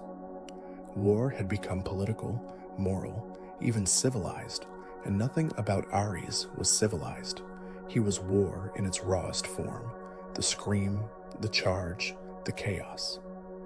Not the aftermath, not the treaty signing ceremony, not the parade. And so, as Olympus celebrated yet another festival in Athena's honor, with garlands and wise speeches and children pretending to be owls, Ares stood on the edge of the gathering, watching, uninvited, undeterred. He was, as always, shirtless and scowling. Because say what they would, he wasn't going anywhere. Reputation was for those who needed approval. Ares didn't need to be liked. He didn't even need to be remembered fondly. He just needed to be felt. In bruises, in broken weapons, in the silence after the roar. And besides, there was still one part of the story left to tell. And reputations, like helmets, could always be dented back into shape. Tomorrow, maybe, someone would finally get it right. Or at the very least, bleed trying. Time, for the gods, is a strange and inconsistent punishment. Immortal beings are not supposed to fear obscurity, yet somehow Ares managed to fall victim to that most modern of divine tragedies, irrelevance. He, who once inspired fear across battlefields, caused generals to weep at the sight of a red sky, and personally funded the first dozen helmet designs, now found himself quietly fading from memory like an expired war bond. It started, as all things do, with the Romans. The empire that prided itself on roads, architecture, and expanding into places nobody asked it to, took one look at the Greek pantheon and said, "We can work with this, but let's make it more organized." Enter Mars, not a new god per se, but a heavily edited version of Ares. Like Ares had been through a military PR firm, 2 branding consultants, and a rigorous etiquette class. Where Ares was chaotic, Mars was disciplined. Where Ares had the strategic finesse of a thrown brick, Mars was civic-minded, patriotic, and capable of discussing troop formations without screaming. The Romans adored him. He had temples, cults, feast days, and statues that didn't look like they were mid-tantrum.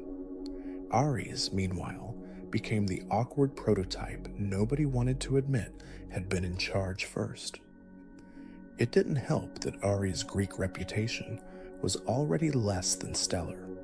Philosophers had long considered him the spiritual equivalent of a bar brawl, loud, regrettable, and unlikely to end well. Plato described him as necessary in limited doses, which is also how ancient medics described hemlock.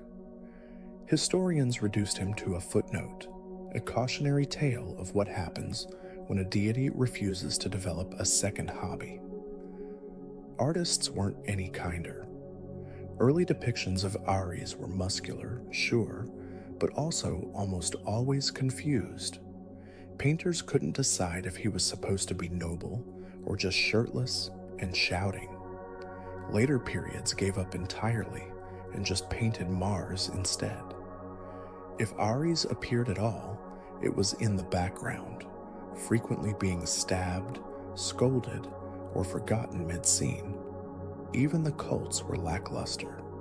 His few remaining worshippers were mostly fringe types, sword collectors, angry poets, and people who thought declaring war on their HOA counted as a religious rite.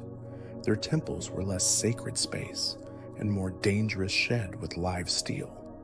Occasionally, one of them would attempt a revival ritual. It never worked. At best, a pigeon would explode. Ares tried to rebrand. He really did.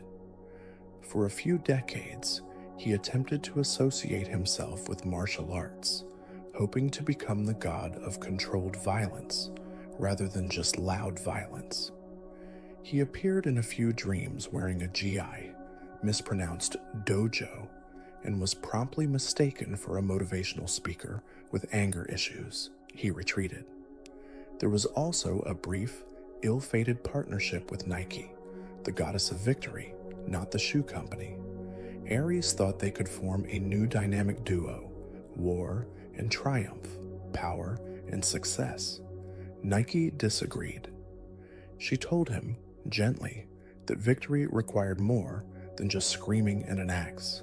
She also pointed out that he had a tendency to flinch when things got intellectual. Desperate, Ares once attempted to align himself with sports. Surely, he reasoned, the battlefield of modern man was the stadium. Unfortunately, the gods of athletics had already formed their own chaotic fraternity, and they considered Ares to be off-brand. He was too much blood, not enough branding. Besides, he kept trying to give pep talks that ended in brawls, so he lingered, not banished, not dead, just ignored. The divine equivalent of an outdated operating system, technically present, but not compatible with anything. Olympus had long since moved on. Zeus was still narcissistic, but now in a more performative, social media-ready way. Athena had become the patron saint of think pieces. Apollo started a podcast. Ares tried that too. It was called Warrior Wisdom, and it lasted 3 episodes. The first was mostly grunting, The second was just him yelling about how helmets were for cowards. The third ended abruptly when he challenged the microphone to single combat. Reviews were not kind, and yet, despite his cultural fall from grace, Ares remained. Because irrelevance, like war, is not always final. Somewhere, someone was always angry enough to summon him. A bar fight gone nuclear, a protest turned riot, a soccer match that ended with 4 hospitalizations and a flaming vuvuzela. These were his modern temples. Historians occasionally name-dropped him, but only as a metaphor. Ares was no longer a god, but a symbol of wrath, of pointless aggression, of that one guy in the group project who wants to fight the professor. He had become shorthand for what not to be. In a way, it was a form of immortality, just not the good kind. There were, of course, still some places where his image held sway. Video games, for instance, loved him. Developers found endless delight in programming Ares as a boss character, huge, loud, always carrying a sword the size of a canoe. He was never the hero, of course. He was the mid-level threat you had to beat before the story got interesting. Oddly enough, Ares found a strange comfort in this digital afterlife. Pixels that didn't mock him. Avatars didn't laugh when he fell off a chariot. In a world of 1S and 0S, his rage was still useful. It didn't matter if he had no character arc or moral growth. Nobody expected that anymore. Museums also did their part in preserving his memory, though rarely with enthusiasm. Tour guides refer to him as a lesser Olympian, or a bit of a problem child. His statues were often tucked between more beloved figures, like Athena or Dionysus, with labels that read Ares, god of war, controversial. Children pointed and giggled. Adults snapped selfies with him, ironically. Philosophers, those ancient enemies, continued to ignore him. They preferred Athena for strategy, Hermes for wit, even Dionysus for existential insight via intoxication. Ares didn't make the syllabus. When asked about the god of war, most students assumed he was a rejected Marvel character. Even mythology textbooks became more dismissive. He was the embodiment of conflict, but not much else. His role was functional but uninspired. One particularly brutal edition described him as a divine placeholder until Rome figured out how to properly weaponize patriotism. So what then was Ares' legacy? Was it the shattered shields littering ancient battlefields? The children named after emotions better suited to horror films than baby registries? The lingering fear that rage, once loosed, is impossible to cage again? Or was it something smaller, more pathetic? A lesson in how power without purpose eventually eats itself. Ares never stopped being. He just stopped mattering. He became a relic, a whisper, a cautionary tale with abs, and he knew it. That was the worst part. Gods are not meant for self-reflection, but even Ares could glance in a polished shield and see the outline of what used to be important. Now, not so much. But still, there were moments, fleeting, ridiculous moments where his presence surged. A keyboard warrior hurling insults on a forum. A driver in traffic muttering war chants at the steering wheel. A teenager in a backyard swinging a stick like it was a sword, declaring war on imaginary empires. These were not altars exactly, but they were echoes. And Ares, being Ares, was not inclined to go gently. Obsolescence might have claimed his name, but not his instinct. He still snarled at thunder, still flexed in bronze reflections. still waited for that one fool who would call him forth again by accident or on purpose. Chaos is patient. In the end, Ari's story wasn't a tragedy. That would imply pathos and learning. It wasn't a triumph either, obviously. If anything, it was a very long, very loud rage quit stretched across millennia. And like all true rage quits, it wasn't about losing. It was about refusing to admit defeat while the screen fades to black. So he stands, somewhere between myth and meme, defiant to the end. Forgotten by scholars, mocked by children, reimagined by teenagers with too much testosterone and not enough supervision. He is a legacy without lesson, thunder without storm, a war god without a war.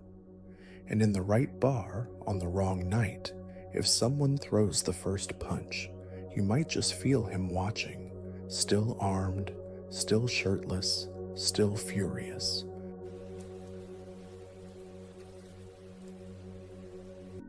Athena, famously born from Zeus's skull fully armed and already tired, built her legend not on steamy affairs or heroic brawls, but on the thankless grind of keeping mortals slightly less disastrous. Between dodging unsolicited matchmaking and turning Medusa into a monster, her story is one of calculated vengeance, divine strategy, and the relentless pursuit of order in a world bent on chaos. The trouble with divine parenthood is that it rarely makes sense even to the gods themselves. Take Zeus, for instance, a serial romantic whose idea of family planning involved shape-shifting into livestock, and then acting surprised when the offspring showed up wielding thunderbolts, tridents, or worse, requests for an allowance. Yet of all his paternity misadventures, none was quite so spectacularly absurd as the birth of Athena, the fully armoured embodiment of wisdom, strategic warfare, and, in retrospect, corporate efficiency. It all started, as these things often do, with a prophecy. The problem with prophecies on Olympus was that they multiplied like unpaid invoices. An ominous line from Gaia here, a cryptic rhyme from an oracle there, and soon enough, the gods had a backlog of forewarnings so thick even Hermes couldn't speed deliver them. In this particular case, the memo foretold that Métis, titaness of wisdom, strategy, and most ironically caution, would bear Zeus a child more powerful than he. Zeus, whose management style can best be described as act first, do the thinking never, immediately solved the problem by swallowing Métis whole. It was a bold move that spared him the embarrassment of raising a usurper, but introduced an entirely new form of indigestion. For months, divine gestation, like divine bureaucracy, knows no clear timeline. Zeus carried the unborn goddess around in his cranial cavity. The headaches that followed were monumental, even by Olympian standards. Mount Olympus itself shuddered under his groans, and lesser deities made a brisk business selling thunderstorm insurance to mortals. What no one realized was that these migraines were less a medical problem and more a structural one. A full-grown goddess of war and wisdom was trying to file her exit paperwork from inside his skull. When the pressure finally reached a point that even Zeus could no longer ignore, roughly coinciding with a board meeting he couldn't cancel, he ordered Hephaestus, Olympus's unofficial IT department, to do something about it. And so, in what remains history's only medically approved cranial splitting, Hephaestus cracked open Zeus's forehead. Out leapt Athena, fully grown, fully armoured, and in possession of an expression that suggested she'd already had enough of everyone's nonsense. Mortals like to romanticize this moment as a grand symbol of wisdom's birth. In truth, it was closer to an unplanned product launch. The Olympian pantheon, ever alert to new power shifts, braced for disaster. But Athena, unlike her half-siblings, didn't immediately start demanding shrines or staging divine tantrums. Instead, she adjusted her helmet, nodded curtly at the family, and got straight to work, thus earning her reputation as the patroness of those who actually get things done. Of course, being born from Zeus's skull did come with certain drawbacks. For one, Athena never quite grasped the point of mother-daughter brunches, given her mother now existed only as a disembodied voice of strategy rattling around somewhere in Zeus's grey matter. Family gatherings were complicated further by Hera's eternal suspicion that every new child was yet another of Zeus's romantic side quests. Athena, to her credit, quickly demonstrated a professionalism so relentless even Hera had to admit she was different, though she still kept a careful eye on who received the better temple budgets.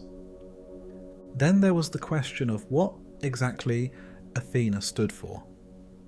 Olympian job descriptions were rarely clear, but Athena's was vague even by immortal standards. Wisdom sounds impressive until you realise it covers everything from city planning to deciding which spear length best discourages a drunken satyr. Strategic warfare offered more prestige, but risked overlapping with Ares, whose approach to war involved less strategy and more stab everything repeatedly. And then there were crafts, weaving, pottery, and architectural design, proving once again that divine portfolios, like mortal resumes, tend to list every minor skill just to look well-rounded. This dizzying array of responsibilities made Athena the patron goddess of multitasking. While other deities focused on single branding campaigns, love, the sea, harvest, Athena juggled city walls, loom patterns, and battlefield tactics, often on the same afternoon. Mortals, ever eager to organise divine chaos into something understandable, eventually settled on calling her the goddess of civilization itself. This was accurate in the same way calling the sea damp is accurate. True, but missing most of the complexities. Naturally, the other gods viewed her with suspicion. After all, Athena's mere existence was proof that raw intelligence, rather than brute force or seduction, could claim a prime seat at Olympus's overcrowded table.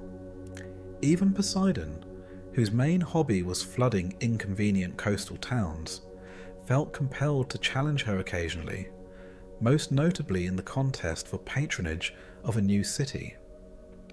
Athena's gift of the olive tree, a symbol of peace, commerce, and the vague promise of gourmet appetizers, won the citizens over, defeating Poseidon's alternative proposal, an enormous saltwater spring nobody had asked for.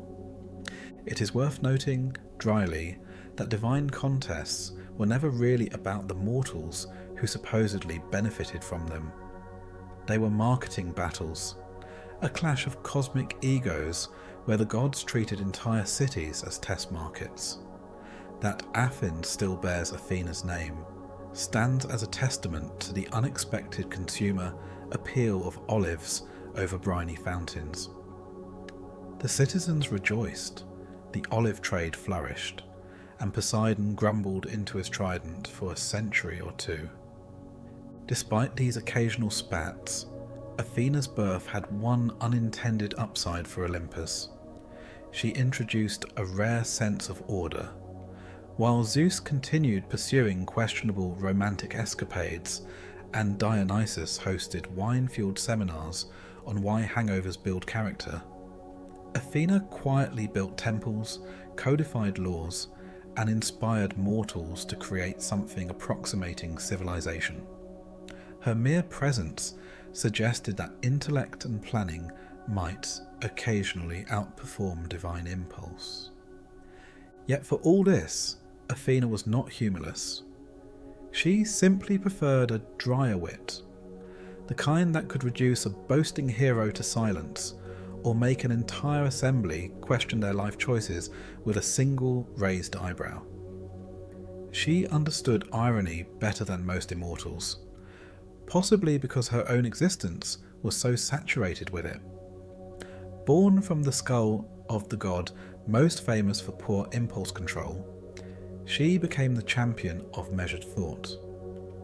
Created to avoid a prophecy, she ended up fulfilling the prophecy's spirit anyway by wielding enormous influence, just not through rebellion, but through relentless competence.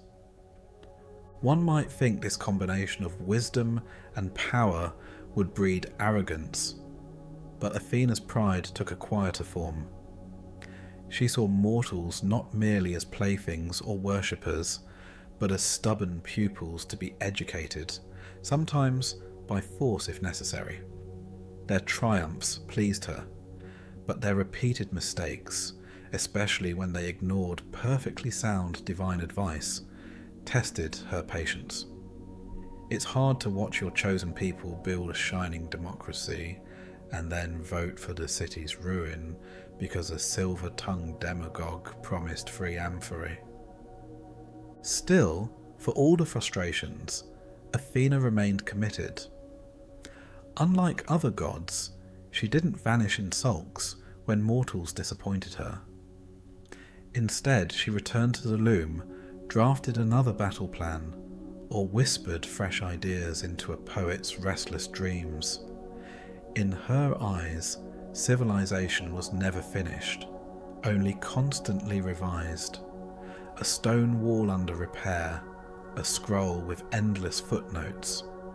And so, from the moment she stepped out of Zeus's forehead, helmet gleaming, shield ready, Athena began her career as Olympus's quiet fixer, the divine project manager no one had asked for, but everyone begrudgingly needed. Her siblings kept the wine flowing, the love affairs tangled, and the wars dramatic. Athena kept the walls standing, the laws coherent, and the mortals occasionally thinking before acting. In the next part, we shall observe how this tireless dedication played out, from bickering with Ares to assembling temples and tax codes, and why even a goddess of wisdom couldn't quite stop civilization from tripping over its own marble doorstep. After all, even the best strategic plan rarely survives first contact with human nature, and Olympus, as always, remained an ongoing case study in exactly that. If there is one universal truth on Olympus, it's that nothing stays simple for long, not even wisdom. From the moment Athena sprang, fully formed and fully armoured, from Zeus's cranium, the concept of wisdom became a dangerously flexible brand, endlessly stretched, redefined, and subjected to the same committee-driven chaos that eventually ruins all good ideas. At first, mortals assumed Athena's patronage would be strictly philosophical: scrolls, sober debate, and the occasional lecture about civic duty. But the gods, like mortal corporations, understood branding better than anyone. And so, Athena's portfolio quietly ballooned to cover crafts, strategic warfare, city planning, shipbuilding, and an alarmingly specific list of household projects. By the time the dust settled, she was somehow responsible for everything from olive oil quality standards to battlefield logistics, effectively making her Olympus's chief operations officer minus the corner office. The problem with such a sprawling portfolio was the paperwork. Even a goddess can't oversee city walls, pottery kilns, and defensive alliances without generating mountains of administrative scrolls. The mortals, eager to please their patroness, dutifully produced records, plans, and tax codes by the amphora load, all stamped approved by Athena, in the fervent hope that she might actually read them. She did, of course, albeit with the resigned air of someone who knows she'll have to rewrite them anyway. Meanwhile, Olympus itself offered all the professional support of an unhelpful HR department. Zeus, for instance, preferred to measure divine success by the number of gold statues erected in his honour, which did little for Athena's urban development projects. Hera managed domestic affairs, by which she mostly meant plotting revenge on Zeus, and Dionysus, when sober enough, occasionally lent a sympathetic ear, before forgetting the entire conversation. Only Hephaestus proved truly useful, forging weapons, shields, and, in moments of surprising generosity, budget-friendly temple fittings. Yet Athena's real challenge wasn't the scroll towers threatening to topple in her temple offices. It was her half-brother Ares. Officially, both were gods of war, but their philosophies differed so profoundly they might as well have been employed by rival consulting firms. Athena championed strategy, formation discipline, and the delicate art of winning wars without destroying everything worth having. Ares, by contrast, saw combat as an elaborate excuse for creative homicide, measured exclusively in enemy skulls and personal glory. Mortals, in their usual fashion, were torn between these approaches. The wiser generals prayed to Athena for guidance before campaigns, built walls, trained troops, and crafted diplomatic treaties. The more excitable types found Ares' simpler message, stab until victorious, more immediately appealing. In countless conflicts, the two divine siblings found their influence clashing indirectly on mortal battlefields. A cosmic argument fought with hoplites instead of words. Of course, Olympus, like any family business, refused to acknowledge this internal competition outright. Publicly, Athena and Ares were expected to play nice, attend the same divine banquets, and offer blandly supportive statements about valuing diverse approaches to conflict. Privately, Athena kept a mental ledger of every city sacked under Ares' dubious patronage, and Ares likely decorated his personal quarters with casualty figures that annoyed her the most. Athena's frustration lay not in Ares himself. She had long accepted his existence as one of Olympus's regrettable fixed assets, but in mortal inconsistency. Cities that pledged devotion to her carefully crafted defensive plans would, in moments of panic or hubris, suddenly pivot to Ares, deciding that brute force was faster than building another layer of city walls. Predictably, these cities often regretted it, usually while on fire. But the cycle repeated with the regularity of poorly timed sacrifices. Faced with this perpetual brand confusion, Athena turned to what any self-respecting divine strategist would: rebranding. After all, if wisdom alone failed to inspire consistent loyalty, perhaps broadening the definition would, and so her temples doubled as craft workshops, art schools, and lecture halls. Pottery, weaving, and architecture became holy pursuits. not because Athena personally needed another amphora, but because tying civic identity to craftsmanship made cities harder to conquer and easier to unify. It was a subtle but effective pivot.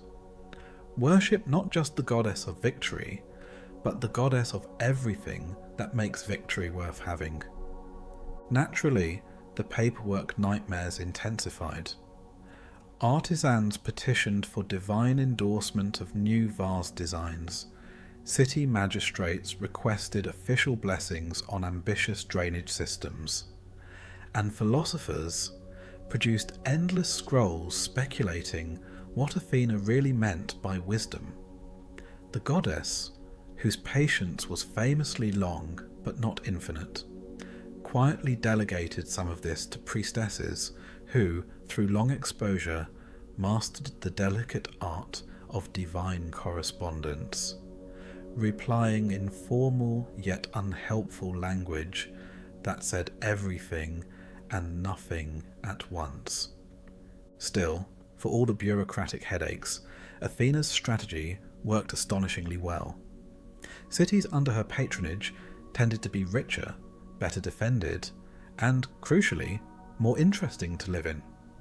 When travellers spoke of cultural marvels, advanced laws, and libraries of scrolls, they spoke of Athena's cities.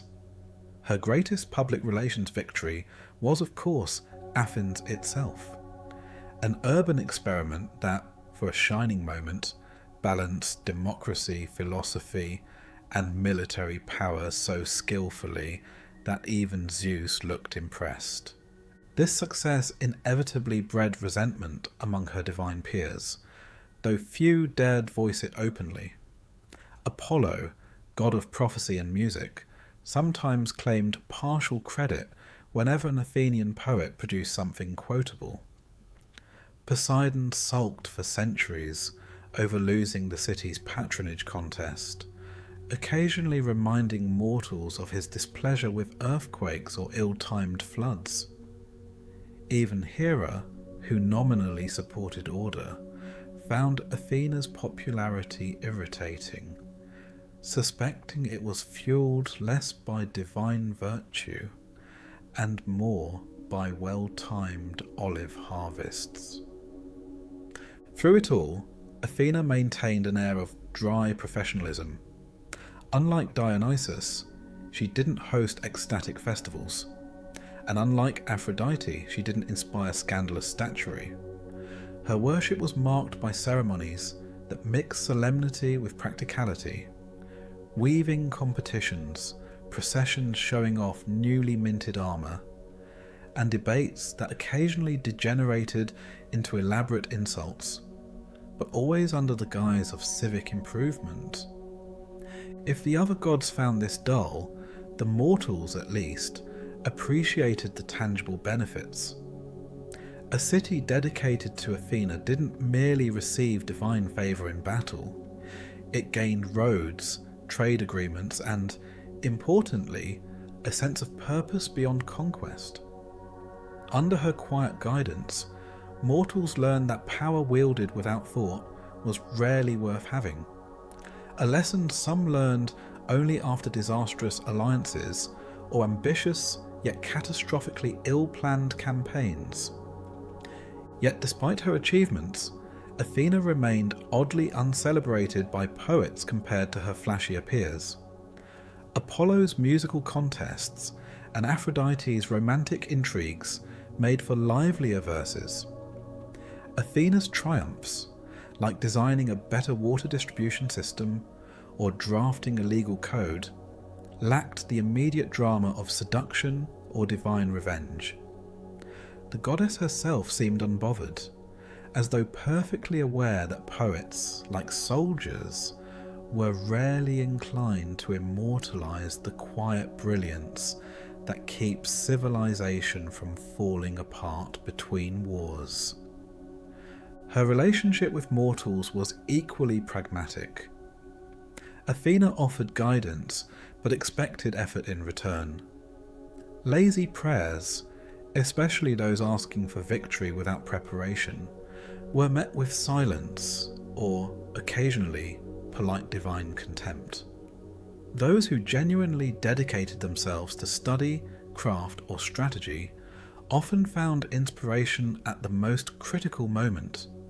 A sudden idea for a defensive maneuver, a pattern that turned ordinary cloth into art, or a speech that swayed an assembly teetering on the brink of folly.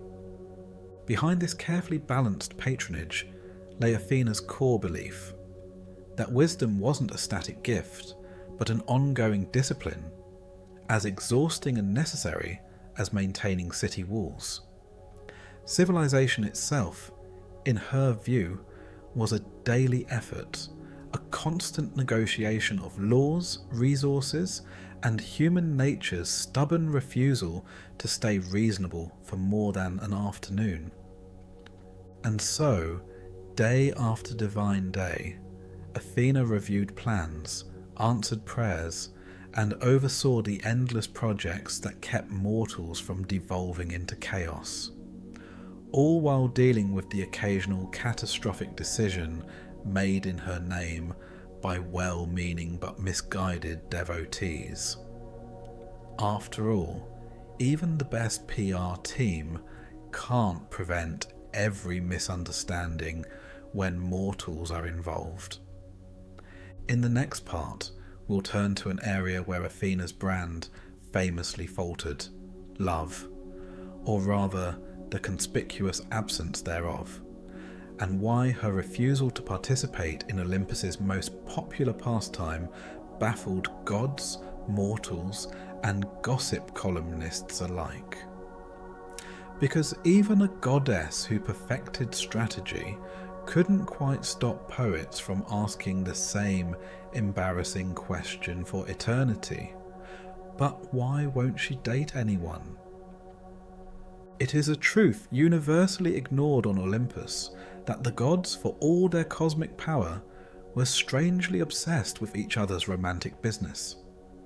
Affairs, flings, betrayals, these were the currency of divine gossip, traded over ambrosia the way mortals might swap market rumours. And yet, amid this endless swirl of seduction and scandal, there stood Athena, immovable, imperturbable, and to the exasperation of poets everywhere, completely uninterested. Her commitment to chastity, publicly framed as a dignified devotion to duty, created an irresistible mystery. Poets, sculptors, and speculative philosophers alike found the concept both baffling and tantalizing. After all, what was the point of divine beauty, keen intellect, and power if not to generate at least one catastrophic love triangle? The question alone kept entire generations of lyricists employed, despite producing exactly 0 romantic tragedies to set to verse. One must remember that on Olympus, abstaining from romance was itself a kind of rebellion. Aphrodite turned heads merely by existing. Zeus's conquests numbered higher than the stars he flung across the sky, and even Hera, despite decades of wedded irritation, was not above inspiring the occasional illicit crush. By contrast, Athena's private life was as empty as a freshly swept temple floor, which paradoxically made it a topic of endless speculation. It wasn't for lack of opportunity, at least if we trust the half-baked tales whispered in Olympus's marbled halls.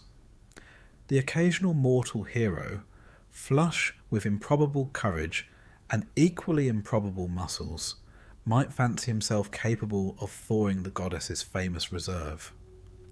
These hopeful souls inevitably discovered 2 things. First, that Athena's gaze could reduce even the most lion-hearted to apologetic silence. And second, that divine disinterest is far more absolute than mortal rejection. One can only imagine their embarrassment afterward, composing sombre hymns to the unconquerable heart, and quietly omitting the part where the heart in question had never shown the slightest flicker of interest to begin with. Yet rumours persisted, as rumours always do. Some suggested she merely waited for an intellect equal to her own, a hero of such wit and wisdom that even she might be intrigued. Others muttered about secret affections cleverly disguised as patronage. A few, braver in stupidity than sense, proposed that perhaps the goddess had already fallen in love but refused to admit it. These theories enjoyed a brief vogue among poets before collapsing under the crushing weight of Athena's consistent, decades-long indifference. Even among the gods, her romantic silence became an enduring puzzle. Aphrodite, who took the divine equivalent of professional pride in her matchmaking, is said to have treated Athena as Olympus's great unfinished project. Attempts, subtle, unsubtle, and occasionally humiliating, were made to nudge the goddess toward a passing fancy, always to no avail. Athena's response, though never recorded in words, was implied in every dismissive tilt of her helmet, an unspoken reminder that wisdom, unlike wine or bronze, is not forged in passion's fire. To be fair, her refusal had less to do with disdain for romance than with a practical awareness of its cost. Even a cursory glance at Olympus's love stories read like cautionary tales. The jealousies, the cursed offspring, the multi-generational blood feuds. If mortals saw love as divine blessing, Athena saw it as a logistical disaster waiting to happen. The first domino in a chain that ended with burning cities and awkward family gatherings. Her eternal maidenhood, then, was less a rejection of feeling and more a form of strategic abstinence. A refusal to introduce yet another source of chaos into a universe already brimming with it. And still, the mortal world couldn't help but take it personally. Statues dedicated to her typically depicted a serene, armoured figure with an expression just short of a sigh, as if the sculptor hoped to coax some softer emotion from marble. Poets lamented the cold heart of stone, ignoring that the same stone had built their walls, taught their laws, and occasionally saved them from total ruin. They spoke as if romance were the only measure of worth, failing to recognise the quiet devotion embedded in every temple column and city street bearing her name. Naturally, this frustration spilled over into myth-making of the clumsiest sort.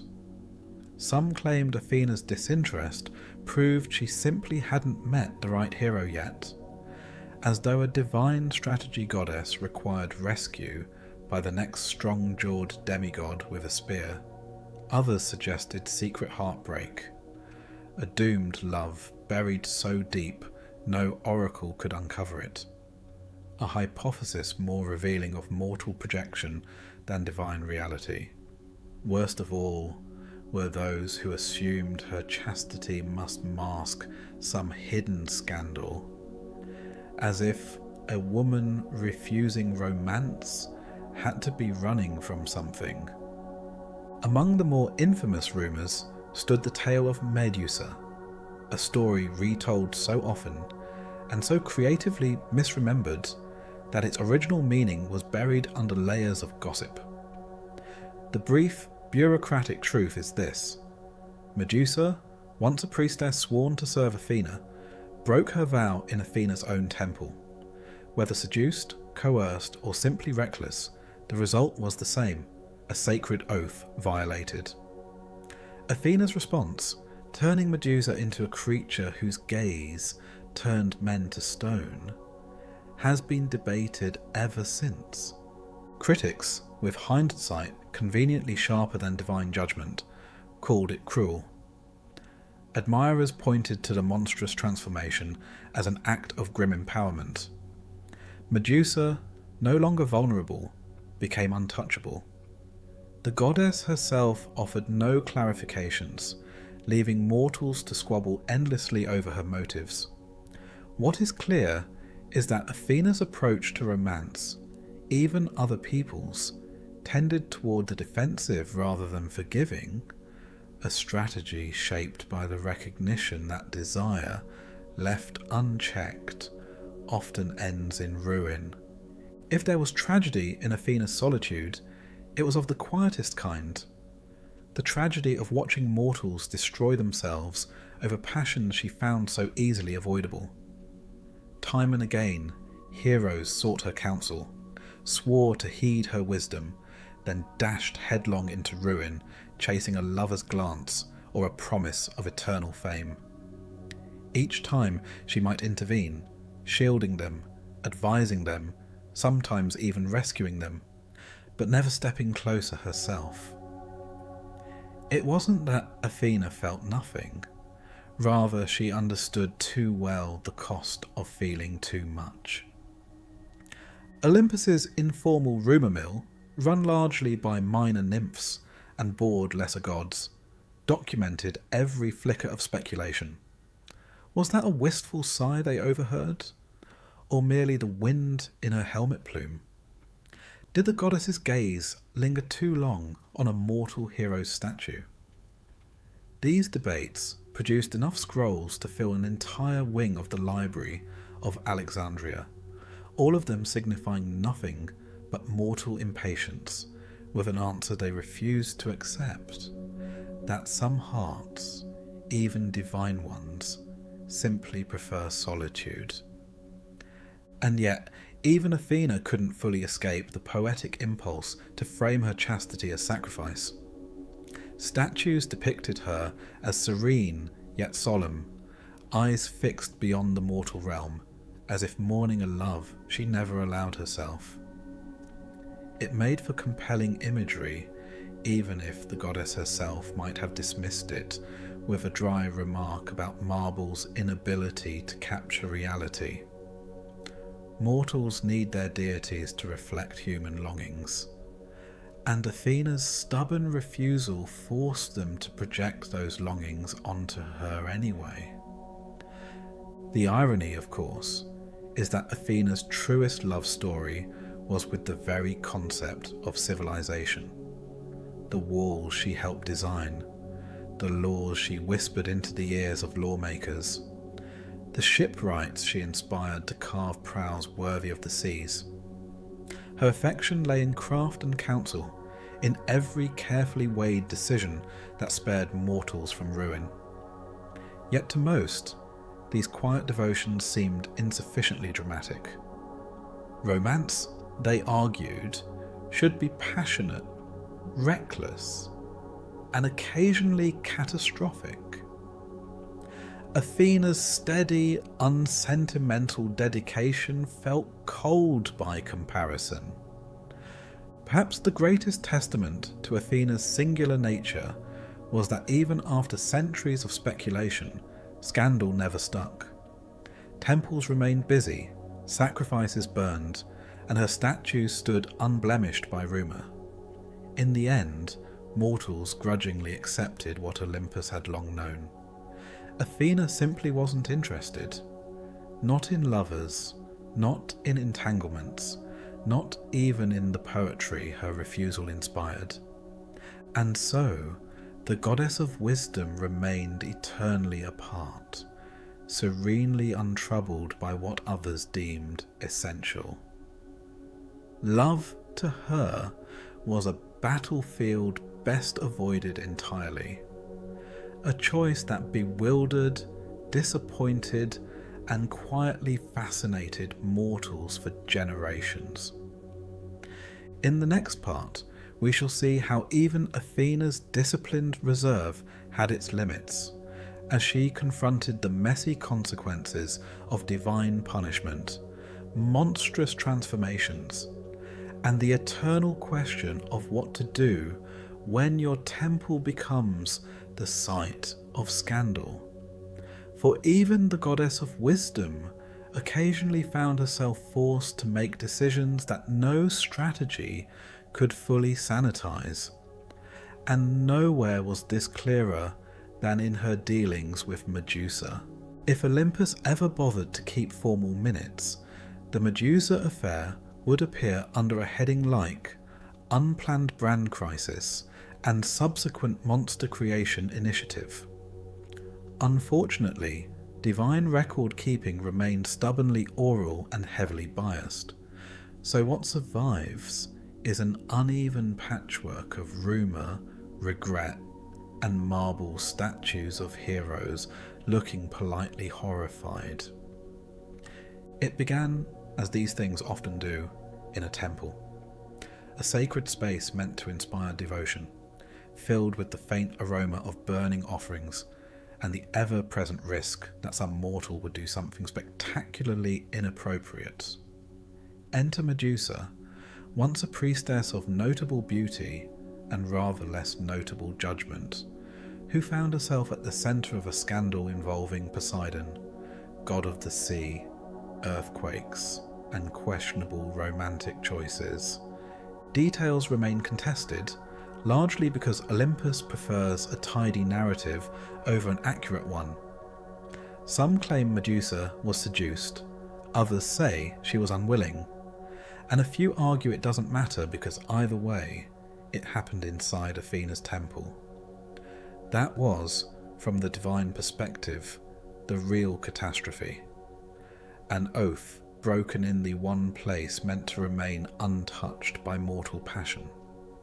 The gods, like bureaucracies everywhere, could forgive many things: failure, arrogance, hubris on Tuesdays. But they drew the line at tarnishing the brand. Athena's reaction has been endlessly debated by mortals, most of whom assume goddesses must experience human dilemmas in exactly the same way. Did she feel pity, fury, indignation? Or was it, as seems most likely, the divine equivalent of discovering someone spray-painted obscenities on the walls of your brand new headquarters? A cold, appalled recognition that action must be taken to protect the enterprise. The chosen response was, in hindsight, dramatic. Medusa was transformed from a priestess admired for her beauty into a creature whose gaze turned living things into stone. Mortals, quick to spot an allegory, read it as punishment for vanity or as cosmic victim-blaming. Others saw it as an act of protection, rendering Medusa untouchable, quite literally, to any further violation. Athena herself offered no clarification, leaving the world to spin theories while she got back to drafting municipal codes and designing new spearheads. From a purely functional standpoint, the decision made a twisted sort of sense. Monsters, after all, were part of the Olympian toolkit, living cautionary tales that reinforced divine authority. Why pen 1,000 moral scrolls warning mortals against sacrilege when you could create a single, unforgettable example? The stone-carving gaze proved efficient, a permanent deterrent, instantly recognizable, and cost-effective in the long run. No mortal ever again considered misusing Athena's temple space, once word spread that doing so might result in permanent statuary. Of course, managing the aftermath required its own delicate strategy. Medusa was, after all, once under Athena's patronage. Her transformation risked looking vindictive, inconsistent with the goddess's carefully curated brand as the patroness of justice and reason. The solution lay, as always, in narrative control, emphasizing the sanctity of vows, the gravity of sacred spaces, and, crucially, keeping the conversation away from the details that raised uncomfortable questions. Mortals, being mortals, preferred mythic drama over nuance. Medusa quickly became a monster in popular imagination, terrifying, exotic, and conveniently feminine in her fatal power. Sculptors and poets revelled in the horror, producing countless images of coiling serpents and staring eyes, each new piece cementing, sometimes literally, Medusa's role in the cultural canon. Athena's own statues, by contrast, remained serene, armoured, and unyielding, as though politely declining to engage with the controversy. What is often overlooked is that Medusa was not Athena's only creative punishment. The goddess's disciplinary portfolio, though less famous, includes other memorable projects, proof that even wisdom occasionally expresses itself through strangely personal vengeance. Consider Arachne, a mortal weaver whose tapestries were so exquisite that they drew compliments Athena herself might have envied. When Arachne dared claim her skill surpassed the goddess's own, Athena challenged her to a contest. The mortal's work, predictably, was beautiful, and, just as predictably, impious. Scenes mocking the gods' many scandals. Athena's reaction was a masterclass in divine HR, swift, symbolic, and with enduring consequences. Arachne was transformed into a spider, condemned to weave forever in miniature. Mortals still debate whether this was cruelty or mercy, but from a brand perspective, it was brilliant. A cautionary tale that protected divine dignity while inventing a whole new family of creatures to populate the corners of mortal dwellings. One cannot help but admire the efficiency. These acts collectively reveal something fundamental about Athena's character. Her punishments were rarely random. They always reflected the offence: misuse of beauty, pride in craft, defilement of sacred space, and transformed it into something instructive. A mortal might see tragedy. Athena saw rebalancing. For a goddess sworn to uphold order, allowing such breaches to pass unremarked would undermine everything she worked to build. Yet, even the most elegantly reasoned punishments carry unintended consequences. Medusa's story, once released into mortal rumour, refused to stay neat and instructional. Heroes, driven by prophecies and ambition, decided her head was a trophy worth risking petrification. Perseus famously succeeded, armed with divine tools ironically provided in part by Athena herself. It is difficult to know if she approved of the plan, tolerated it, or simply recognised that heroes, like bureaucrats, will chase glory no matter what the manual advises. The result was a bizarre epilogue. Medusa's head, severed and still potent, became Athena's most famous accessory, mounted on her shield as the Gorgoneon. From a branding perspective, it was undeniably effective, an unmistakable emblem of divine power that turned enemies to stone mid-charge. Yet it also immortalised a paradox. The goddess of wisdom carrying the severed head of a woman she had once protected and punished. Mortals, predictably, found the image both terrifying and mesmerising, never quite sure what it signified beyond the obvious message: do not trifle with Athena. In quieter moments, if a goddess of strategic discipline allows such indulgence, Athena might have reflected on how easily punishment bleeds into spectacle. The monster designed to prevent sacrilege became an icon. The cautionary tale turned trophy.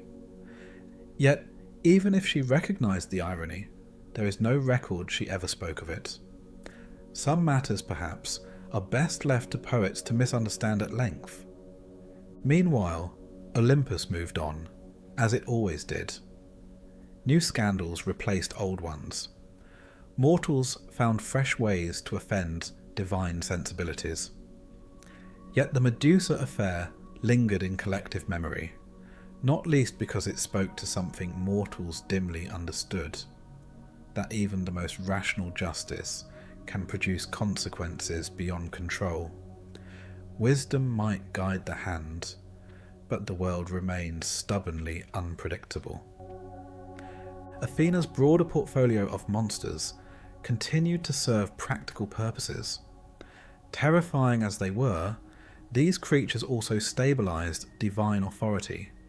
Each hiss of a snake, each glint of spider silk, quietly reminded mortals that oaths matter, that pride invites ruin, and that the gods see everything, even what is done in secret.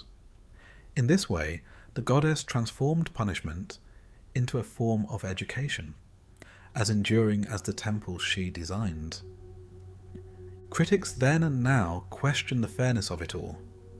Why should a mortal's single act result in eternal monstrosity? Yet fairness was never the point. Order was.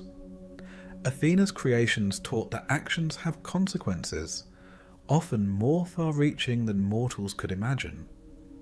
It was, in its way, the purest expression of strategy, turning even violations of sacred trust into tools for preserving that trust in the future. And so, the goddess continued her work, reviewing plans for city walls, answering the prayers of artisans, and occasionally drafting new policies on divine punishment. The Medusa incident, though uniquely dramatic, was just one file in an ever-growing cabinet labelled Mortals and Their Terrible Decisions. Athena might have preferred a world where such measures weren't necessary, but she knew better than to expect one. Yet even wisdom has its limits, and the creation of monsters, however practical, left a shadow on the goddess's otherwise carefully maintained legacy.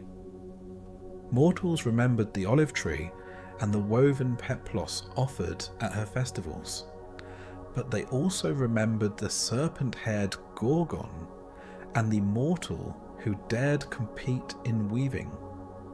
In the end, the divine brand was never entirely hers to control.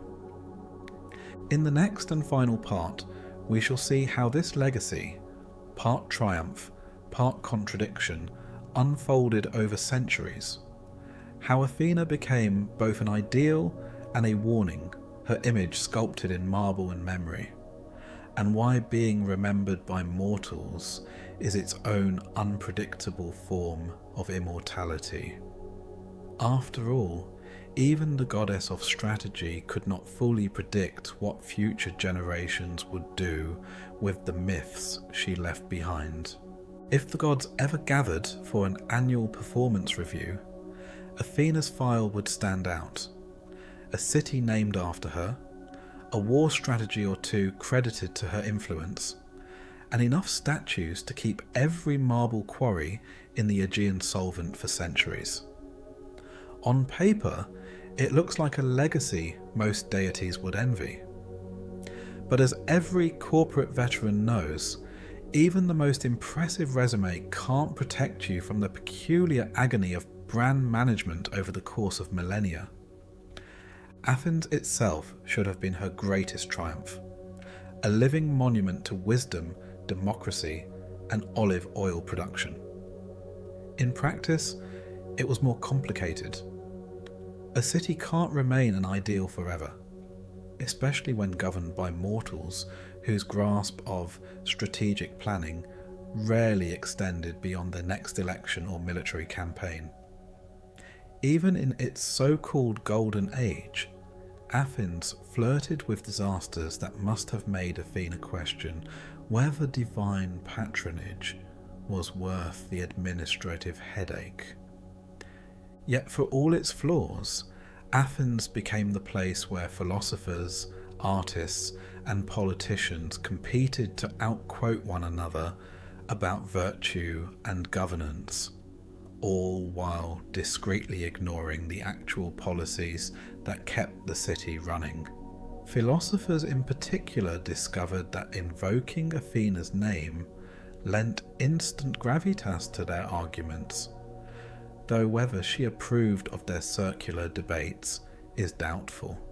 After all, a goddess who valued practical solutions might have had little patience for discussions that never produced anything more concrete than a new school of thought and a few smug students. As centuries turned into centuries more, Athena's brand faced the same inevitable wear and tear as any legacy product. The Parthenon, that marble-clad press release to the world, began to crumble, its columns slowly surrendering to time, war, and the occasional gunpowder mishap. Priests were replaced by tour guides, orators by historians, and sacred processions by photo-snapping tourists in comfortable sandals. The once living cult of Athena shrank to footnotes in travel guides, and the goddess herself faded into symbol, her name invoked not in prayers, but in architectural dissertations. It didn't help that mortals proved incapable of leaving any myth well enough alone. Sequels, prequels, and contradictory spin-offs proliferated like ivy on a neglected temple wall. Athena transformed from stern strategist to a figure of serene wisdom, then occasionally to a vengeful maiden, depending on the writer's mood or political needs. Poets painted her as a lonely immortal, historians recast her as a civic mascot, and modern storytellers added speculative character arcs that would have baffled even the most imaginative oracle.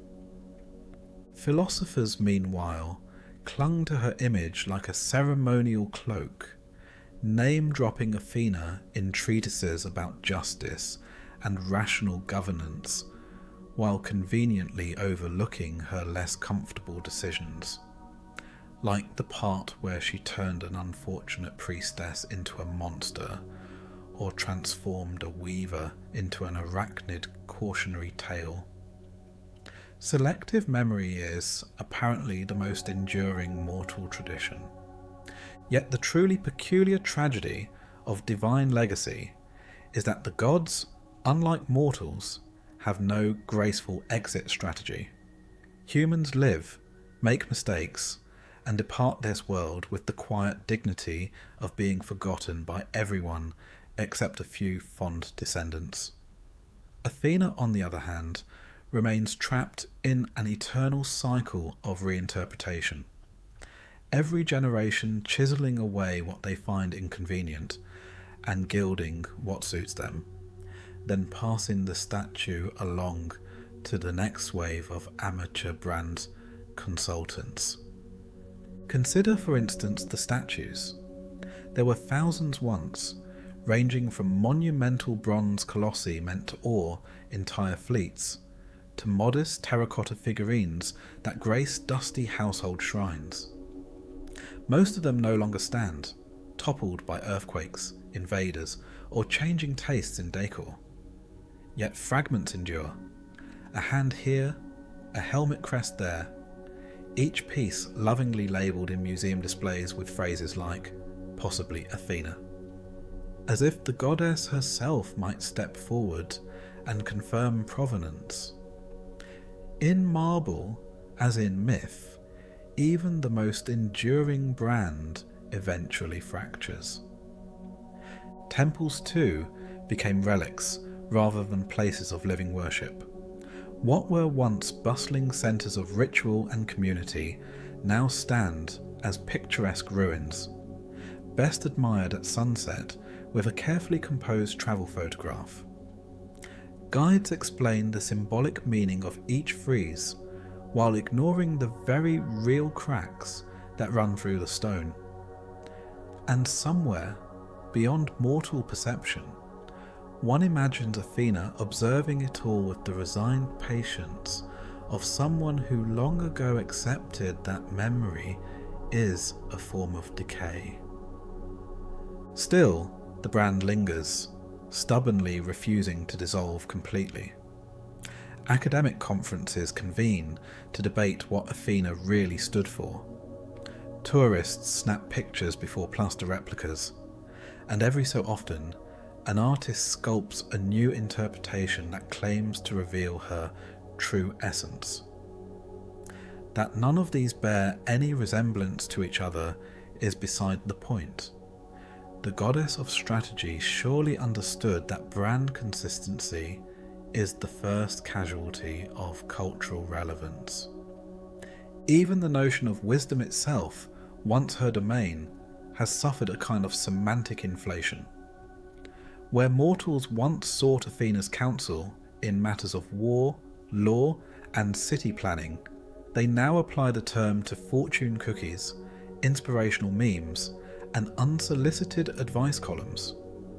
The word strategic is invoked for everything from board meetings to marketing campaigns, an evolution that would likely amuse or exasperate her in equal measure. Yet perhaps the most unexpected consequence of divine brand management is that being remembered becomes its own eternal service contract. For Athena, immortality means not peace, but perpetual responsibility, each new generation expecting guidance, inspiration, or at least a symbolic nod. Even as belief waned, the questions kept coming. What would Athena do?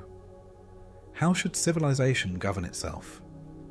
What is the balance between mercy and justice, strategy and force? To mortals, such questions appear flattering, proof that the goddess's influence endures. But the real burden lies in knowing that memory, like stone, erodes unevenly. What remains is rarely the full truth, only what proves useful, dramatic, or comforting to those who come later. The goddess of wisdom, whose very purpose was to weigh complexities, finds her image polished into something simpler than she ever was. The irony of it all, of course, is that Athena's true legacy wasn't marble statues or even the city that bore her name.